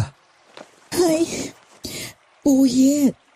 Nananahimik ang puso ko. Pilit mong binubulabog. Ibig bang sabihin yan, tinatanggap mo ng pagmamahal ko sa'yo? Magiging sinungaling ako kung itatanggi ko pa. Natutunan na din kitang mahalin. Sabi ko nga sa'yo, pinulabog mong nagtutulog kong puso. Wow! Salamat, Eva! Ang saya ko! Naging masaya ang mga sumunod na araw ng pagtatagpo namin ni Eva. Palagi kaming nagkikita sa ilog at minsan ay sa kakahuyan. Kahit anong pilit ko, ayaw niya akong isama sa kanila dahil hindi pa raw siya handa ay pakilala ako sa kanyang istrikto na ama. Hanggang sa mayroong mamagitan sa amin. Napakasaya ko, pero yun na pala ang huli naming pagkikita dahil ng mga sumunod na araw, hindi ko na nakita si Eva. Kaya naman, grabe ang lungkot ko. Nang sumunod na araw ay muli kaming ipinatawag ni Boss Sandro dahil sa hawak niyang mapa na dala. Dala ng isa niyang kliyente. Samahan niyo kung puntahan ang baryo na to. Hanapin natin ang lugar na tinutukoy sa mapa na ito. Tingnan natin kung saang lugar ito bago simulan ang operasyon. Okay, boss. Nakasuporta kami sa'yo. Kahit anong oras. Oo, boss. Kung mayroong problema, pwede rin naming ayusin. Sige na, tayo na. Ikaw na ang mag-drive ng kotse, Boyet. Nang iabot sa akin ni Boss Sandro ang susi ng kotse ay sumakay na ako doon. Binuksan ko muna ang hood ng kotse upang alamin kung puno ba ng tubig ang radiator noon. Pati ang brake fluid ng preno at ang langis. Matapos na makita ko na ayos ang lahat ay in-start ko na ang kotse para painitin ang makina niyon. At makalipas nga lang ang 10 minuto, sumakay na sina Bogs at Boss Sandro. Tinungo namin ang baryong tinutukoy sa mapa. Pards, malapit lang ang baryong nasa mapa sa lugar ng Tio Anselmo mo. Oo, Pards. Parang katabing baryo lang. Nakarating na ba kayo dito? Hindi pa, boss eh. Pero dun sa Tio ni Bogs nakarating na kami. Malapit lang yun doon sa lugar ni Mang Anselmo. Parang isang baryo lang ang pagitan. Mabuti kung ganon. Hindi na tayo mahihirapang makita ang lugar na nakalagay sa mapa. Nagpatuloy kami sa pagbiyahe. Nadaanan namin ang lugar ni Mang Anselmo hanggang sa makarating kami sa sumunod na baryo. Sinabi sa akin ni Boss Sandro na bagalan ko na ang pagpapatakbo sa kotse dahil malapit na ang lugar na tinutukoy ng hawak niyang mapa. Hanggang sa mapadaan kami sa lugar na maraming malalaking punong kahoy at mayroong mga bahay na yari sa kahoy at pawid na nakatayo doon. Inihinto ko ang kotse. Kaya naman bumaba na si Boss Sandro at Bogs. Bumaba na din ako matapos patayin ang makina ng kotse. Dito na. Ito na yung lugar na sinasabi dito sa mapa. Ito yung may X sa mapa eh. Yan ang lugar kung saan nakatayo yung bahay. May tao pa kaya sa lugar na yan, boss? Parang saradong-sarado ang mga bahay. Tanghali na pero wala nakabukas kahit isang bahay. Oo nga. Sarado ang pintuan at bintana ng lahat ng bahay. Baka inabandona na ang lugar na yan. Tayo na, alamin natin kung mayroon pang mga tao dyan. Kung inabandona ang lugar mas maganda, makakapag-ikot tayo ng malaya sa lugar na yon. Dahan-dahan nga kaming lumapit sa mga kabahayan na nasa gitna ng maraming malalaking punong kahoy. Nang makalapit doon ay naghanap kami sa paligid kung mayroong tao. Kagaya ng inasahan, tahimik na tahimik ang lugar. Kaya naman nilapitan ni Boss Sandro ang isang malaking puno tapos ay muling tiningnan ang mapa. Hanggang sa matiyak na yun nga ang puno na palatandaan kung saan nakabaon ang ginto. Kaya naisipan ni Boss Sandro na lapitan ang isang bahay at katukin. Tao po! Magandang araw! May tao ba dito? Tao po? Tao po. Boss, wala yata ang tao sa lugar na to ah. Lahat ng bahay sarado. Pero maya-maya lang ay nakita namin na bumukas ang pintuang kinakatok ni Boss Sandro. Lumabas doon ang isang matandang lalaki. Seryoso siyang tumingin sa aming tatlo. Nagmasid din muna siya sa paligid bago lumabas ng bahay. Mukhang naligaw kayo sa aming lugar. Anong kailangan nyo? Nako tatang, hindi kami naligaw. Talagang itong lugar na to ang sadya namin. Gusto ko sanang malaman kung sino ang may-ari ng lupaing ito na pwede kong kausapin. Tungkol saan naman yan? Gusto ko sanang bilhin ang lugar na ito. May tatayo akong negosyo at maganda ng lugar ito para doon. Pasensya na pero matagal nang patay ang may-ari ng lupang ito. At bilang katiwala niya sa akin ibinigay ang lupaing ito. Ako si Nestor. Buti naman kung ganon. Ikaw na lang ang kakausapin ko. Ako nga pala si Sandro, isang negosyante. Hindi ko ipinagbibili ang lupaing ito. Kahit magkano ang presyo na gusto mo, tatang, babayaran ko. Kursunada ko lang talaga itong lugar mo. Kagaya ng sinabi ko, hindi ko ibebenta ang lugar na ito. Wala nang pupuntahan ang aking mga kabaryo kapag ipinagbili ko ito. Pwede naman kayong bumili ng ibang lugar para doon kayo tumira at magsimula ng negosyo. Malaking halaga ang inaalok ko sa iyo. Sa edad kong ito, hindi ko na kailangan ng malaking halaga. Ang tahimik na buhay ay sapat na para sa akin at sa aking mga kapitbahay. Nagulat kami nang isa-isang bumukas ang mga bahay doon. Lumabas ang mga taong nakatira doon at lumapit sa matandang kausap namin. Lahat sila ay seryosong nakatingin sa amin, lalo na ang mga kalalakihang naroon. May mga hawak pang itak at pamalo. Nagulat ako nang makitang napakarami pala ng mga nakatira doon. Kaya naman nilapitan ko na si Boss Sandro. Boss, tagalid tayo dito. Ay, aalis na kami tatang. Babalik ako sa ibang araw. Pag-isipan nyo ang inaalok ko sa inyo. Kahit magkano handa akong magbayad. Bilang pinuno ng lugar na ito, ngayon pa lang ay sinasabi ko na sa inyo na hindi ko ipagbibili ang lugar na ito. Kaya huwag na kayong babalik pa. Nakita ko ang pagkainis sa mukha ni Boss Sandro nang yayain na niya kami para umalis sa lugar na yon. Nang makarating na kami sa kotse, muli kong tinanaw ang lugar ni Namang Nestor. Nakita ko na lahat sila ay nakatingin din sa amin. Walang kibo ang lahat pero makikita sa reaksyon ng mukha nila ang inis. Kaya naman nang mapaandar ko na ang kotse ay umalis na kami sa lugar na yon.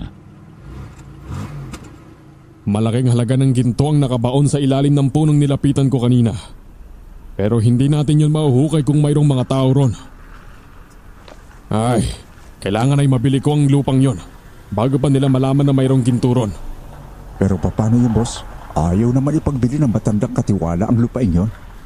Kailangang mapaalis natin sa lugar na yon sa kahit na anong paraan.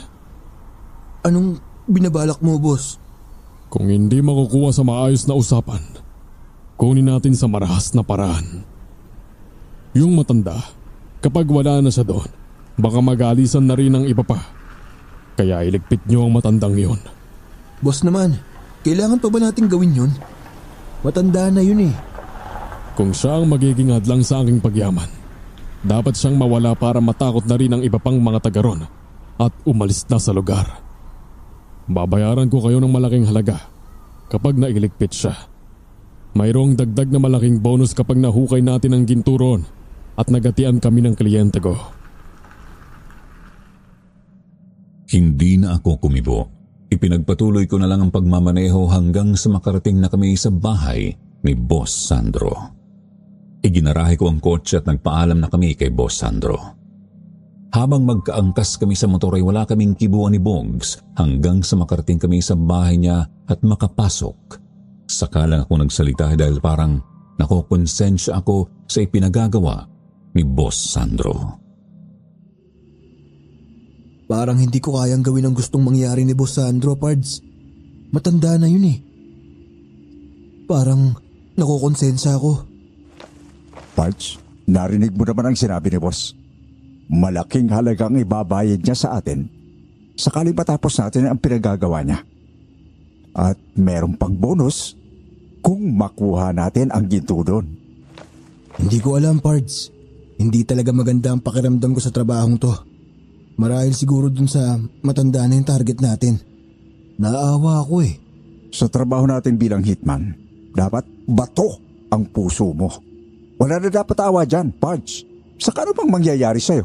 Mayroon ka lang yata umatras sa laban. Hindi ko alam.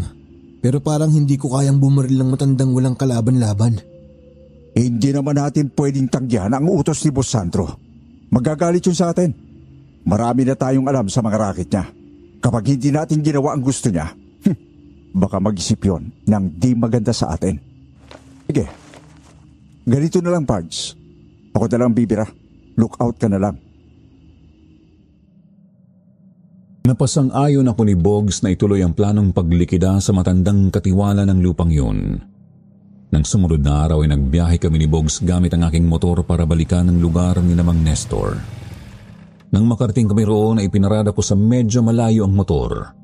Matapos ay tinungo na namin ni Boggs ang mga bahayan. Nagtago kami sa malalaking puno. Matapos ay kumuha ako ng 3 malalaking bato at binato ang pintuan ng bahay ni Mang Nestor. Kumalabog yun ng malakas. Parang hindi narinig, Pards. Batuhin mo pa ng isa. Sige, pumuesto ka na kung saan mas madali mo siyang mabibira. Lumipat nga sa isang malaking puno si Boggs na malapit sa pintuan ng bahay ni Mang Nestor. Tapos ay muli akong kumuha ng mas malaking bato. Muli kong binato ang pintuan at ang isa pang bato ay sa bubungan na pawid ko naman pinabagsak. Di nga nagtagal ay nakita kong bumukas ang pintuan ng bahay.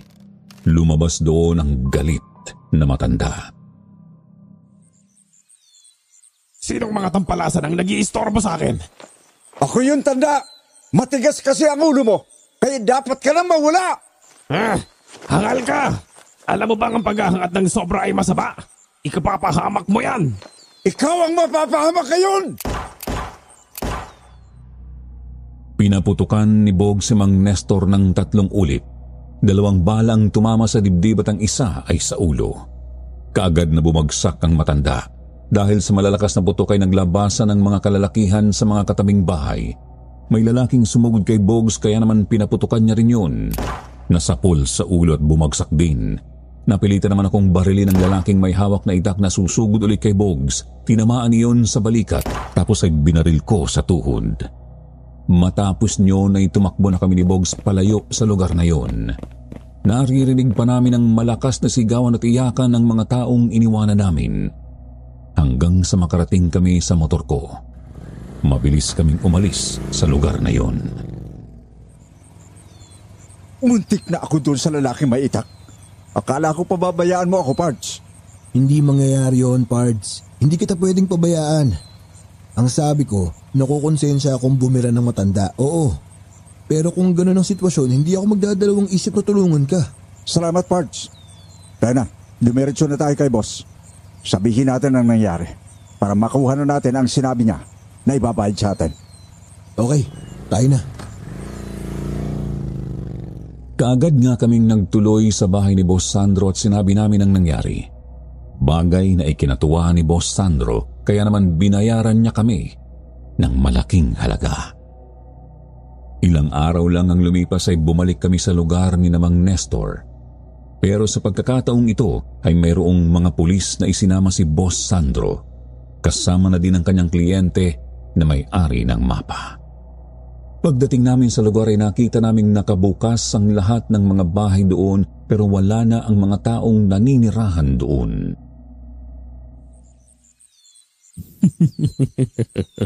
Tama nga ang naisip ko.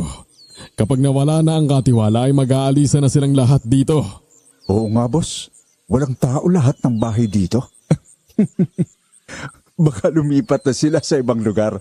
Bukas na bukas din ay sisimulan na natin ang operasyon sa lugar na to. Kapag nagkataon, malaki rin ang kikitain yung dalawa. Salamat naman kung ganoon, boss. Matapos nga na matiyak na wala ng tao sa lugar na yon ay kinausap na ni Boss Sandro ang Hapones niyang kliyente at itinuro ang malaking puno na palatandaan kung saan nakabaon ang ginto na tinutukoy sa mapa. Kaya naman natutuwa ang Hapones na hinawakan pa ang malaking puno at niyakap yun. Matapos ay nakipagkamay kay Boss Sandro. Di nagtagal ay umalis na ang Hapones at ang mga alalay na pulis. Naiwanan na kami doon ni na Boss Sandro. Dito na muna tayo hanggang sa mahukay ang gintong nakabaon dyan. Tinawagan ko na ang kontak ko para magpadala ng mga tauhan at equipment na gagamitin natin para matrace ang ginto. Okay, boss. Bogs, anong tinitingnan mo? Boss, para kasing meron akong nakitang tao roon na tumatakbo sa likod ng bahay na yon. Ganun ba? Tingnan nyo nga kung sino yon. Nang tunguhin ni Bogs ang sinasabing bahay ay bumunot siya ng baril kaya naman sinundan ko siya. Hawak ko na rin ang aking baril. Marahan naming nilapitan ang bahay na sinabi ni Bogs. Inikot naming dalawang bahay na yon. Pati ang loob ay pinasok namin pero wala naman kaming nakita na tao.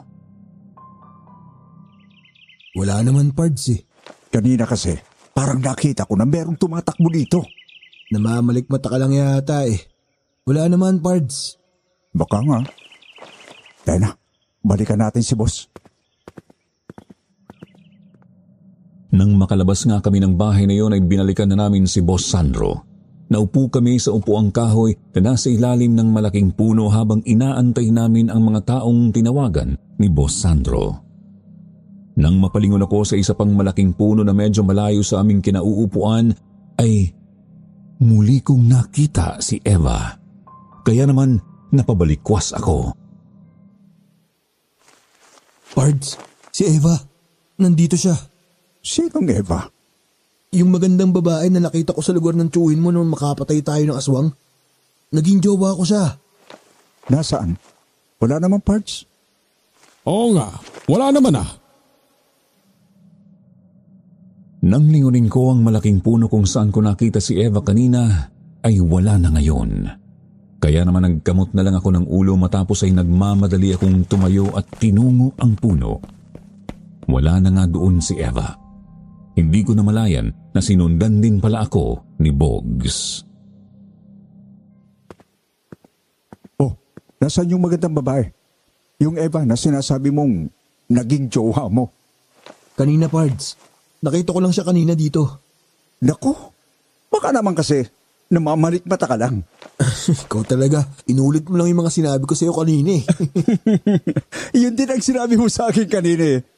Kagaya ngayon, wala din naman yung sinasabi. It means namamalikmata tayong dalawa.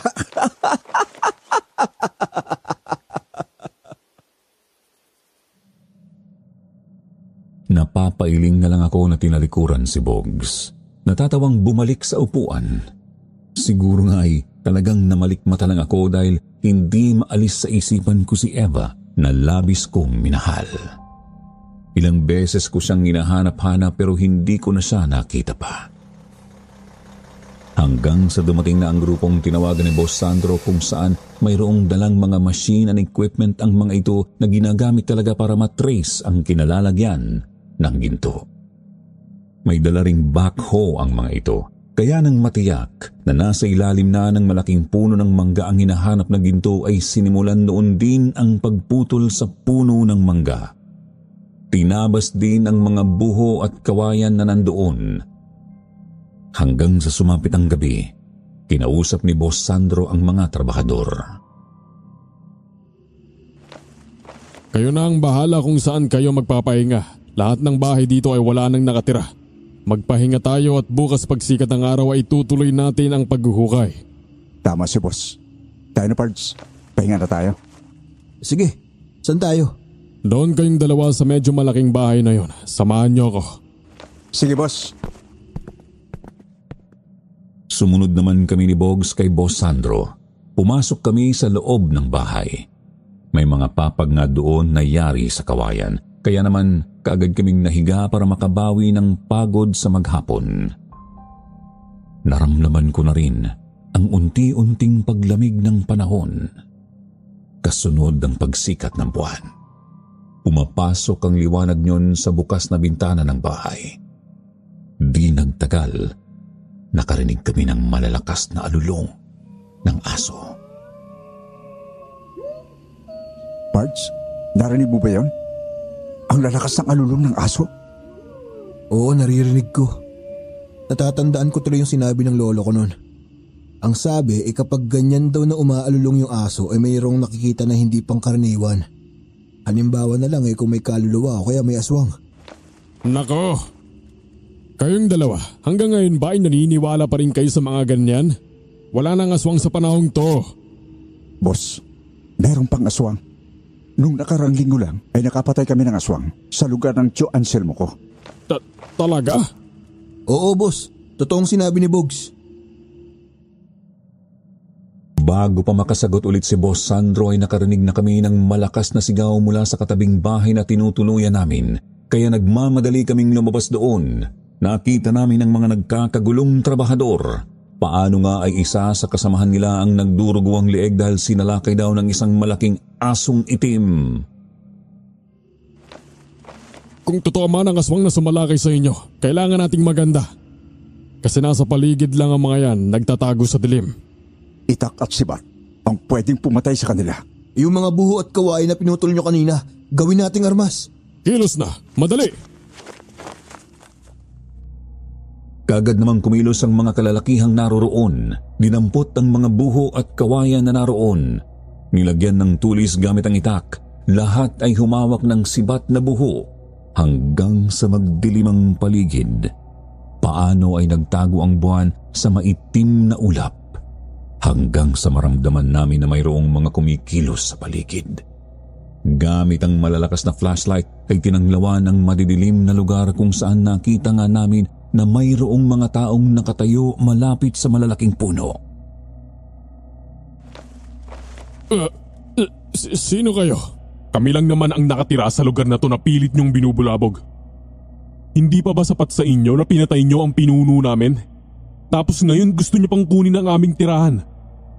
Ang mga taong kagaya ninyo, hindi dapat mabuhay. Kung ganun ay, hindi pala totoong umalis kayo at inabandon ang lugar na to. Tama ka. Inihatid namin sa kanyang libingan ng aming pinuno kaya lahat kami ay nakipaglibing. Tapos pagbalik namin meron ng mga tao dito at meron ng nakatira sa aming mga bahay. Hindi kami magtatagal dito. Mayroon lang kaming kukunin sa lugar na to at aalis na kami. Kaya umalis na kayo at pabayaan na lang kami. Bago mamatay ang aming pinuno, sinabi niya na hindi dapat mapunta sa inyo ang yaman ng aming grupo. Alam niyo bang kaya kami nandito ay para bantayan din ang kayamanang hinahangad niyo? Nang mahawi ang maitim na ulap at muling sumikat ang buwan at magliwanag sa lugar ay nakita namin na hindi pala mga ordinaryo ang mga taong kausap namin na nakapaligid sa lugar. Nang tamaan ng liwanag ng buwan ang mga iyon ay nagbago ng anyo. Naging mga aswang at sigbin. Galit na galit habang umaangil at nagsimula ng lumusob. Kaya naman gagad kong pinaputukan ang unang aswang na sumugod. Nasapol naman yun. Boss, takbo! Pumasok kayo sa bahay! Mga kasama, ipagtanggol nyo ang inyong sarili! Nalintik ka na. Napapaligiran tayo ng mga aswang. Naisaan nila tayo. Buong akala ko ay inabandon na nila ang lugar na to dahil sa pagkawala ng kanilang pinuno. Oo nga, boss! Dali! Sa loob ng bahay! Pumasok sa loob ng bahay si Boss Sandro. Kami naman ni Bogs ay tumulong sa mga kalalakihan na naroon para harapin ang mga aswang na nasa paligid. Bawat aswang na makita ko ay pinapaputukan ko, pero may mga aswang na sobrang liksi at lakas. Mayroon ding malalakas na kaagad na kalapit sa kasamahan namin. Nilapa yun kaya naman nagkagulo na sa paligid. Nagkanya-kanya na ng takbo at pagtatago ang lahat. Pumasok kami ni Bog sa bahay kung saan naroon si Boss Sandro. Napapaligiran na ng aswang ang buong lugar na to, boss. Anong gagawin na natin? Kailangan makahingi tayo ng saklolo galing sa labas. Kaya lang, ay naroon yung cellphone ko sa bag na nasa kabilang bahay na tinuluyan natin kanina. Nandun pa sa papag na hinihigan mo, boss? Sige, ako nang kukuha, parts. Nandun din yung bag ko. Nandun yung reserba kong bala. Sige, parts. Mag-iingat ka. Marahan nga akong lumabas ng bahay. Nagmasid muna ako sa paligid. Nakita ko na ang mga aswang ay abala pa rin habang nilalapa ang mga trabador na naroon na patuloy ding lumalaban kahit natatakot sa kanila. Marahan akong nagtago sa kamada ng mga kahoy tapos ay pumasok sa loob ng bahay na tinuluyan namin kanina. Hindi naman yun kalayuan kaya nakapasok agad ako. Nakuha ko ang bag ni Boss Sandro tapos ay nakuha ko na rin ang aking bag. Pinalitan ko ng magasin ng aking baril tapos ay lumabas na ako ng bahay at binalikan sina Boss Sandro. Kailangan na nating umalis habang abala pa sila sa mga trabahador. Kapag nakarating tayo sa kotse, ligtas na tayo. Sige, tayo na, dali. Pards, may bala ka pa? Oo, meron ba? Kung ganun tayo na. Muli nga ay maingat kaming lumabas ng bahay. Sa kabilang bahagi kami dumaan. Pero dahil balwarte nga iyon ng mga aswang ay madali nilang napansin ang pagtakas namin. Kaya naman nang hinabol na kami ng mga aswang ay tumakbo na kami sa kakahuyan taliwas sa plano na papunta sa kotse dahil may mga aswang nang nakaharang sa daraanan papunta doon. Boss Sandro! Tayo na! Madali! Basta huwag niyo akong iiwanan. Kapag naligtasan natin ang mga aswang na ito, babayaran ko kayo ng malaking halaga. Hayaan na sila! Napakarami nila na humahabol sa atin! Habang tumatakbo kami sa kakahuyan ay lumilingon ako paminsan-minsan sa gawing likuran namin kung saan nakita ko ang napakaraming mga aswang na humahabol sa amin. Galit na galit ang mga iyon. Naririnig din namin ang malalakas na pag-angil ng mga iyon. Kaya naman ang takot at paghahangad na mabuhay ay damang-dama ko. Napabilis ng aming pagtakbo para matakasan ang kamatayan. Hanggang sa madapa si Boss Sandro. Boss, tumayo ka! Hindi ko na kaya! Hindi ko na kaya! Pagod na ako! Mga lintig na aswang yan! Lalaban na ako ng sabayan! Pagod na ako! Patay na akong patay! Mauna na kayo! Bilis! Pero boss! Salamat sa pagiging tapat ninyo sa akin. Pero siguro hanggang dito na lang ang pagsasama natin. Iligtas nyo na ang mga sarili nyo. Pipigilan ko sila. Nang tumayo si Boss Sandro, nakita ko ang pagkadesperado niya. Tiningnan niya ang hawak na baril, tapos ay napatingin sa amin, kaya naman naunawaan na namin ni Bogs yun. Nagmamadali na kaming tumakbo pero hindi pa kami nakakalayo ay nakarinig kami ng malalakas na putok ng baril. Kaya nang saglit akong tumigil sa pagtakbo at lingunin si Boss Sandro ay nakita kong kinalaban niya ang mga humahabol na aswang. Dinumog siya ng mga aswang na naroon. Nabitiwan niya ang baril at mula sa kanyang bagay mayroon siyang kinuha. Isa pala iyong granada. Ah! Mamatay kayong lahat! Kasunod niyo na yung malakas na pagsabog. Kitang-kita ko ang pagsambulat ng mga katawan ng mga aswang na nadamay sa pagsabog na yun.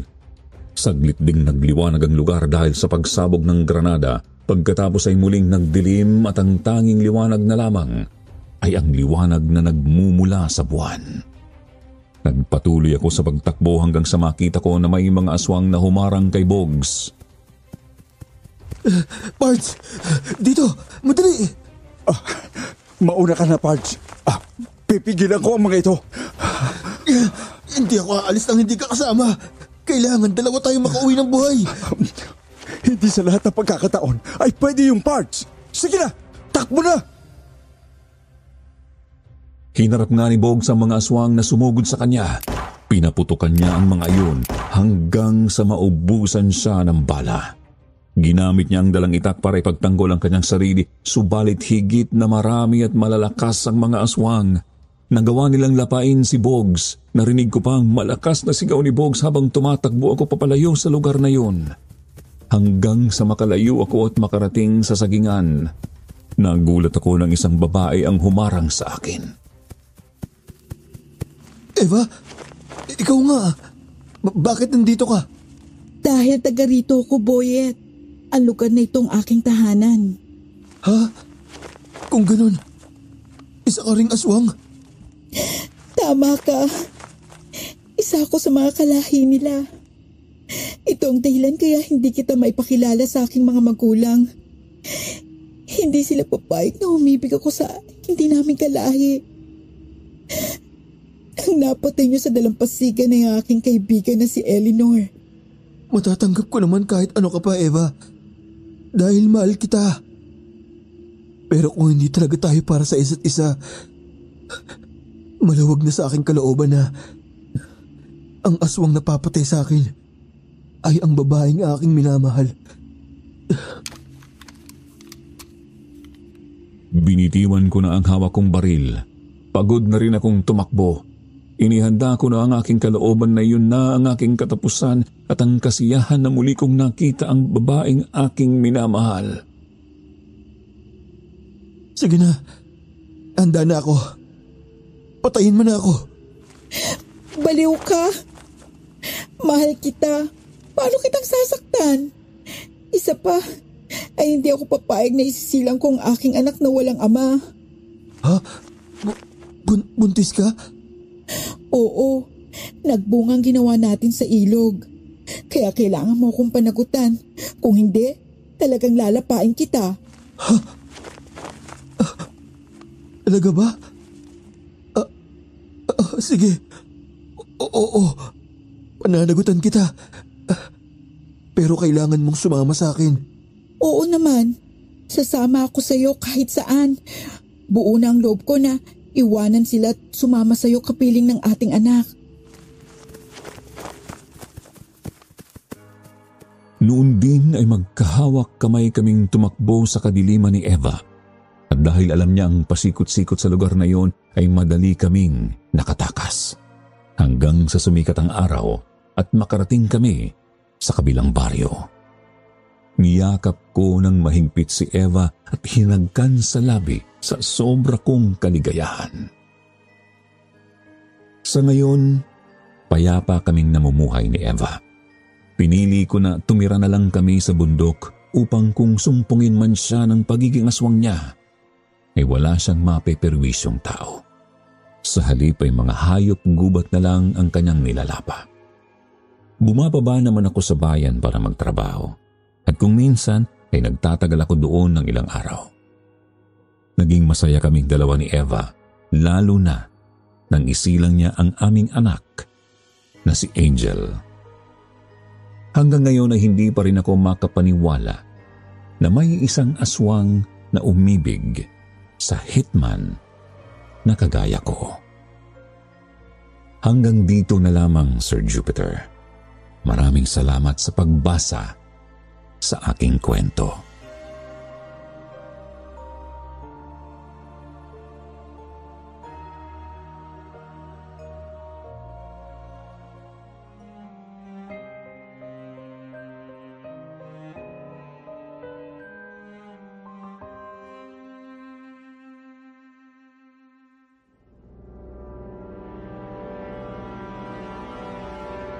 Babaerong Sakristan.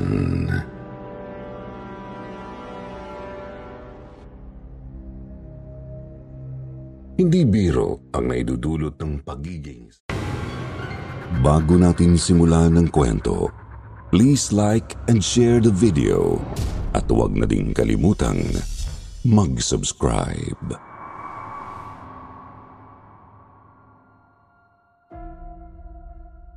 Magandang araw sa lahat. Kagaya ng iba nating mga kababayan na nagkaroon ng kakaiba at nakakatakot na karanasan, ay nais ko ring ibahagi ang aking kasaysayan na nangyari maraming taon na ang nakakaraan. Ako po si Gina at kasalukuyan ay 60 years old na at kasalukuyang naninirahan dito sa Nueva Ecija. Hindi ko natutukuyin ang mismong baryo namin para na rin sa kapakanan ng ilang mga kababayan ko na nasangkot sa kwento na nangyari noong ako'y dalaga pa. Noong ako ay nasa 20 taong gulang pa lamang. Ipinanganak ako sa mahirap na pamilya. Ang aking itay ay isang magsasaka at ang aking inay naman ay tindera ng gulay sa palengke na malapit lang din naman sa aming baryo. Solong anak lang ako. Kaya naman alagang-alaga ako ng aking inay. Bata pa lang ako ay palagi na akong pinupuri ng lahat dahil hindi sa pagyayabang ay maganda ako. Maputi, matangos ang ilong at apple shape ang labi. Kaya mula sa aking elementary days ay palagi na akong muse sa aming school. bagay na palaging ipinagmamalaki ng aking mga magulang. Sabi pa nga ni inay, ang aking kagandahan ang mag-aahon sa amin sa kahirapan. Hanggang sa magdalaga na ako ay palagi pa din akong nakukuhang muse. Nasa college na ako nang dumating ang mabigat na pagsubok sa amin at nang umuwi ako isang araw. Inay, bakit maraming tao dito sa atin? Bakit kayo umiiyak? Gina, ang itay mo. Ano pong nangyari kay itay? Wala na ang itay mo, Gina. Patay na siya. Nadisgrasya siya sa bukid. Tinamaan ng kidlat ang ating kalabaw na sinasakyan ng itay mo. Ano po? Ang itay? Wala na ang itay? Kaagad na tumulo ang luha ko nang ituro ni inay ang papag na kinahihigaan ni itay. May nakatakip na kumot sa buong katawan niya. Nanginig ang aking labi at pakiramdam ko ay biglang nanghina ang katawan. Tapos ay marahan kong nilapitan si itay. Hilam na sa mukha ang aking mga mata. Ang lakas ng tibok ng aking puso. Dahan-dahan kong hinawi ang kumot na nakatakip sa kanya dahil gusto ko siyang makita. Nang maibaba ko na ang kumot hanggang sa kanyang dibdib, nakita ko ang sunog na mukha ni itay at ang malaking sugat mula sa pisngi hanggang sa dibdib, tanda ng pagtama ng kidlat. Itay, kaya ba niyakap mo ako ng mahigpit kanina bago ako pumasok sa school? Kasi yun ang huling pagkakataon na magkikita tayo. Ang daya-daya mo naman eh. Sinabi ko naman sa'yo na hintayin mo ko. Na kapag nakatapos ako ng pag-aaral, ay matutulungan na din kita. Makakapagpahinga ka na, itay. Pero bakit ganito? Sinabi ko na kasi sa kanya na wag nang magpunta sa bukid. Dahil malakas ang ulan. Napakatigas kasi ng ulo. Sabi niya yun daw ang magandang pagkakataon para mag-araro kasi malambot ang lupa at hindi maiinitan ng kalabaw. Bakit hindi kayo nakinig, itay? Bakit iniwan niyo kami? Ang daya-daya mo naman. Ang hirap tanggapin ito, alam mo ba yun? Paano na kami ngayon?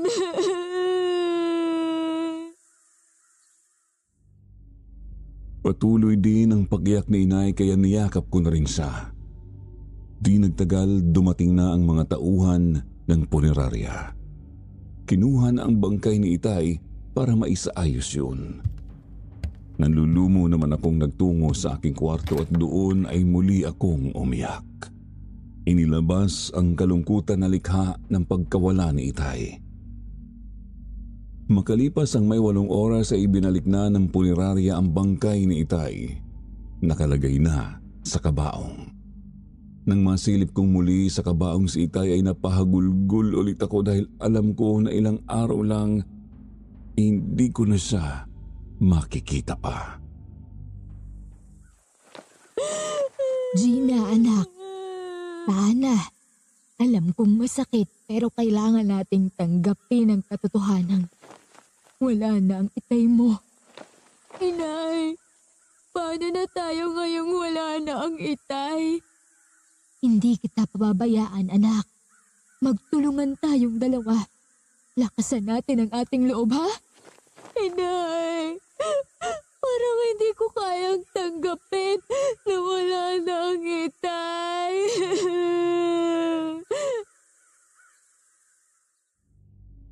Sa sobrang sama ng loob ko, pakiramdam ko ay nanikip ang aking dibdib hanggang sa mawalan na pala ako ng malay.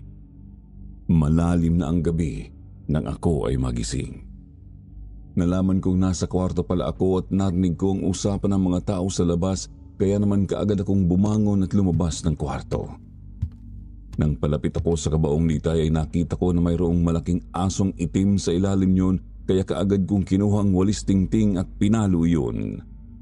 Tinamaan sa likod ng aso kaya umangil yun na parang naggalit sa akin. Walang hiya kang aso ka? Anong ginagawa mo dyan, ha? Anong nagkaroon ng aso dyan? Tulungan niyo kami!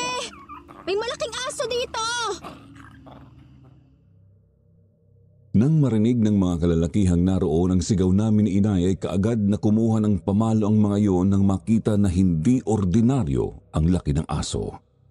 Isang lalaki ang pumalo sa aso pero hindi man lang yun ininda ng aso, bagkus ay dinamba ang lalaki at kinagat sa braso. Nang tumayo ang malaking aso ay halos mas malaki pa ito sa mga kalalakihang naroroon. Gabunan iyan.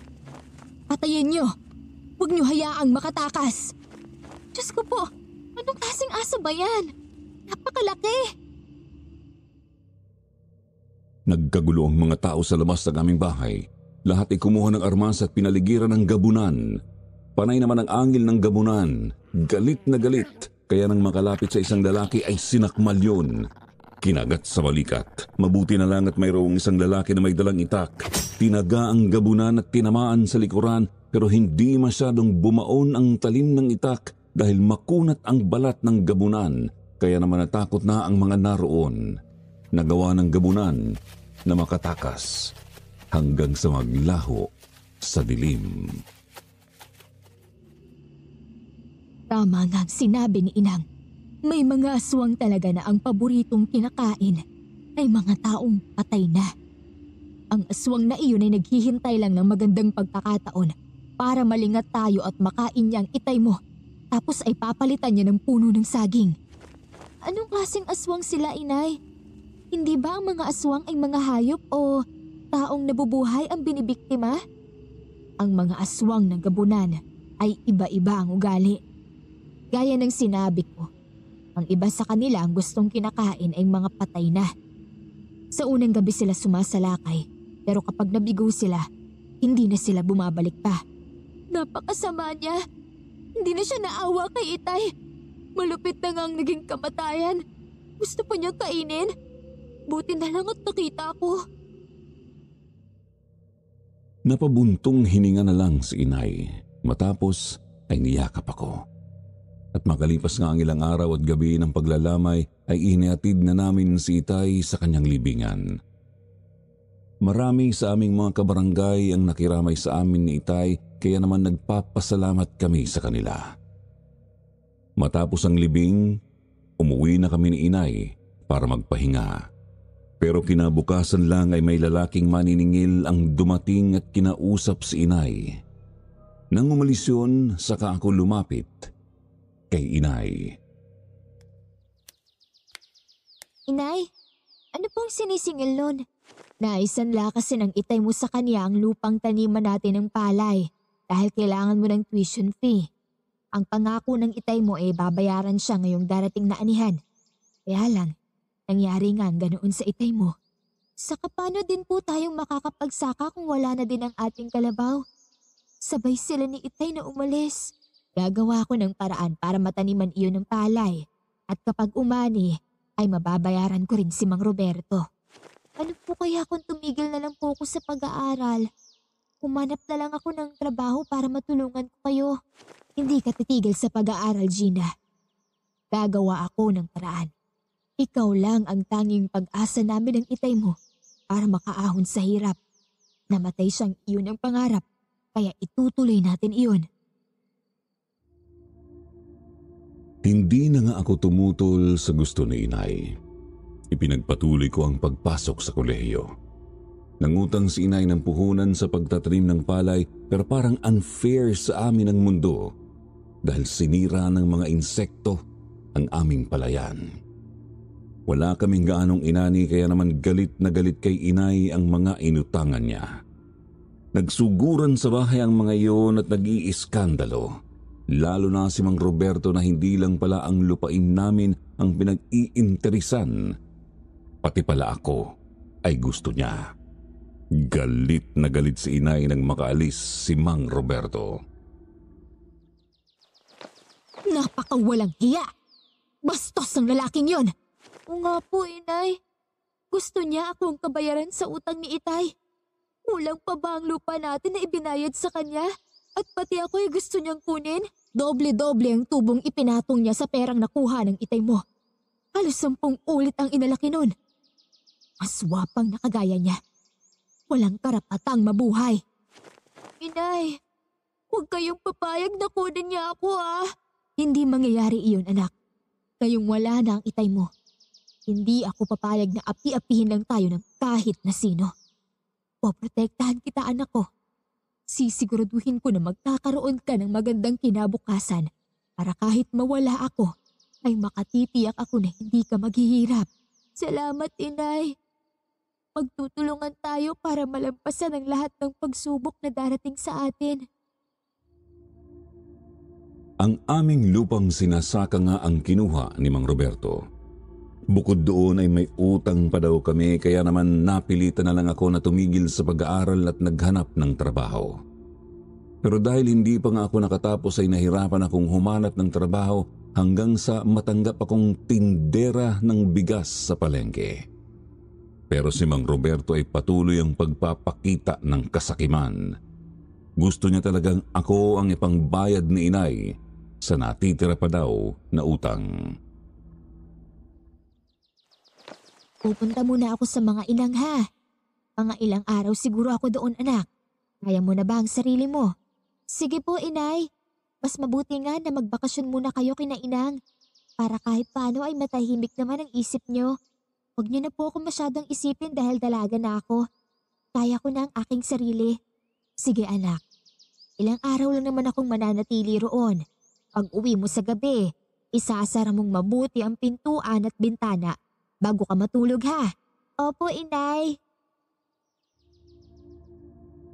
Kinabukasan nga ay umalis na si inay para pumunta sa mga lola ko na nasa Urdaneta, Pangasinan.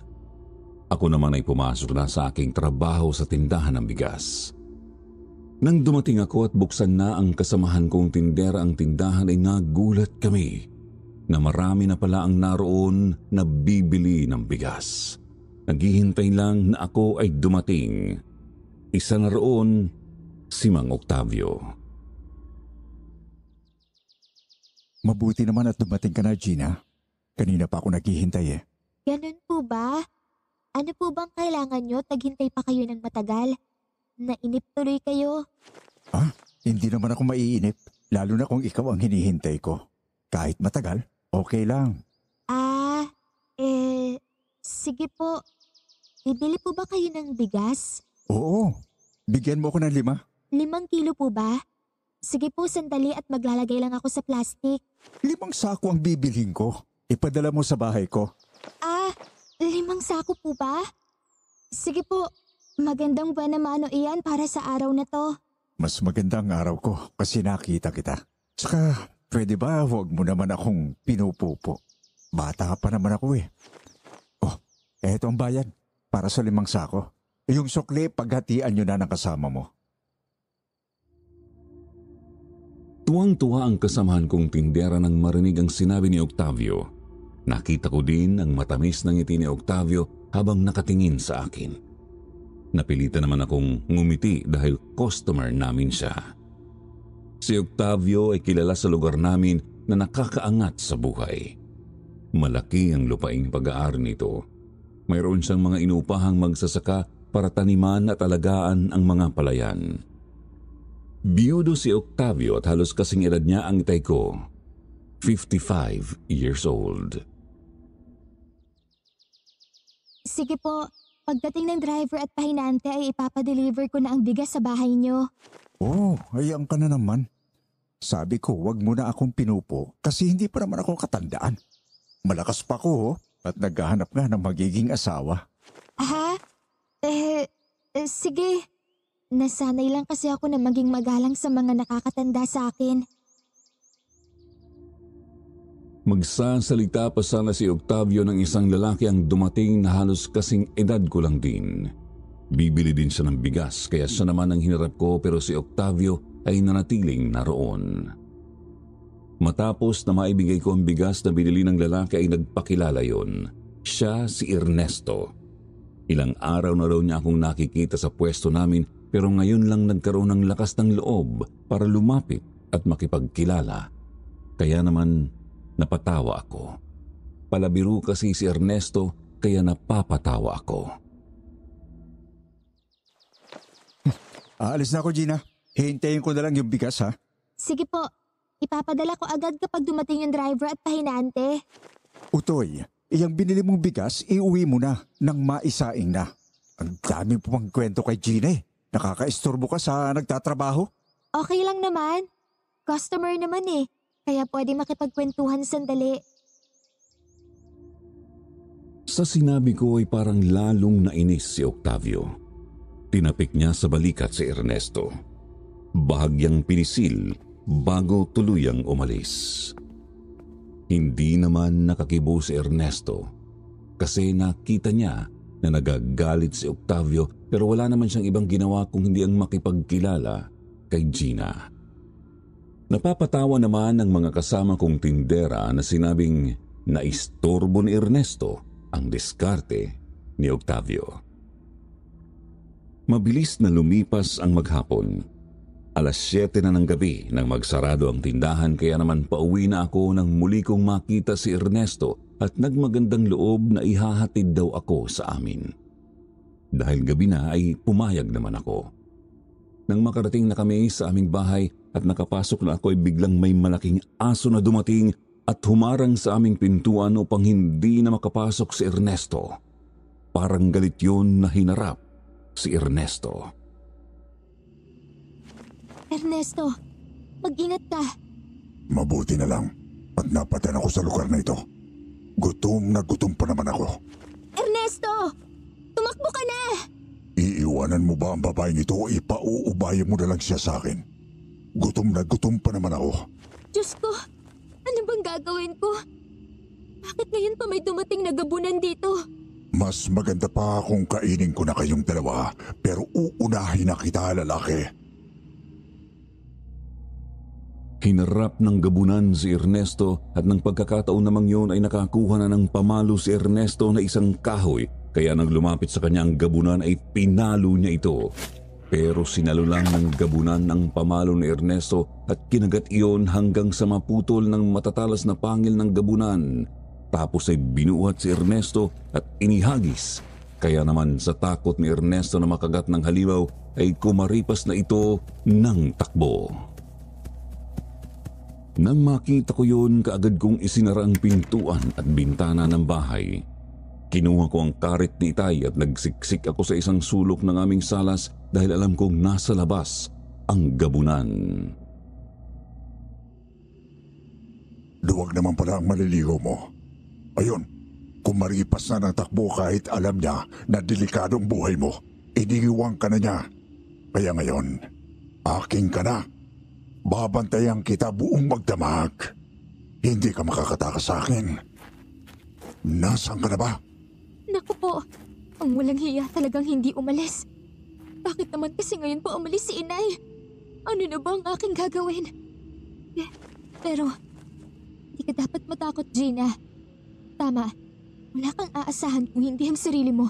Kaya dapat maging matapang ka kung hindi. Mamamatay ka.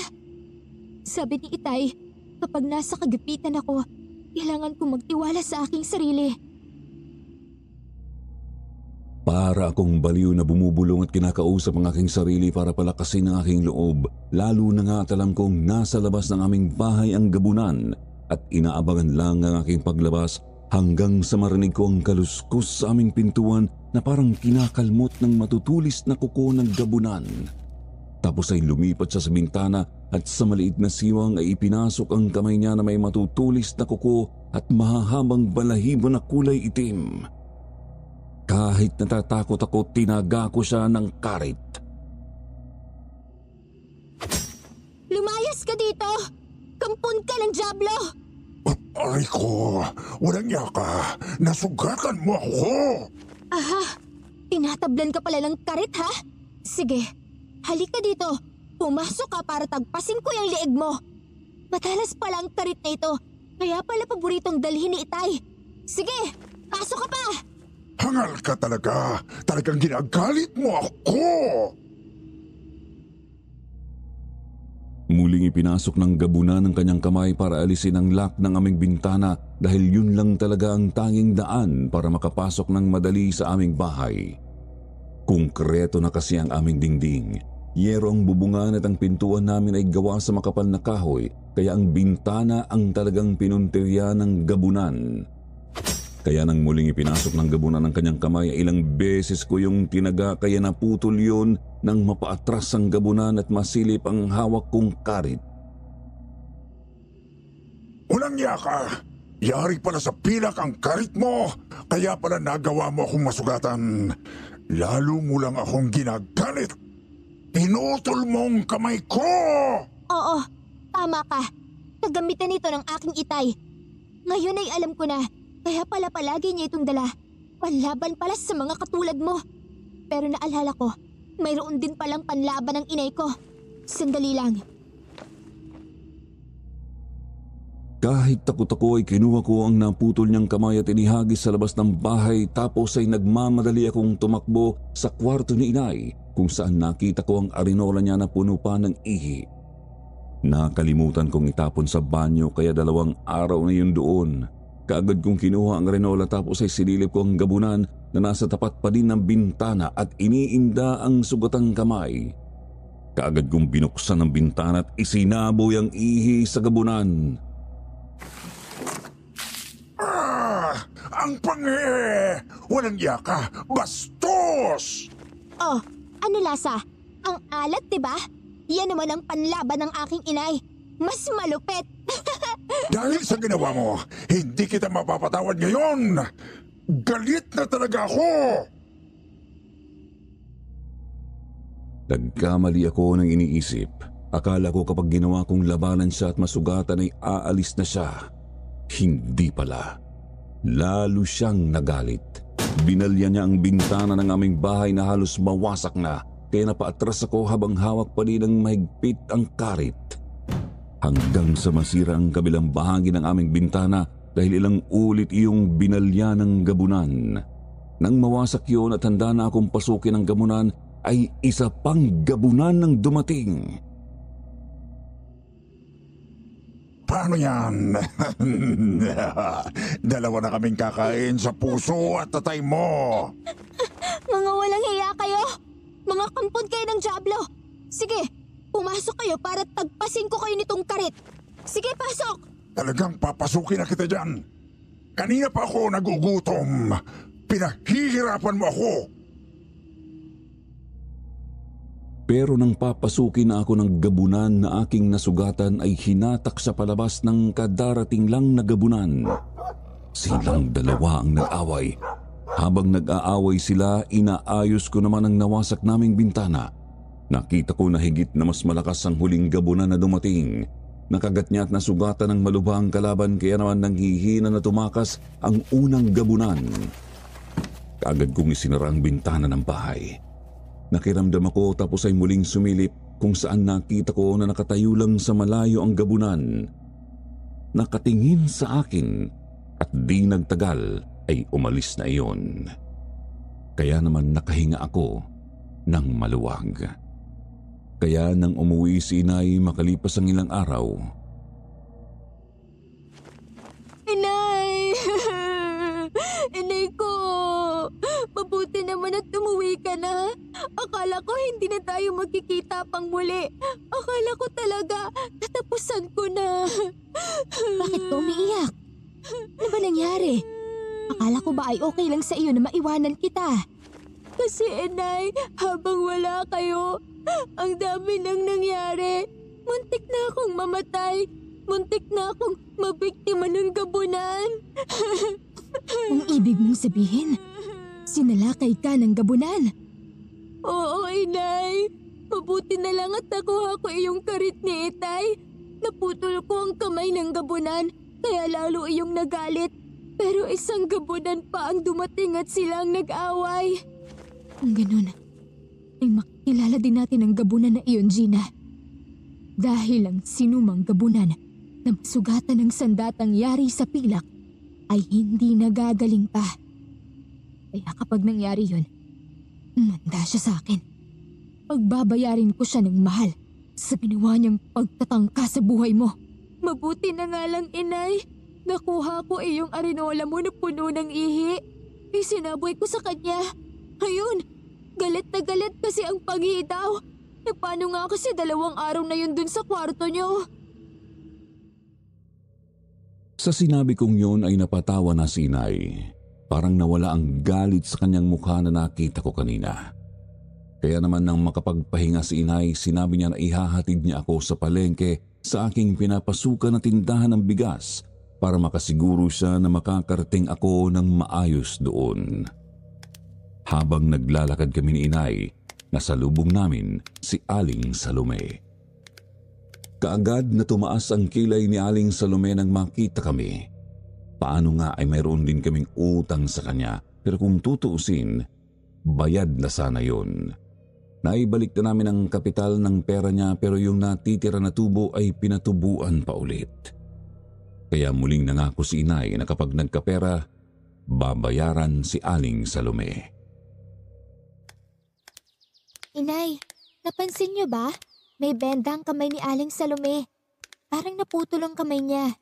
Oo nga eh. Teka, hindi kaya. Tama! Pareho tayo nang iniisip, inay. Si Aling Salome ang gabunan na nagtangka sa buhay ko. Napakasama niya. Sinamantala niya na wala ako. Dahil sa ginawa niya, hindi ko na siya babayaran. Kapag naningil siya, sasabihin ko sa kanya ang ginawa niya sa iyo. At sasabihin ko din sa kanya na ipapaalam ko sa mga tao ang lihim niya. Tama kayo, inay. Para taong baryo na ang humusga sa kanya. Tama ka, anak. Ang mga kagaya ni Salome dapat mawala. Sigurado kong siya din ang gabunan na gusto pang biktimahin ang itay mo kahit nasa kabaong na. Oo nga, inay. Nabigo siya sa pagkain kay itay dahil sa akin. Kaya inis na inis siya na binalikan ako.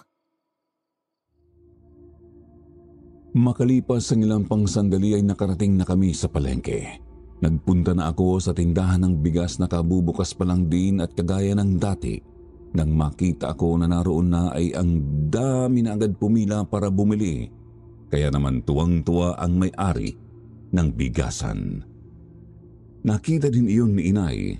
Kaya naman sa halip na umuwi siya ay tumambay muna siya doon at pinanood ang mga naroon na bumibili ng bigas sa akin. Nakipagkwentuhan din si inay sa amo kong babae. Naririnig din niya ang mga biro at matatamis na salita ng mga lalaking bumibili ng bigas. Tapos ay lumapit siya sa akin. Para kang artista na pinipilahan dito ah. Lahat ay magagaling magsalita.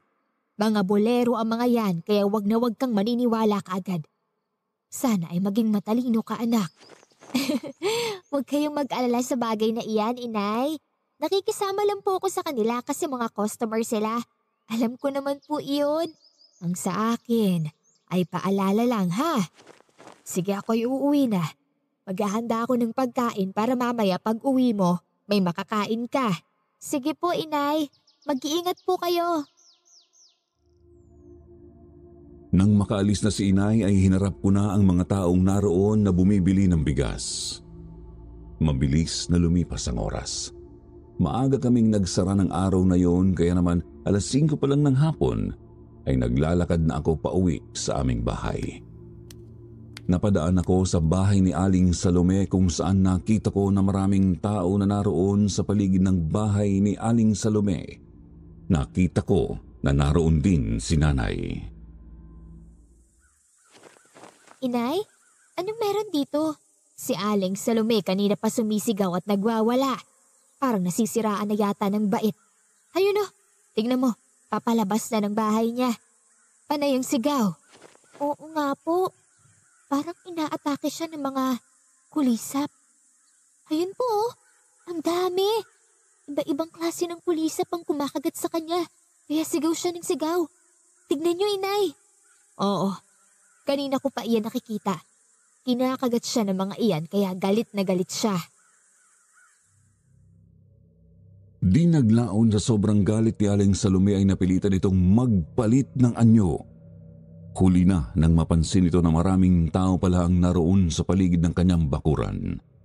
Nasaksihan ng lahat ang pagiging gabunan ni Aling Salome. Kaya naman galit na lumapit sa bakod na yari sa kawayan si inay. Walang hiya ka talaga, Salome! Ikaw pala ang gabunan na namemerwisyo dito sa atin. Muntik mo nang kainin ng asawa ko. Pati ang anak ko'y gusto mong biktimahin. Nang makita kami ni Aling Salome ay bumakas ang galit sa mukha niya. Ngayon ay hindi na pinansin ng mga kumakagat na kulisap sa buong katawan. Sinugod niya kami pero ang mga kalalakihang naroon ay nakakuha na ng pamalo at panggapos. Pinagtulungan nilang hulihin at gapusin si Aling Salome na nasa anyong gabunan. Sabi kasi ng isa sa mga naroon ay magagamot pa si Aling Salome. Pero ang mga kulisap ay nagpatuloy sa pagsalakay kay Aling Salome dahil mas marami pang bubuyog, putakti, hantik, lamok, alupihan at iba pa ang dumating at kinain si Aling Salome. Ang iba ay pumasok sa bibig, ilong, tenga at mata ni Aling Salome. At dahil nakagapos siya, wala siyang kalaban-laban. Ilang sandali pa, namatay si Aling Salome. Nag-alisa na mga kulisap, inay. Parang pinatay lang nila si Aling Salome tapos iniwanan na. Hindi na niya kinaya ang hirap. Tignan mo, naukit ang mga mata niya. Naubos ang ilong at tiyak pati ang utak niya ay ubos na din. Kinain ng mga insekto. Pinagbayaran lang niya mga kasalanan ginawa niya. Pero at least, hindi tayo naging dahilan ng kamatayan niya. Kaya malinis pa din ang ating konsensya. Oo naman. Halika na. Umuwi na tayo at nang makakain na ng hapunan. Ang mahalaga ay mapapanatag na tayo kasi wala na ang gabunan. Katulad namin ay nag-alisa na din doon ang mga taong nakasaksi sa nangyari.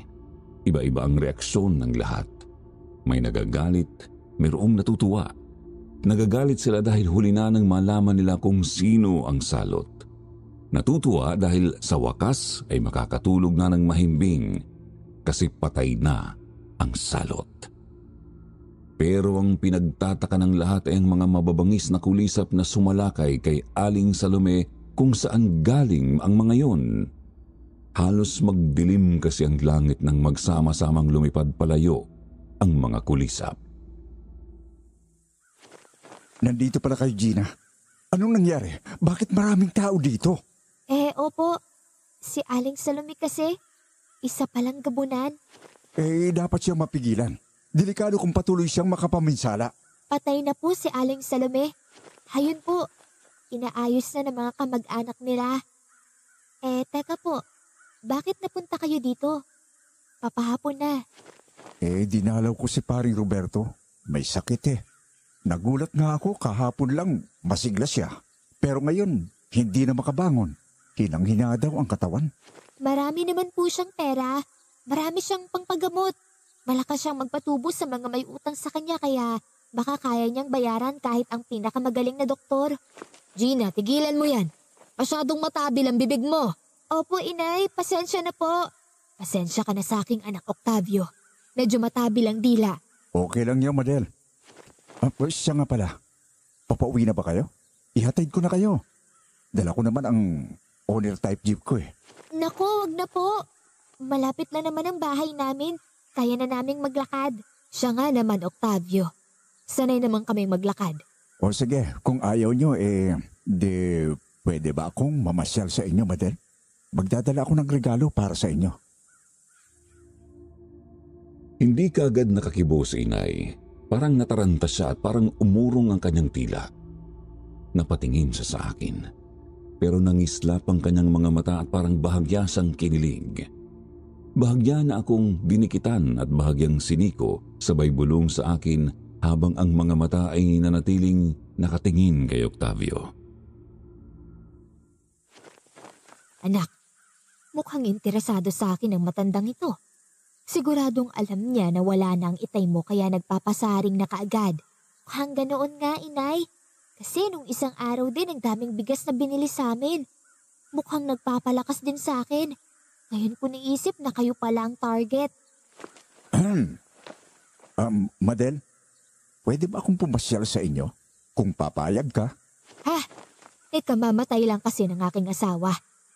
Pangit naman kung makikita ka ng mga kapitbahay ko na nagpupunta sa amin. Baka pwede sa babang luksa na lang niya. Sige, payag ako. Basta Madel, kapag kailangan nyo ang tulong ko, magpasabi ka lang. Salamat. Matapos yun ay tumalikod na si Mang Octavio. Sumakay na sa kanyang owner at umalis. Nang mapadaan sa tapat namin ay ngumiti siya ng matamis, kaya naman napangiti na rin si Inay. Muli ay nakita kong nangislap ang mga mata ni Inay at para siyang kinilig sa mga ngiti ni Mang Octavio. Inay ha? Kamamatay lang ni Itay kung may kiringking ka na. Uy anak, bastos talaga yan dila mo. Siyempre, hindi ko naman basta makakalimutan ng Itay mo kasi naging mabuti siyang asawa. Pero kasi wala na siya at kailangan mong makatapos ng pag-aaral. Kailangan nating mabuhay. Nagkataon na, may asim pa pala ako kaya, ayan si Octavio. Siya ang magbibigay ng pangarap kong maginhawang buhay. Inay, salamat po. Kasi puro pa rin ang kapakanan kong nasa isip niyo. At magandang buhay para sa akin ang pangarap niyo. Dalawa na lang tayong magkasama, anak. Kailangan maging matatag tayo. Kailangan nating lumaban sa malupit na takbo ng buhay. Lahat gagawin ko. Maprotektahan ka lang. Inakbayan na ako ni Inay tapos ay naglakad na kami pauwi. Nang makarating kami sa bahay ay sabay na kaming kumain ni Inay. Matapos nyon ay nagkulong na siya sa kanyang kwarto. Kaya naman nagpunta na rin ako sa aking kwarto at nahiga sa papag na naroon. Talagang napagod ako sa ilang araw na nakaraan. Idagdag pa ang puyat, kaya naman di nagtagal, nakatulog na ako. Kinabukasan pumasok ako na maaga. Hindi na ako nagpatid kay Inay kasi wala nang dapat ipangamba. Nakita ko ulit si Mang Roberto na nagpapainit sa sikat ng araw habang inaalalayan ng asawa. Sobra ang ipinayat ni Mang Roberto. Parang sobrang hina na din ng katawan nito. Nangangatog ang tuhod sa paglalakad. Nakailang hakbang lang at ito ay natumba. Dahan-dahan itong bumangon nang makita ako. Naupo sa upuang ibinigay ng asawa nito. Nang makita ako ni Mang Roberto parang nahiya siya at di makatingin sa akin dahil sa kanyang kalagayan.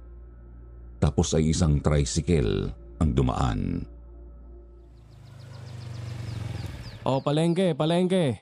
Sakay ka ba, miss? Sige, sasakay ako. Mang Roberto, mukhang ang laki ng ibinagsak ng katawan mo ah. Anong nangyari sa'yo? May sakit ka ba? Hingal na hingal si Mang Roberto. Hindi na niya magawang magsalita. Parang kahit ang dila niya ay umatras na. Palagi niyang hawak ang sikmura. Bakas sa kanyang mukha na sumasakit yun.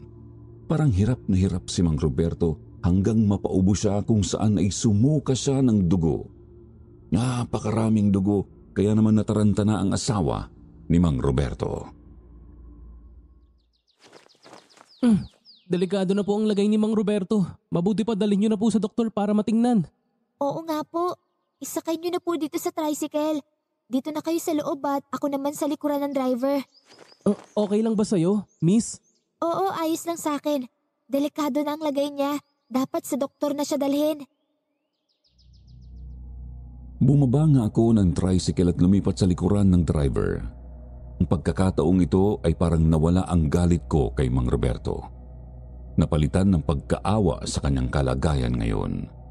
Sinabi ko na din sa tricycle driver na idiretso muna sa ospital bago ako idaan sa palengke dahil nakikita ko na panay ang pagsuka ni Mang Roberto ng dugo at ang dugong isinusuka niya ay mayroong mga buhay na uod at bulate kasama na ang matatabang linta na parabang ito ang sumira sa loob ng katawan ni Mang Roberto. Matapos ihatid sa ospital si Mang Roberto ay inihatid na ako sa palengke ni Riden. Miss, pasensya ka na ha. Nakapamasyal ka pa tuloy bago ka nakarating dito. Ayos lang yun. Kawawa naman kasi si Mang Roberto eh. Sana lang makaligtas pa siya. Ano kayang sakit ang dumapo sa kanya? Hindi ko alam kung anong klaseng sakit yon. May mga uod sa sinusukan niyang dugo. Nagtataka mga doktor kasi pati linta isinuka niya. Nakakatakot naman pala ang nangyari sa kanya. Oh, etong bayad ko. Naku, huwag na.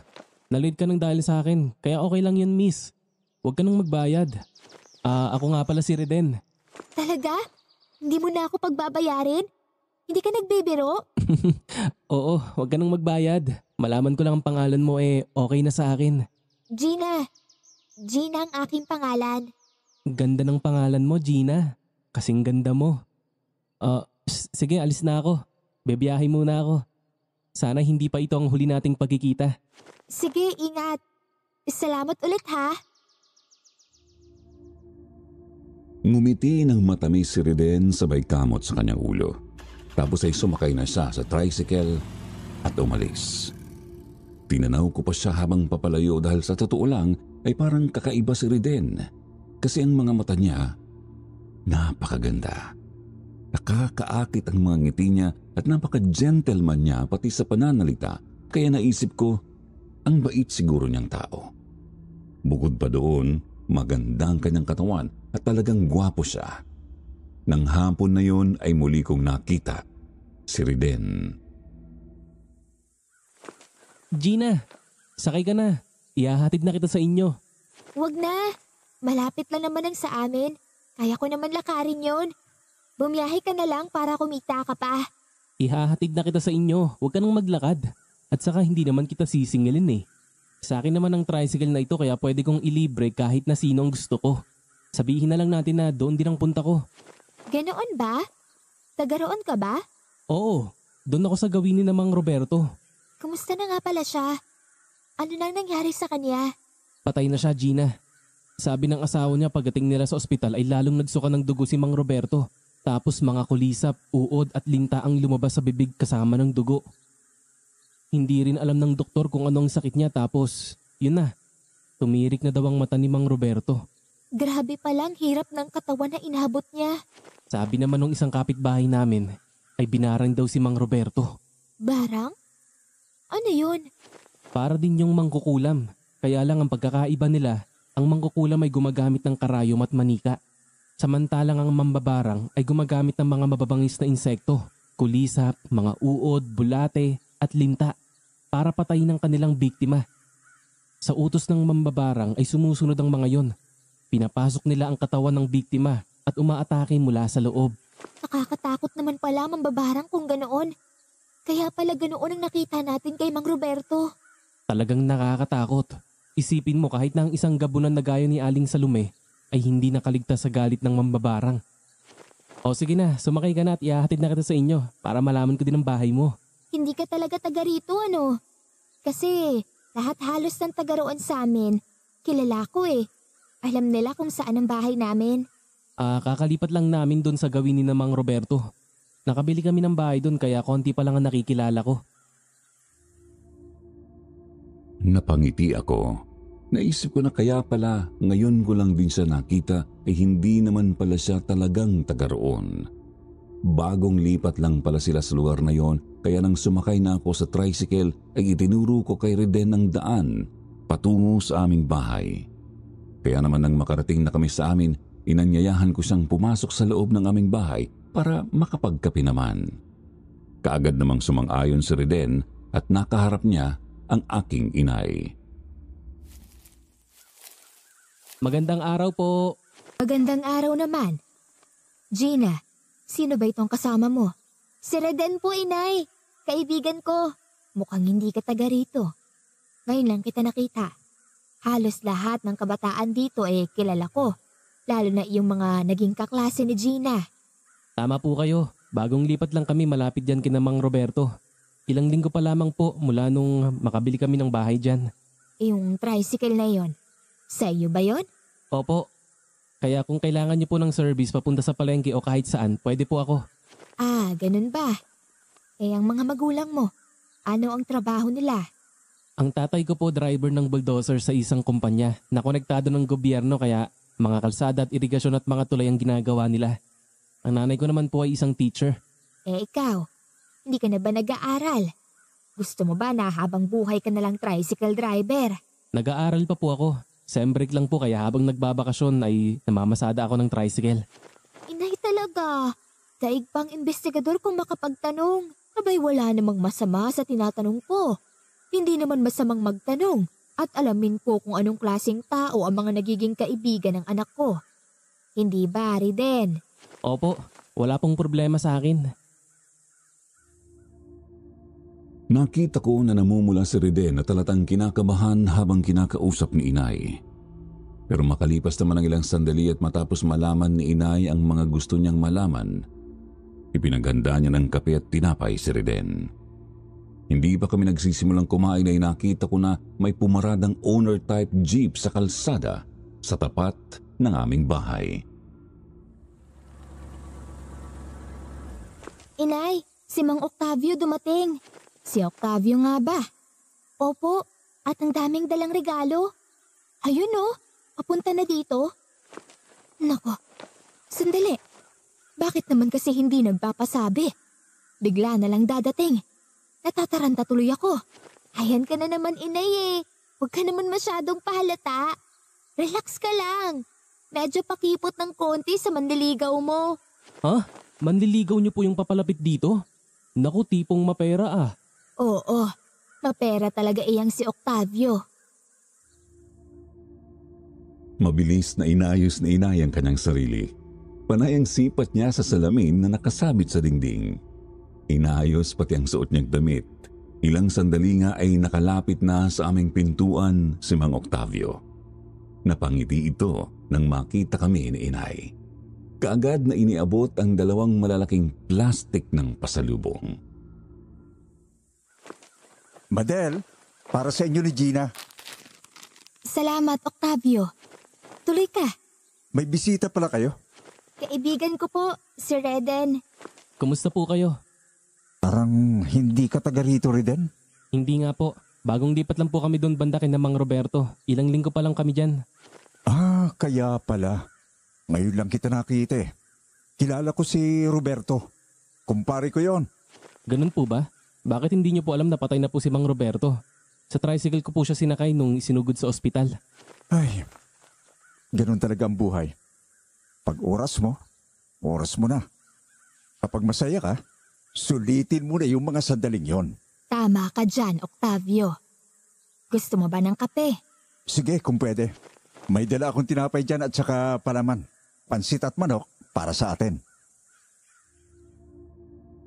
Napangiti si Inay tapos ay tumayo siya at nagtungo sa kusina. Sinundan ko naman siya doon para tulungang ihanda ang mga pagkain na dala ni Mang Octavio. Pansit, tinapay at isang buong litsong manok. Nakita ko ang kasiyahan sa mukha ni Inay habang nagtitimpla ng kape.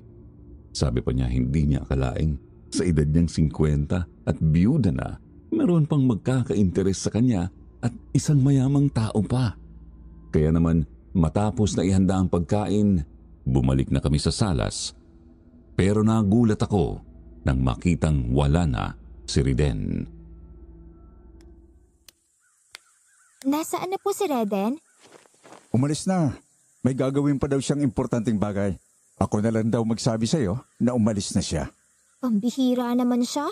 Hindi man lang nagpaalam. Hindi man lang hinintay na makabalik kami dito. Nagmamadaling umalis eh. Sabi ko nga magpaalam sa'yo. Sabi ako na lang ang magsabi na alis na siya. Hayaan mo na, Gina. Baka naman kasi importante talaga. O siya, sige. Kumain na tayo. Pinagsaluhan nga naming tatlo ang mga pagkaing dala ni Mang Octavio. Masayang masaya kaming tatlo habang kumakain. At matapos yun ay nagpaalam na din si Mang Octavio. Pero nangako na madalas siyang papasyal sa amin. Pinayagan naman siya ni Inay. Nang sumunod na araw ay naglakad ulit ako patungo sa palengke kung saan ako pumapasok. Panay ang tingin ko sa mga tricycle na dumaraan. Iniisip na daraan si Riden. Pero nakarating na ako sa palengke ay hindi ko siya nakita. Ewan ko pero parang hinahanap-hanap ko si Riden. Good morning. Magandang umaga din po. Bibili po ba kayo ng bigas? Oo, magpa-deliver ka sa amin ng 5 kaban. At sa inyo, yung 1 kaban na bigas. Sa amin po yung 1 kaban? Oo, naroon naman ang inay mo, hindi ba? Matatanggap niya yon. Opo, sige po. Oh, eto ang bayad. 3,000 yan. Sobra-sobra po ito. Sa iyo na ang sobra para may panggastos ka. Tsak na meron kang mga gustong bilhin. Ayan ang pera, bumili ka ng gusto mo. At huwag ka nang tumanggi, ha? Salamat po. Matapos na iabot sa akin ni Mang Octavio ang pera, umalis na siya. Ibinigay ko naman sa may-ari ang bayad ng 6 na kaban ng bigas at ang sobra ay sa akin napunta. Nang dumating ang driver at ang pahinanti ay ipinadeliver ko na ang bigas ni Octavio at ang bigas para sa amin. Kaya nang hapong yun, pagkatapos ko sa trabaho ay naghanap ako ng damit sa palengke. Noon ko muling nakita ang isa kong manliligaw na si Ernesto. Magaling na ang sugat niya sa braso na likha ng gabunan na si Aling Salome. Muli ay nanuyo si Ernesto. Inihatid ako sa amin. Wala na si Ernesto nang muling dumalaw si Octavio. Magandang gabi, Gina. Magandang gabi po. Tuloy po kayo. Salamat. Sandali po at tatawagin ko ang inay. Nasa kwarto po nagpapahinga lang. Wag na, Gina. Ikaw naman talaga ang dahilan kaya ako dumalaw dito. Gusto kitang maging asawa. Ako po? Akala ko po ang inay ang nililigawan niyo kaya palagi kayong narito.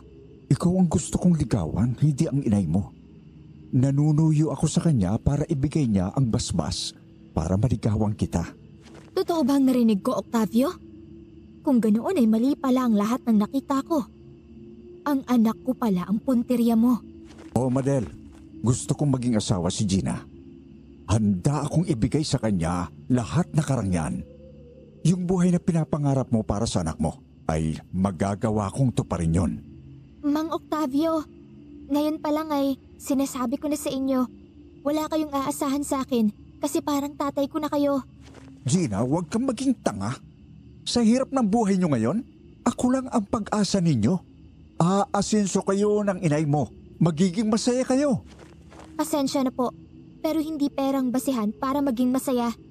Lahat ng ibinigay nyo, ibabalik naming mag-ina. Hindi ako papayag sa gusto nyo. Ang inay ko, masayang masaya siya sa pag-aakala na siya ang nililigawan nyo. Nagkamali pala kami. Ibinalik ko ang pera ni Mang Octavio tapos ay pumasok ako sa aking kwarto. Pero naririnig ko ang usapan nila ni inay. Kaya hindi ko mapigilan ang aking sarili na muli silang silipin. Patuloy na nagpapaliwanag si Mang Octavio. Tahimik namang nag-iisip si inay na parabang pinag-iisipang mabuti ang mga sinasabi ni Mang Octavio. At makalipas ang mahabang oras, umalis na si Mang Octavio. Nakita kong tahimik si inay habang nakaupo at nakatanaw sa labas dahil nakabukas ang pintuan ng aming bahay. Inay, ayos lang ba kayo? Nagkamali ako ng akala. Hindi pala akong gusto niya. Kung hindi ikaw. Pero ayaw ko naman sa kanya, Nay. Napakatanda na niya para sa akin. Para ko na siyang ama. Matanda na rin ako, anak. Ilang panahon na lang din ang itatagal ng buhay ko. Ang kagaya ni Octavio, ang kailangan natin para mabuhay ng maayos. Kung magiging asawa mo siya, makakatiyak ako na magkakaroon ka ng buhay na pangarap ko. Inay, huwag niyong sabihin na nasilaw kayo sa mga bagay na sinabi ng matandang iyon. Hindi niyo nga ako ibinigay kay Mang Roberto. Ngayon ay parang gusto niyo kong isubo kay Octavio. Dahil magkaiba sila. Si Roberto ay gusto ka lang tikman. Pambayad utang. Pero si Octavio, nag-aalok ng kasal. Kapag naging asawa ka niya, magiging mayaman ka. Maiaahon mo na ako sa kahirapan. Ayaw ko, inay. Hindi ko siya gusto.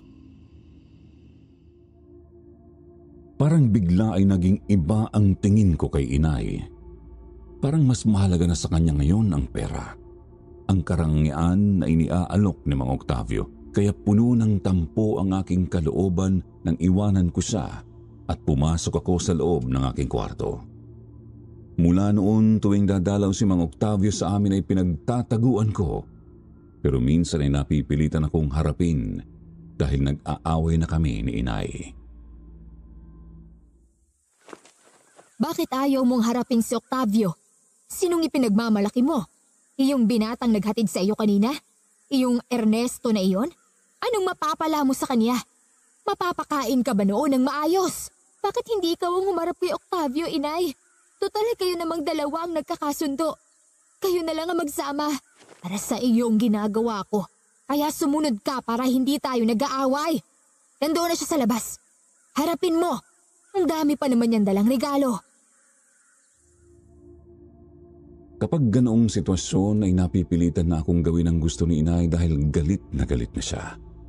Pero nawawala ang galit na yon kapag hinarap ko na si Octavio at nakuha ko na ang mga dalang regalo niyon.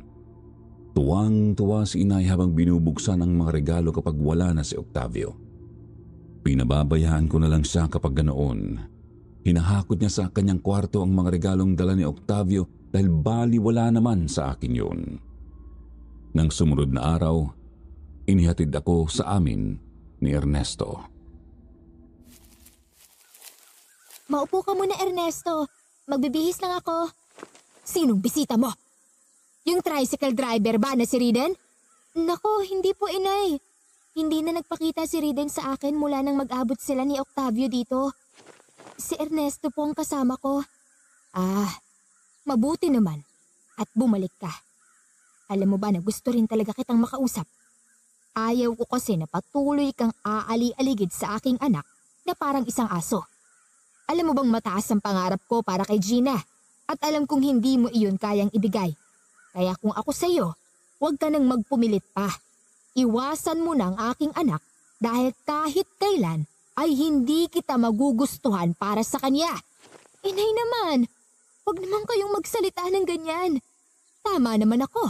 Isang kahig, isang tuka na nga tayo, tapos ay mag-aasawa ka pa ng isa ring mahirap na kagaya nito. Kapag ginawa mo iyan, kalimutan mo na ako. Hindi na makakibo si Ernesto. Hiyang-hiya siya kay inay. Napipilitan na lang siya na humiti ng pilit sa akin dahil sa mga panghahamak sa kanya ng aking ina. Kagad siyang nagpaalam sa amin ni inay. Malungkot siyang umalis kaya naman nainis naman ako kay inay. Kaya nagkulong na lang ako sa aking kwarto. Kinabukasan ay nalaman ko na may sakit si Ernesto kaya sinamahan ako ng kaibigan kong tindero sa palengke para dalawin si Ernesto. Hindi ko inaasahan na muli kong makikita doon sa Reden habang papunta kami kina Ernesto. Gina, bakit nandito ka? Hoy, buhay ka pa pala. Akala ko ay namatay ka na eh. Sobra ka naman. Pasensya ka na ha. Bigla akong umalis nung gabing nasa bahay niyo si Mang Octavio. Sabi kasi niya sa akin na umalis na ako at wag na makigulo sa inyo. Kasi malapit ka na raw niyang pakasalan. Naniwala ka naman. Bakit bigla kang aalis? Pwede mo naman akong kausapin tungkol doon. Saka sa tingin mo, magpapakasal ba ako sa ganoon katanda? Hindi ko alam. Kasi makapangyarihan ng pera. Yung ibang mga babae nga kapag niligawan ng maperang tao. Kahit gaano kalayo ang agwat ng edad ay tatanggapin dahil sa pera. Pwes, wag mo kong ipari sa kanila. Kung ganun eh, mayroon pa pala akong pag-asa na ligawan ka? Ay nako, ewan ko sa'yo, Riden. Ang bagal mo. Parang ang manhid mo. Ang hina ng loob mo. Hindi ka kagaya ni Ernesto na kahit ayaw sa kanya ng inay ko, ay patuloy lang ang panunuyo niya sa akin. Ibig sabihin, nandito ka para puntahan si Ernesto? Sinagot mo na ba siya? Kaibigan ko lang si Ernesto, hoy. Nanliligaw siya pero hindi ko tinatanggap dahil kaibigan lang ang turing ko sa kanya. Ngayong may sakit siya, nandito lang ako para dumalaw. Kung ganun, samahan na kita. Wag na. Baka kasi para ka na namang kabuti na lulubog lilitaw. Magpapakita ka ngayon tapos biglang mawawala. Hindi ko na uulitin yun, promise. Lalo na ngayong alam ko na wala ka naman palang pagtingin sa matandang yun. Mabuti naman kung ganoon. Sinamahan nga kami ni Reden papunta sa bahay ni na Ernesto kung saan nakita namin ang mga magulang niya na natataranta habang kasamang dumating ang isang matandang lalaki na isa pa lang, albularyo. Nang makita kami ng kanyang ina ay pinapasok kami sa loob ng bahay. Kaya nakita namin kung paano siya gamutin ng matandang albularyo na ayon sa kanya ay hindi ordinaryong sakit ang dumapo kay Ernesto dahil nabarang ito. Mambabarang na naman ang may kagagawan. Kaya pala biglang lumaki ang tiyan niya. Oo nga. Para siyang 9 buwanang buntis. Bakit siya binarang? Ano kaya ang kasalanan niya? Baka nakaaway niya. O kaya naman ay mayroon siyang nagawa ng masama na ikinagalit ng mambabarang. Pero mabait naman niyang si Ernesto ah. Sinong gagawa niyan sa kanya? Di nagtagal ay naputol ang pag-uusap namin ni Reden nang marinig naming nagsasagawa ng orasyon ang manggagamot. Hawak ang isang baso ng tubig na bahagyang kumulo habang sinasambit ng matanda ang orasyon. Matapos na maisagawa ang orasyon ay pinainom niya iyon kay Ernesto. Ilang sandali pa ay nakita namin na hindi na maipinta ang mukha ni Ernesto sa sobrang sakit na nararamdaman.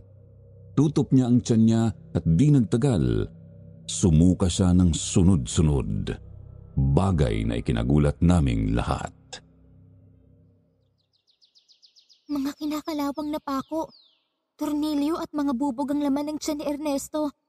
Bakit nagkaroon ng ganyan sa tiyan niya? Ganyan kalupit ang mambabarang na nagalit sa kanya. Nakakatakot talaga ang kalupitan niya. Ernesto, kaya mo yan. Huwag kang susuko. Magpagaling ka. Nandito lang kami ng mga kaibigan mo. Hindi na magawa pang sumagot ni Ernesto. Bahagya lang siyang ngumiti sa akin matapos ay muli siyang sumuka at sa pagkakataong ito naman ay lumot at burak ang isinuka niya na may kasamang mga bulate at linta. Kaya naman gulat na gulat kami sa nakakadiring bagay na isinusuka ni Ernesto. Ayon sa albularyo, malakas ang kapangyarihan ng mambabarang. Hindi niya kayang matanggal ang sumpa ng barang. Ganun pa man ay muli itong nagsagawa ng orasyon hanggang sa sumuko ang albularyo. Manong, baka may magagawa pa kayo para tulungan ang kaibigan namin. Huwag po kayong sumuko. Gina, hindi niya kayang kapangyarihan ng mambabarang. Tingnan mo, lumuhan na ng dugo si Manong. Kung ganoon, pababayaan niyo na lang na ganyan si Ernesto? May tiyuhin ako na albularyo. Magaling siya. Baka matulungan niya si Ernesto. Baka pwede tayong humingi ng tulong sa kanya para matulungan natin si Ernesto. Alis na sana kami ni Reden nang sabihin ng matandang albularyo na huli na ang lahat. Nang tingnan naming muli si Ernesto ay naghahabol na siya ng hininga kung saan parang nasasakal siya. Tumirik ang kanyang mga mata habang nakabuka ang kanyang bibig. Ilang sandali pa, namatay na si Ernesto. At mula sa nakabukas niyang bibig ay naglabasan ng napakaraming gagamba at anay. Parang ginawang lungga ng mga ito ang katawan ni Ernesto at doon nagparami. Napakaraming insekto. Lumayo ka, Gina. Huwag mong hayaan na magapangan ka ng mga yan. Kapag nakapasok sila sa katawan ng tao, iyon ang gagawin nilang lungga. Diyos ko po. Lumabas na tayo. Ang dami nila. Baka tayo naman ang pagbalingan. Pero parang may isip ang mga insekto na tinungo ng lahat ng nakabukas na bintana ng bahay ni na Ernesto. Doon dumaan ang lahat ng insekto pati ang mga uod at linta ay doon dumaan palabas ng bahay. Nang wala na ang mga insekto ay sakalang nakalapit kay Ernesto ang kanyang mga mahal sa buhay. Awang-awa ako sa kanyang ina na umiiyak at sumisigaw habang yakap ang kanyang bangkay. Naalala ko nung namatay ang aking ama. Masakit yun. Kahit anong gamot siguro ang inumin, hindi agad mawawala ang sakit. Tayo na, Gina. Bumalik na lang tayo sa ibang araw. Napakawalang puso naman ng mambabarang na yon. Siya ang dapat na mamatay at hindi ang mga mabubuting tao na gaya ni Ernesto. Ingatan mo yung pananalita mo, Gina. Baka meron pa siyang alagang insekto na umaaligid dito ay marinig ka. Baka ikaw naman ang pagbalingan ng galit ng mambabarang na yon. Kasi naman kung masasamang tao sana ang binibiktima niya, ayos lang yun. Pero kung katulad na Ernesto, parang nasayang lang ang buhay niya. Kinuha ng malupit na mambabarang. Huwag ka nang umiyak. Talagang minsan, malupit ang kapalaran. Siguro kung may oras pa ay matutulungan siya ng tiwin ko. Kaya lang ay tinapos na agad siya ng mambabarang. Halika na, ihahatid na kita sa inyo. Ayoko pang umuwi. Gusto ko muna magpaabot ng gabi sa labas ng bahay. Para pag uwi ko ay matutulog na lang ako. May problema ba kayo ng inay mo? Malaki ang pinagbago ni inay. Mula nang malaman niyang akong gusto ni Octavio at hindi siya. Nasilaw siya sa karangyaan na iniaalok ni Octavio. Kaya para akong masarap na pagkain na pilit niyang sinusubo kay Octavio. Pero gaya nga ng aking sinabi, hindi ko siya gusto. Bakit ganon? Hindi ba niya naisip na hindi ka magiging masaya sa taong hindi mo naman gusto at hindi mo mahal? Ang future ko ang nasa isip niya. Ang magkaroon ng maganda at marangya na buhay. Pero mali ang paraan. Napabuntong hininga na lang si Riden, tapos ay inakbayan ako habang patungo kami sa tricycle niya na nakaparada. Kasunod namin ang kaibigan kong tindera din sa palengke. Naramdaman ko ang init ng haplos ni Riden. Gusto ko din naman na may mapaghihingahan ng sama ng aking loob, kaya pinabayaan ko na lang na akbayan niya ako hanggang sa makarating kami sa tricycle. Umalis kami sa lugar na yon. Inihatid muna namin ang kaibigan kong tindera tapos ay namasyal kami ni Reden. Hindi namin namalayang malalim na ang gabi pero ayaw ko pa rin umuwi. Kaya sa parke na malapit lang sa palengke kami tumambay. Bibili ako ng merienda natin. Anong gusto mo? Pepsi o Sarsi? Kahit ano, pareho lang naman sila. Sige, dito ka lang muna ha. Saglit lang ako. Sasama na lang ako sa iyo, Raiden. Ayaw kong maiwanan dito na mag-isa. Wala nang tao dito. Sige, hanap tayo ng tindahan na nakabukas pa. Bili tayo ng makakain. Baka kasi gutom ka na. Magkasabay kaming lumakad ni Reden para maghanap ng tindahan na mabibilhan ng pagkain. Ewan ko pero masaya akong kasama si Reden. Siguro dahil noon pa man ay may lihim na akong paghanga sa kanya. Kaya ngayong alam ko na mahal niya ako ay tatanggapin ko ang pag-ibig niya sakaling magsabi siya sa akin. Siyempre babae ako. Ayoko naman na ako ang maunang magsabi. Pero minsan ay naisip ko din na totoo nga ang kasabihan na action speaks louder than words. Yun ang nakikita ko kay Reden. Hindi siya nagsasabi ng sweet words pero dinadaan niya sa gawa kung kaya lihim akong kinikilig. Pero ng gabing ito, hindi lang kilig ang naramdaman ko. Pati kilabot. Reden, may malaking aso na nakaharang sa daraanan natin. Oo nga, nakita ko. Parang hindi naman siya ordinaryong aso. Hindi kaya. Reden, gabunan ni Hata iyan. Dito ka lang sa likuran ko. Huwag kang matakot. Hindi kita pababayaan. Tama nga ang pang-amoy ko. Dito ko lang kayo sa paligid matatagpuan. Tama rin ang kutob ko. Hindi ka ordinaryong aso. Isa kang gabunan. Kaya kung ayaw mong magkaasakitan tayo, pabayaan mo na kaming makadaan. Hindi ako sangangal para palampasin pa ang isang magandang pagkakataon. Hinahanap ko nga kayo. Tapos ngayong nakita ko na kayo, ay papakawalan ko pa? Isa yung malaking kalokohan. Hindi naman ako papayag na saktan mong babaeng mahal ko. Kahit nasa gitna kami ng panganib ay naramdaman ko ang pagiging romantic ni Reden. Diyos ko naman kung kailan nasa harap kami ng gabunan saka ko maririnig ang mga ganoong salita na halos magpalukso sa puso ko. Pero napapalitan ng takot dahil sa buwisit na gabunan na nasa harapan namin. Kinuha ni Reden mula sa kanyang bewang sa bandang likuran ang mahabang punyal na yari sa pilak. Kaya naman napaatras ang gabunan nang kumislap ang talim yun dahil sa sikat ng buwan. Sige, halika.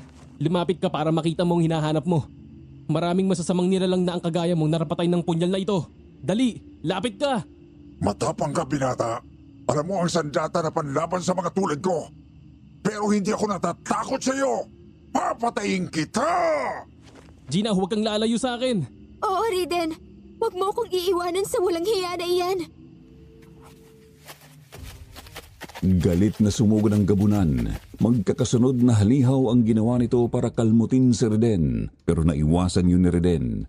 Tapos ay iwinasiwas ni Reden ang punyal. Nasugatan niya sa dibdib ang gabunan pero mababaw lang kaya naman lalong nagalit ang gabunan.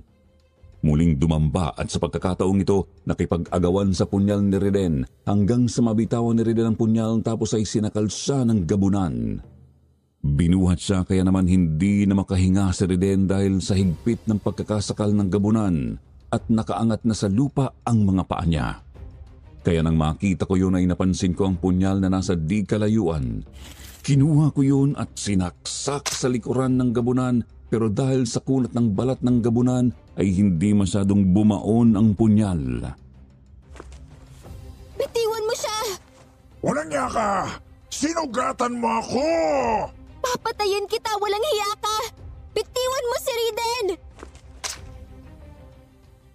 Muli kong sinaksak ng punyal ang gabunan at muling tinamaan sa tiyan kaya naman ininda na niya yun. Binitiwan na niya si Reden at natutok niya ang sugat sa kanyang tiyan. Napaatras siya. Bumango naman si Reden ang lapitan ko tapos ay nagmamadali kami ni Reden na iniwanan ang gabunan. Sumakay kami sa tricycle niya at umalis na sa lugar na yun. Sa bahay ni Reden kami tumuloy sa takot na muling makasalubong ang gabunan. Nang malaman ng mga magulang ni Reden ang nangyari, doon na nila ako pinatulog. Gina, salamat iniligtas mo ako. Ipinagtanggol mo din kasi ako sa gabunan, kaya ginawa ko yun. Gina, sasamantalain ko ng pagkakataon. Kung noon na hindi ako nagkalakas ng loob na sabihin sa'yo na mahal kita at gusto kitang maging asawa, ngayon ay sasabihin ko na. Oo, nasabi mo na nga. Mahal din naman kita, Riden. Talaga? Pinatanggap mo ng pagmamahal ko sa'yo? Oo, kaya huwag mong sisirain ang pagtitiwala ko sa'yo, ha? Oo naman, Gina. Salamat sa iyong pagtitiwala. Hintayin mo lang ako. Kapag ako'y nakatapos ng pag-aaral at nakapagtrabaho at nakapag-ipon, papakasalan kita para tanggapin naman ako ng iyong inay. Niyakap ako ni Reden at hinalikan sa labi. Matapos ay masaya na siyang lumabas ng kwarto kaya naman natulog na ako kasi malalim na ang gabi. Kinabukasan na ako inihatid ni Reden sa amin. Galit na galit si inay nang makita kami na magkasama. Nang makalapit ako ay kaagad niya akong sinampal. Maghapon at magdamag kang nawala. Buong gabi kasama mo ang lalaking ito. Ibinigay mo na ba ang iyong sarili sa kanya? Hindi po, inay. Kahit magdamag akong nakatulog sa kanila, wala pong nangyari sa amin. Anong akala mo sa akin? Tanga? May lalaki ba na hindi magsasamantala kung kasama niyang babaeng gusto niya buong magdamag? Totoo po ang sinabi ni Gina. Iginalang ko po siya at hindi pinakialaman kasi may plano kami na magpapakasal kapag nakatapos na ako ng pag-aaral at nakapagtrabaho. Mag-iipon po muna kami. Magtatapos ka? Magtatrabaho ka? Mag-iipon ka? Abay, matagal pa iyon, Riden. Hindi ganun ang buhay na pangarap ko para kay Gina. Gagawin ko naman po ang lahat para mapaligaya ko si Gina. Mas mapapaligaya mo siya kung lalayuan mo. Iiwanan mo at kakalimutan. Gawin mo yan para magkaroon siya ng magandang buhay kay Octavio. Inay, si Riden ang mahal ko. Wala akong pagtingin sa matandang yon. Huwag kang tanga, Gina! Huwag mong sayangin ang ganda mo! Hindi na isasaing at nakakain ng lecheng pagmamahal na yan. Ang isipin mo ay ang kinabukasan mo. Ang magandang buhay na maibibigay ni Octavio. Talagang ang laki na ng pinagbago mo, inay. Mula nang mamatay ang itay, nag-iba ka na.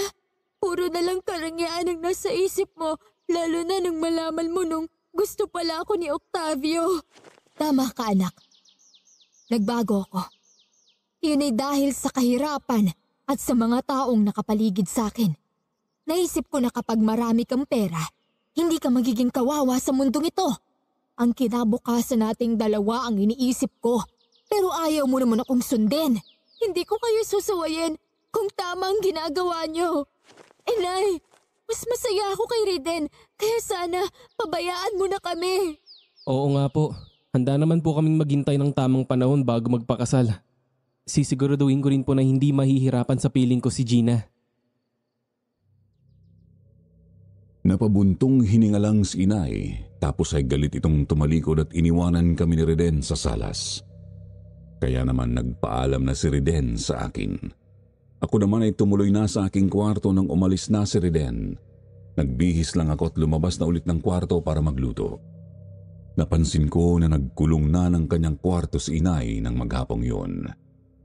Hanggang sa marinig ko na parang nagsasalitang mag-ina si inay, kaya naman marahan akong lumapit sa tapat ng pintuan ng kanyang kwarto at nakinig. Pero bigla siyang tumahimik nang maramdaman na naroon ako. Inay, nakahanda na po ang tanghalian. Kumain na tayo. Ikaw na lang ang kumain. Di pa ako nagugutom.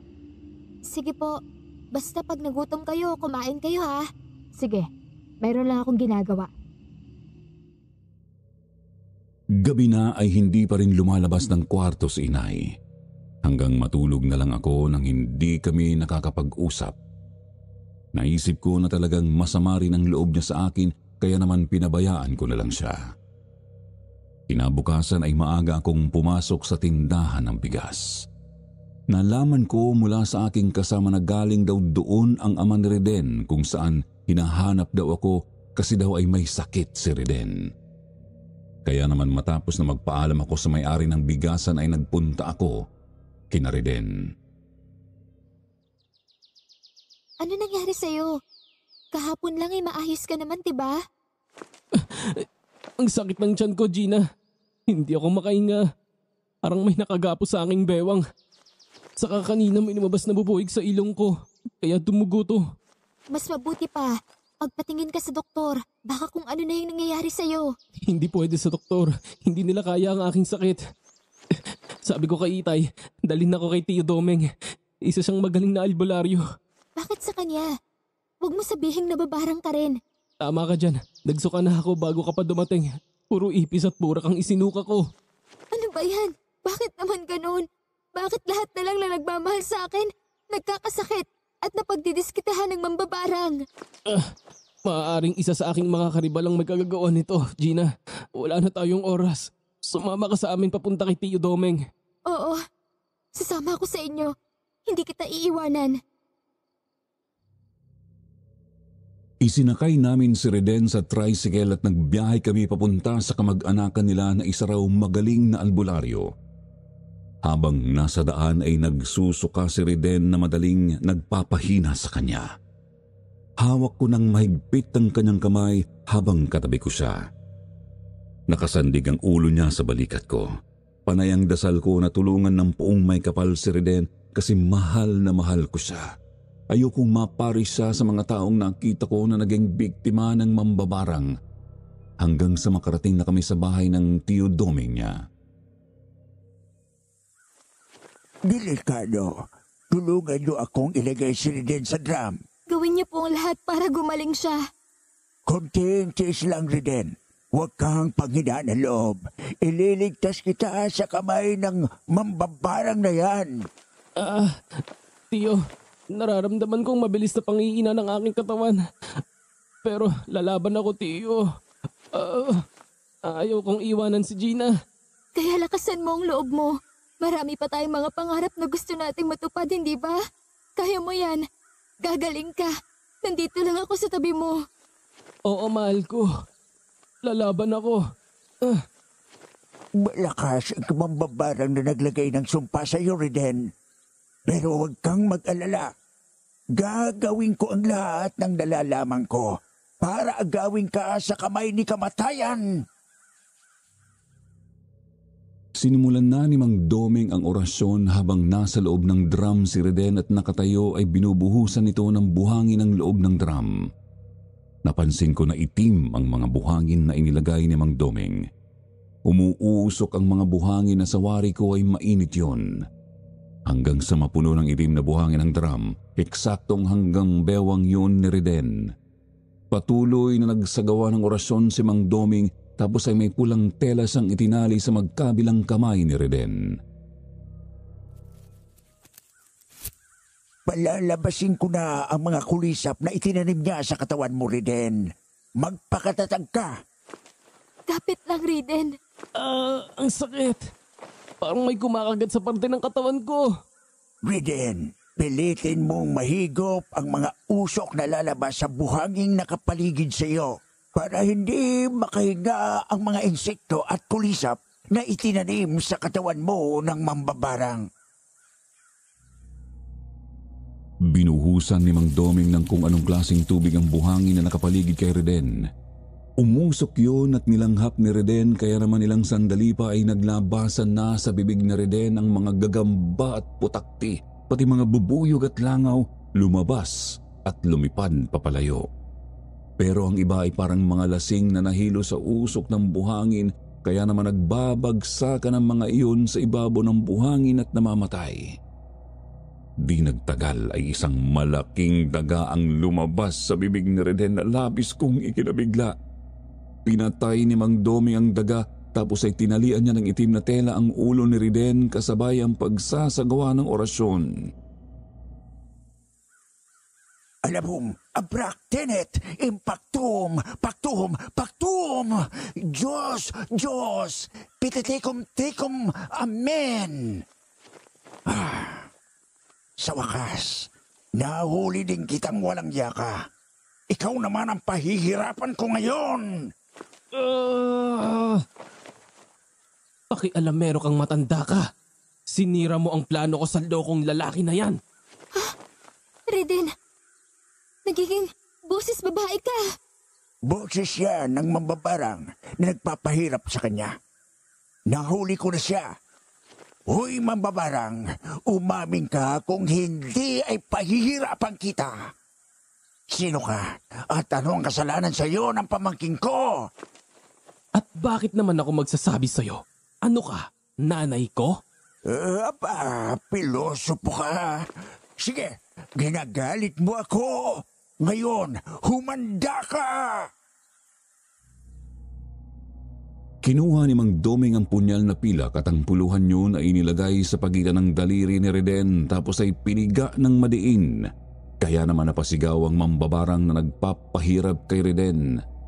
Habang halatang nasasaktan ng mambabarang lalo nang idiniin pa ni Mang Doming ang pagkakapiga sa daliri ni Reden, napapasigaw ang mambabarang. Ngayon, umamin ka sa akin. Sino ka at ano ang kasalanan sa iyo ng pamangking ko? Bakit mo siya pinahihirapan, ha? Hindi ako magsasabi sa iyo. Hindi ako hangal. Pwes, pahihirapan din kita ng gusto hanggang hindi ka nagtatapat. Ang sakit! Walang hiya ka talagang matanda ka. Kapag nakabawi ako, ikaw naman ang pahihirapan ko. Hindi mo ako kaya mambabarang ka. Magsabi ka na para hindi ka na mahirapan. O baka gusto mong tuluyan na kita. Muling umusal ng orasyon si Mang Doming tapos ay kinuhang buntot pagi at ilang beses na hinampas kay Reden. Sa tuwing tatamaan naman si Reden ng buntot pagi ay napapasigaw ang mambabarang na nambiktima kay Reden hanggang sa tuluyang manghina ang mambabarang. Tama na! Suko na ako. Magsasabi na ako ng totoo. Ngayon, sabihin mo kung bakit pinahihirapan mo ang aking pamangkin. Dahil ayaw ko sa kanya para sa aking anak. Hindi niya maibibigay ang magandang buhay para kay Gina. Habang nandyan siya, patuloy akong susuwayin ng aking anak. Inay, ikaw ang... Halos mabingi ang aking tenga nang marinig ang mga salitang binitiwan ni Inay sa harapan ng manggagamot.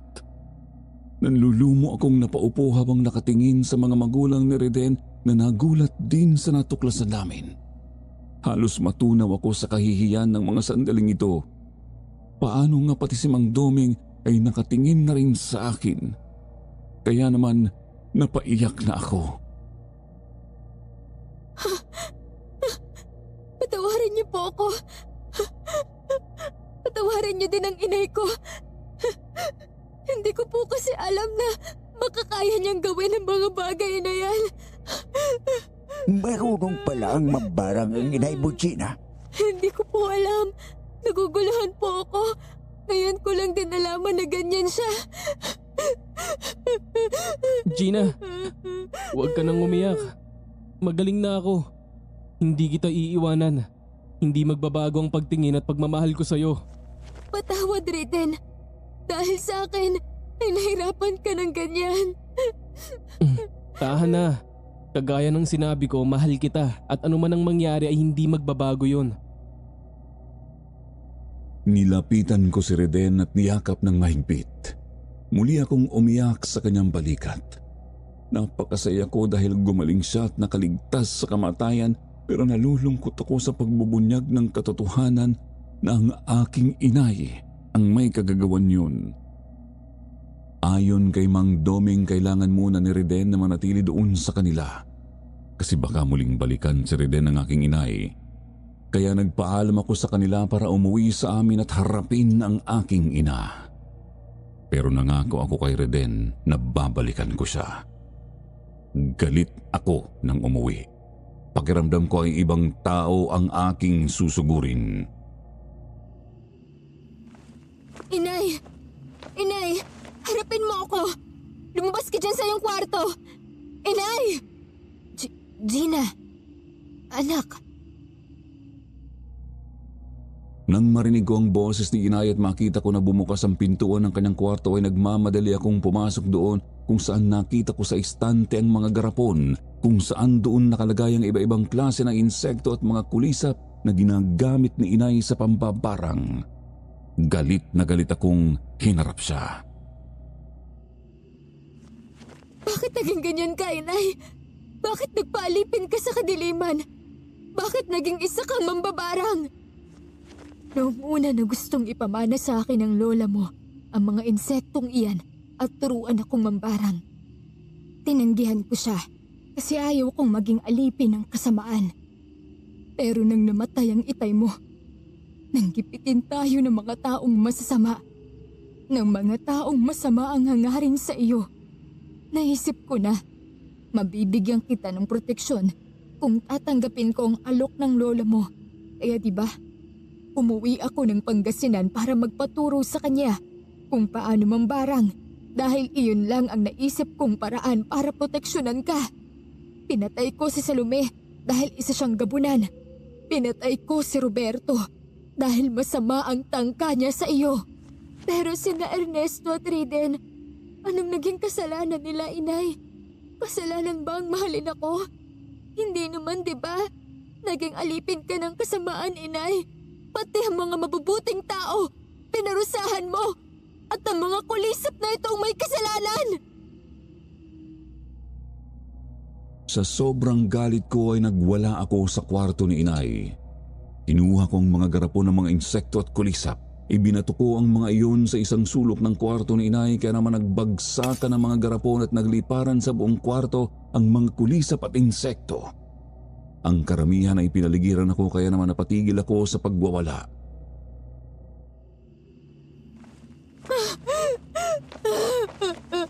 Sige! Kagaya ng ginawa mo sa iba, ipakagat mo na din ako at ipapatay sa mga alaga mong insekto para matapos na ang lahat ng to. Mas gugustuhin ko pang mamatay kaysa mabuhay ng kasama si Octavio. Patayin mo na lang ako kasi patuloy lang kitang susuwayin kasi mahal ko po talaga si Reden. Gina! Anak! Bumulong si inay sa hangin upang utusan ng mga kulisap at insekto na layuan ako. Kaagad nang sumunod ng mga iyon, nagdapuan ng mga iyon sa kisame ng aming bahay.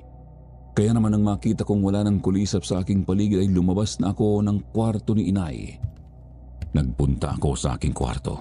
Kinuha ko ang mga damit ko sa aparador at inilagay sa bag. Matapos ay lumabas na ako ng aking kwarto. Noon ko muling nakita si inay na nakatayo at nakaharang sa pintuan ng aming bahay. Saan ka pupunta, Gina? Aalis ako, inay. Hindi ako pwedeng tumagal sa bahay na to. Natatakot na ako sa inyo. Hindi na kayo ang dating inay ko na mabait at mapagmahal. Hindi na kayo yung dating ina ko na makajos. Pero saan ka pupunta? Huwag ka nang umalis. Babalikan ko si Riden. Babantayan ko siya. Kasi baka kung ano na naman ang gawin niyo sa kanya. Inay, kapag pinatay mo si Riden, ituring mo na rin akong patay. Kasi papatayin ko ang aking sarili. Hindi na, anak. Hindi ko nagagawin yun sa kanya. Kaya huwag mong isiping magpatiwakal. Huwag mo akong iwanan. Hindi ko alam kung pwede ko pa kayong paniwalaan pagkatapos ng lahat. Hindi na ako nagpapigil kay inay. Lumabas na ako ng aming bahay. Iniwanan ko siyang umiiyak. Noon ko naman nasa lubong si Octavio. Gulat siya nang makitang may dala akong bag kaya naman agad akong sinalubong. Wala ka nang pakialam kung saan ako pupunta. At saka pwede ba, tigilan mo na ako? Kasi kahit anong gawin mo, ay hindi ako iibig sa'yo. Malaki na ang puhunan ko sa'yo, Gina. Hindi ako papayag na hindi ka mapa sa akin. Hindi ko iyon hiningi. Kusa mo yung ibinigay. Kaya wala akong utang na dapat bayaran sa'yo. Mayroon na akong mahal. Si Riden ba? Anong maibibigay sa'yo ng uhuging yon? Huwag kang maging tanga. Kung ako ang iibigin mo, magkakaroon ka ng magandang buhay. Humanap ka na lang ng babaeng mamahalin ka, pati ang pera mo. Kasi ako, ay hindi ganoong babae. Tandaan mo, Gina, kung hindi ka magiging akin, hindi ka rin pakikinabangan ng iba. Inirapan ko lang si Octavio tapos ay tinalikuran ko na siya. Naghintay ako ng tricycle at nang makasakay ako ay nagpahatid ako sa bahay ni Mang Doming kung saan naabutan ko na nakahiga na sa papag si Riden at kumakain ng lugaw na binili ng kanyang inay. Riden, ayos ka na ba? Oo, medyo mabuti na ang pakiramdam ko. Teka, bakit may dala kang bag? Damit ba ang mga yan? Oo, Riden. Nag-away kami ni inay dahil sa ginawa niya sa'yo. Naglayas na ako sa amin. Dito na muna ako para bantayan ka hanggang sa makabawi ka ng lakas. Patawarin mo ako, Gina. Dahil sa akin ay nagkagulo kayong mag-ina. Bago pa tayo muling magkita, ay magulo na kami gawa ni Octavio na patuloy akong ginugulo.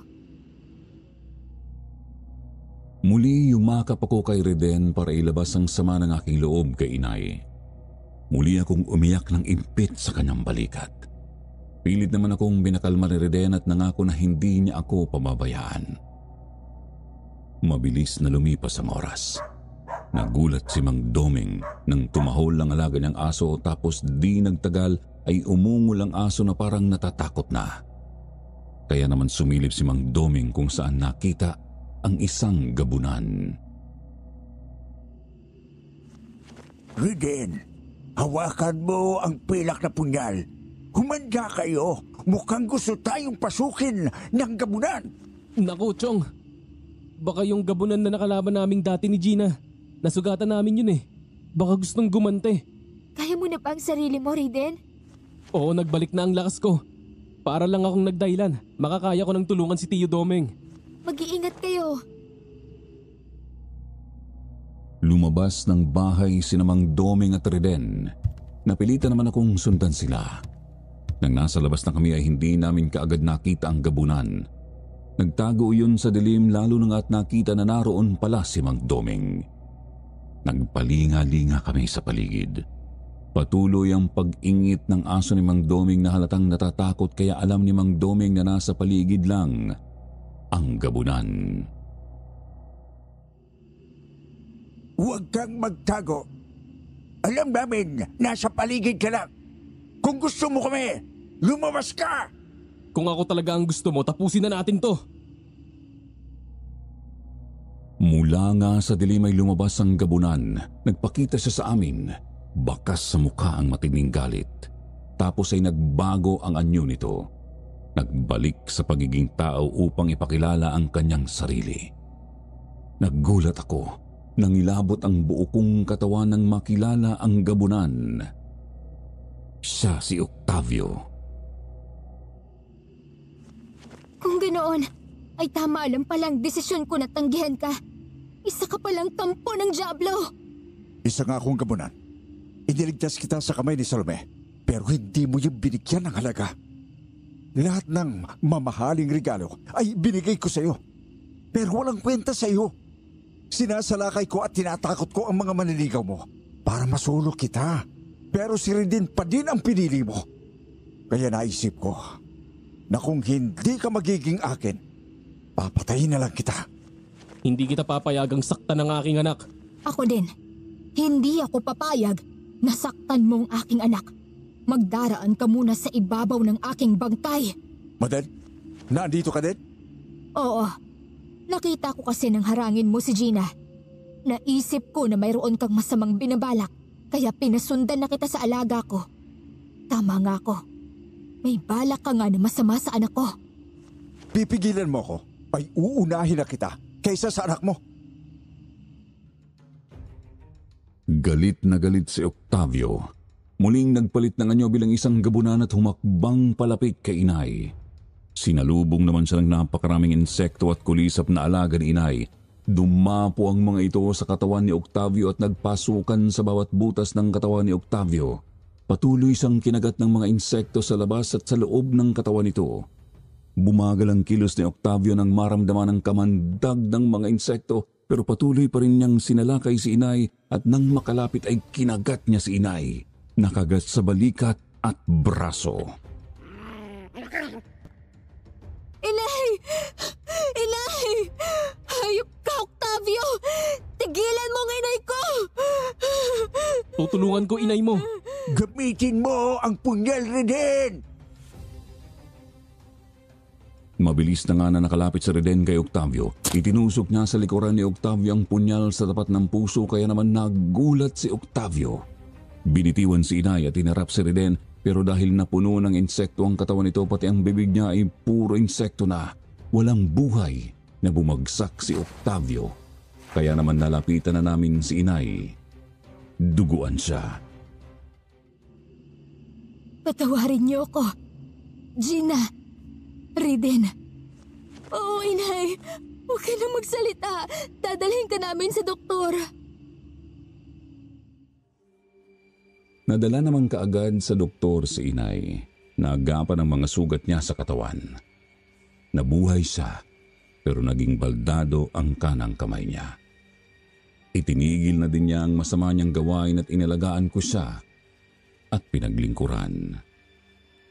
Tinupad naman ni Riden ang pangako niya na pakasalan ako nang makapagtrabaho siya.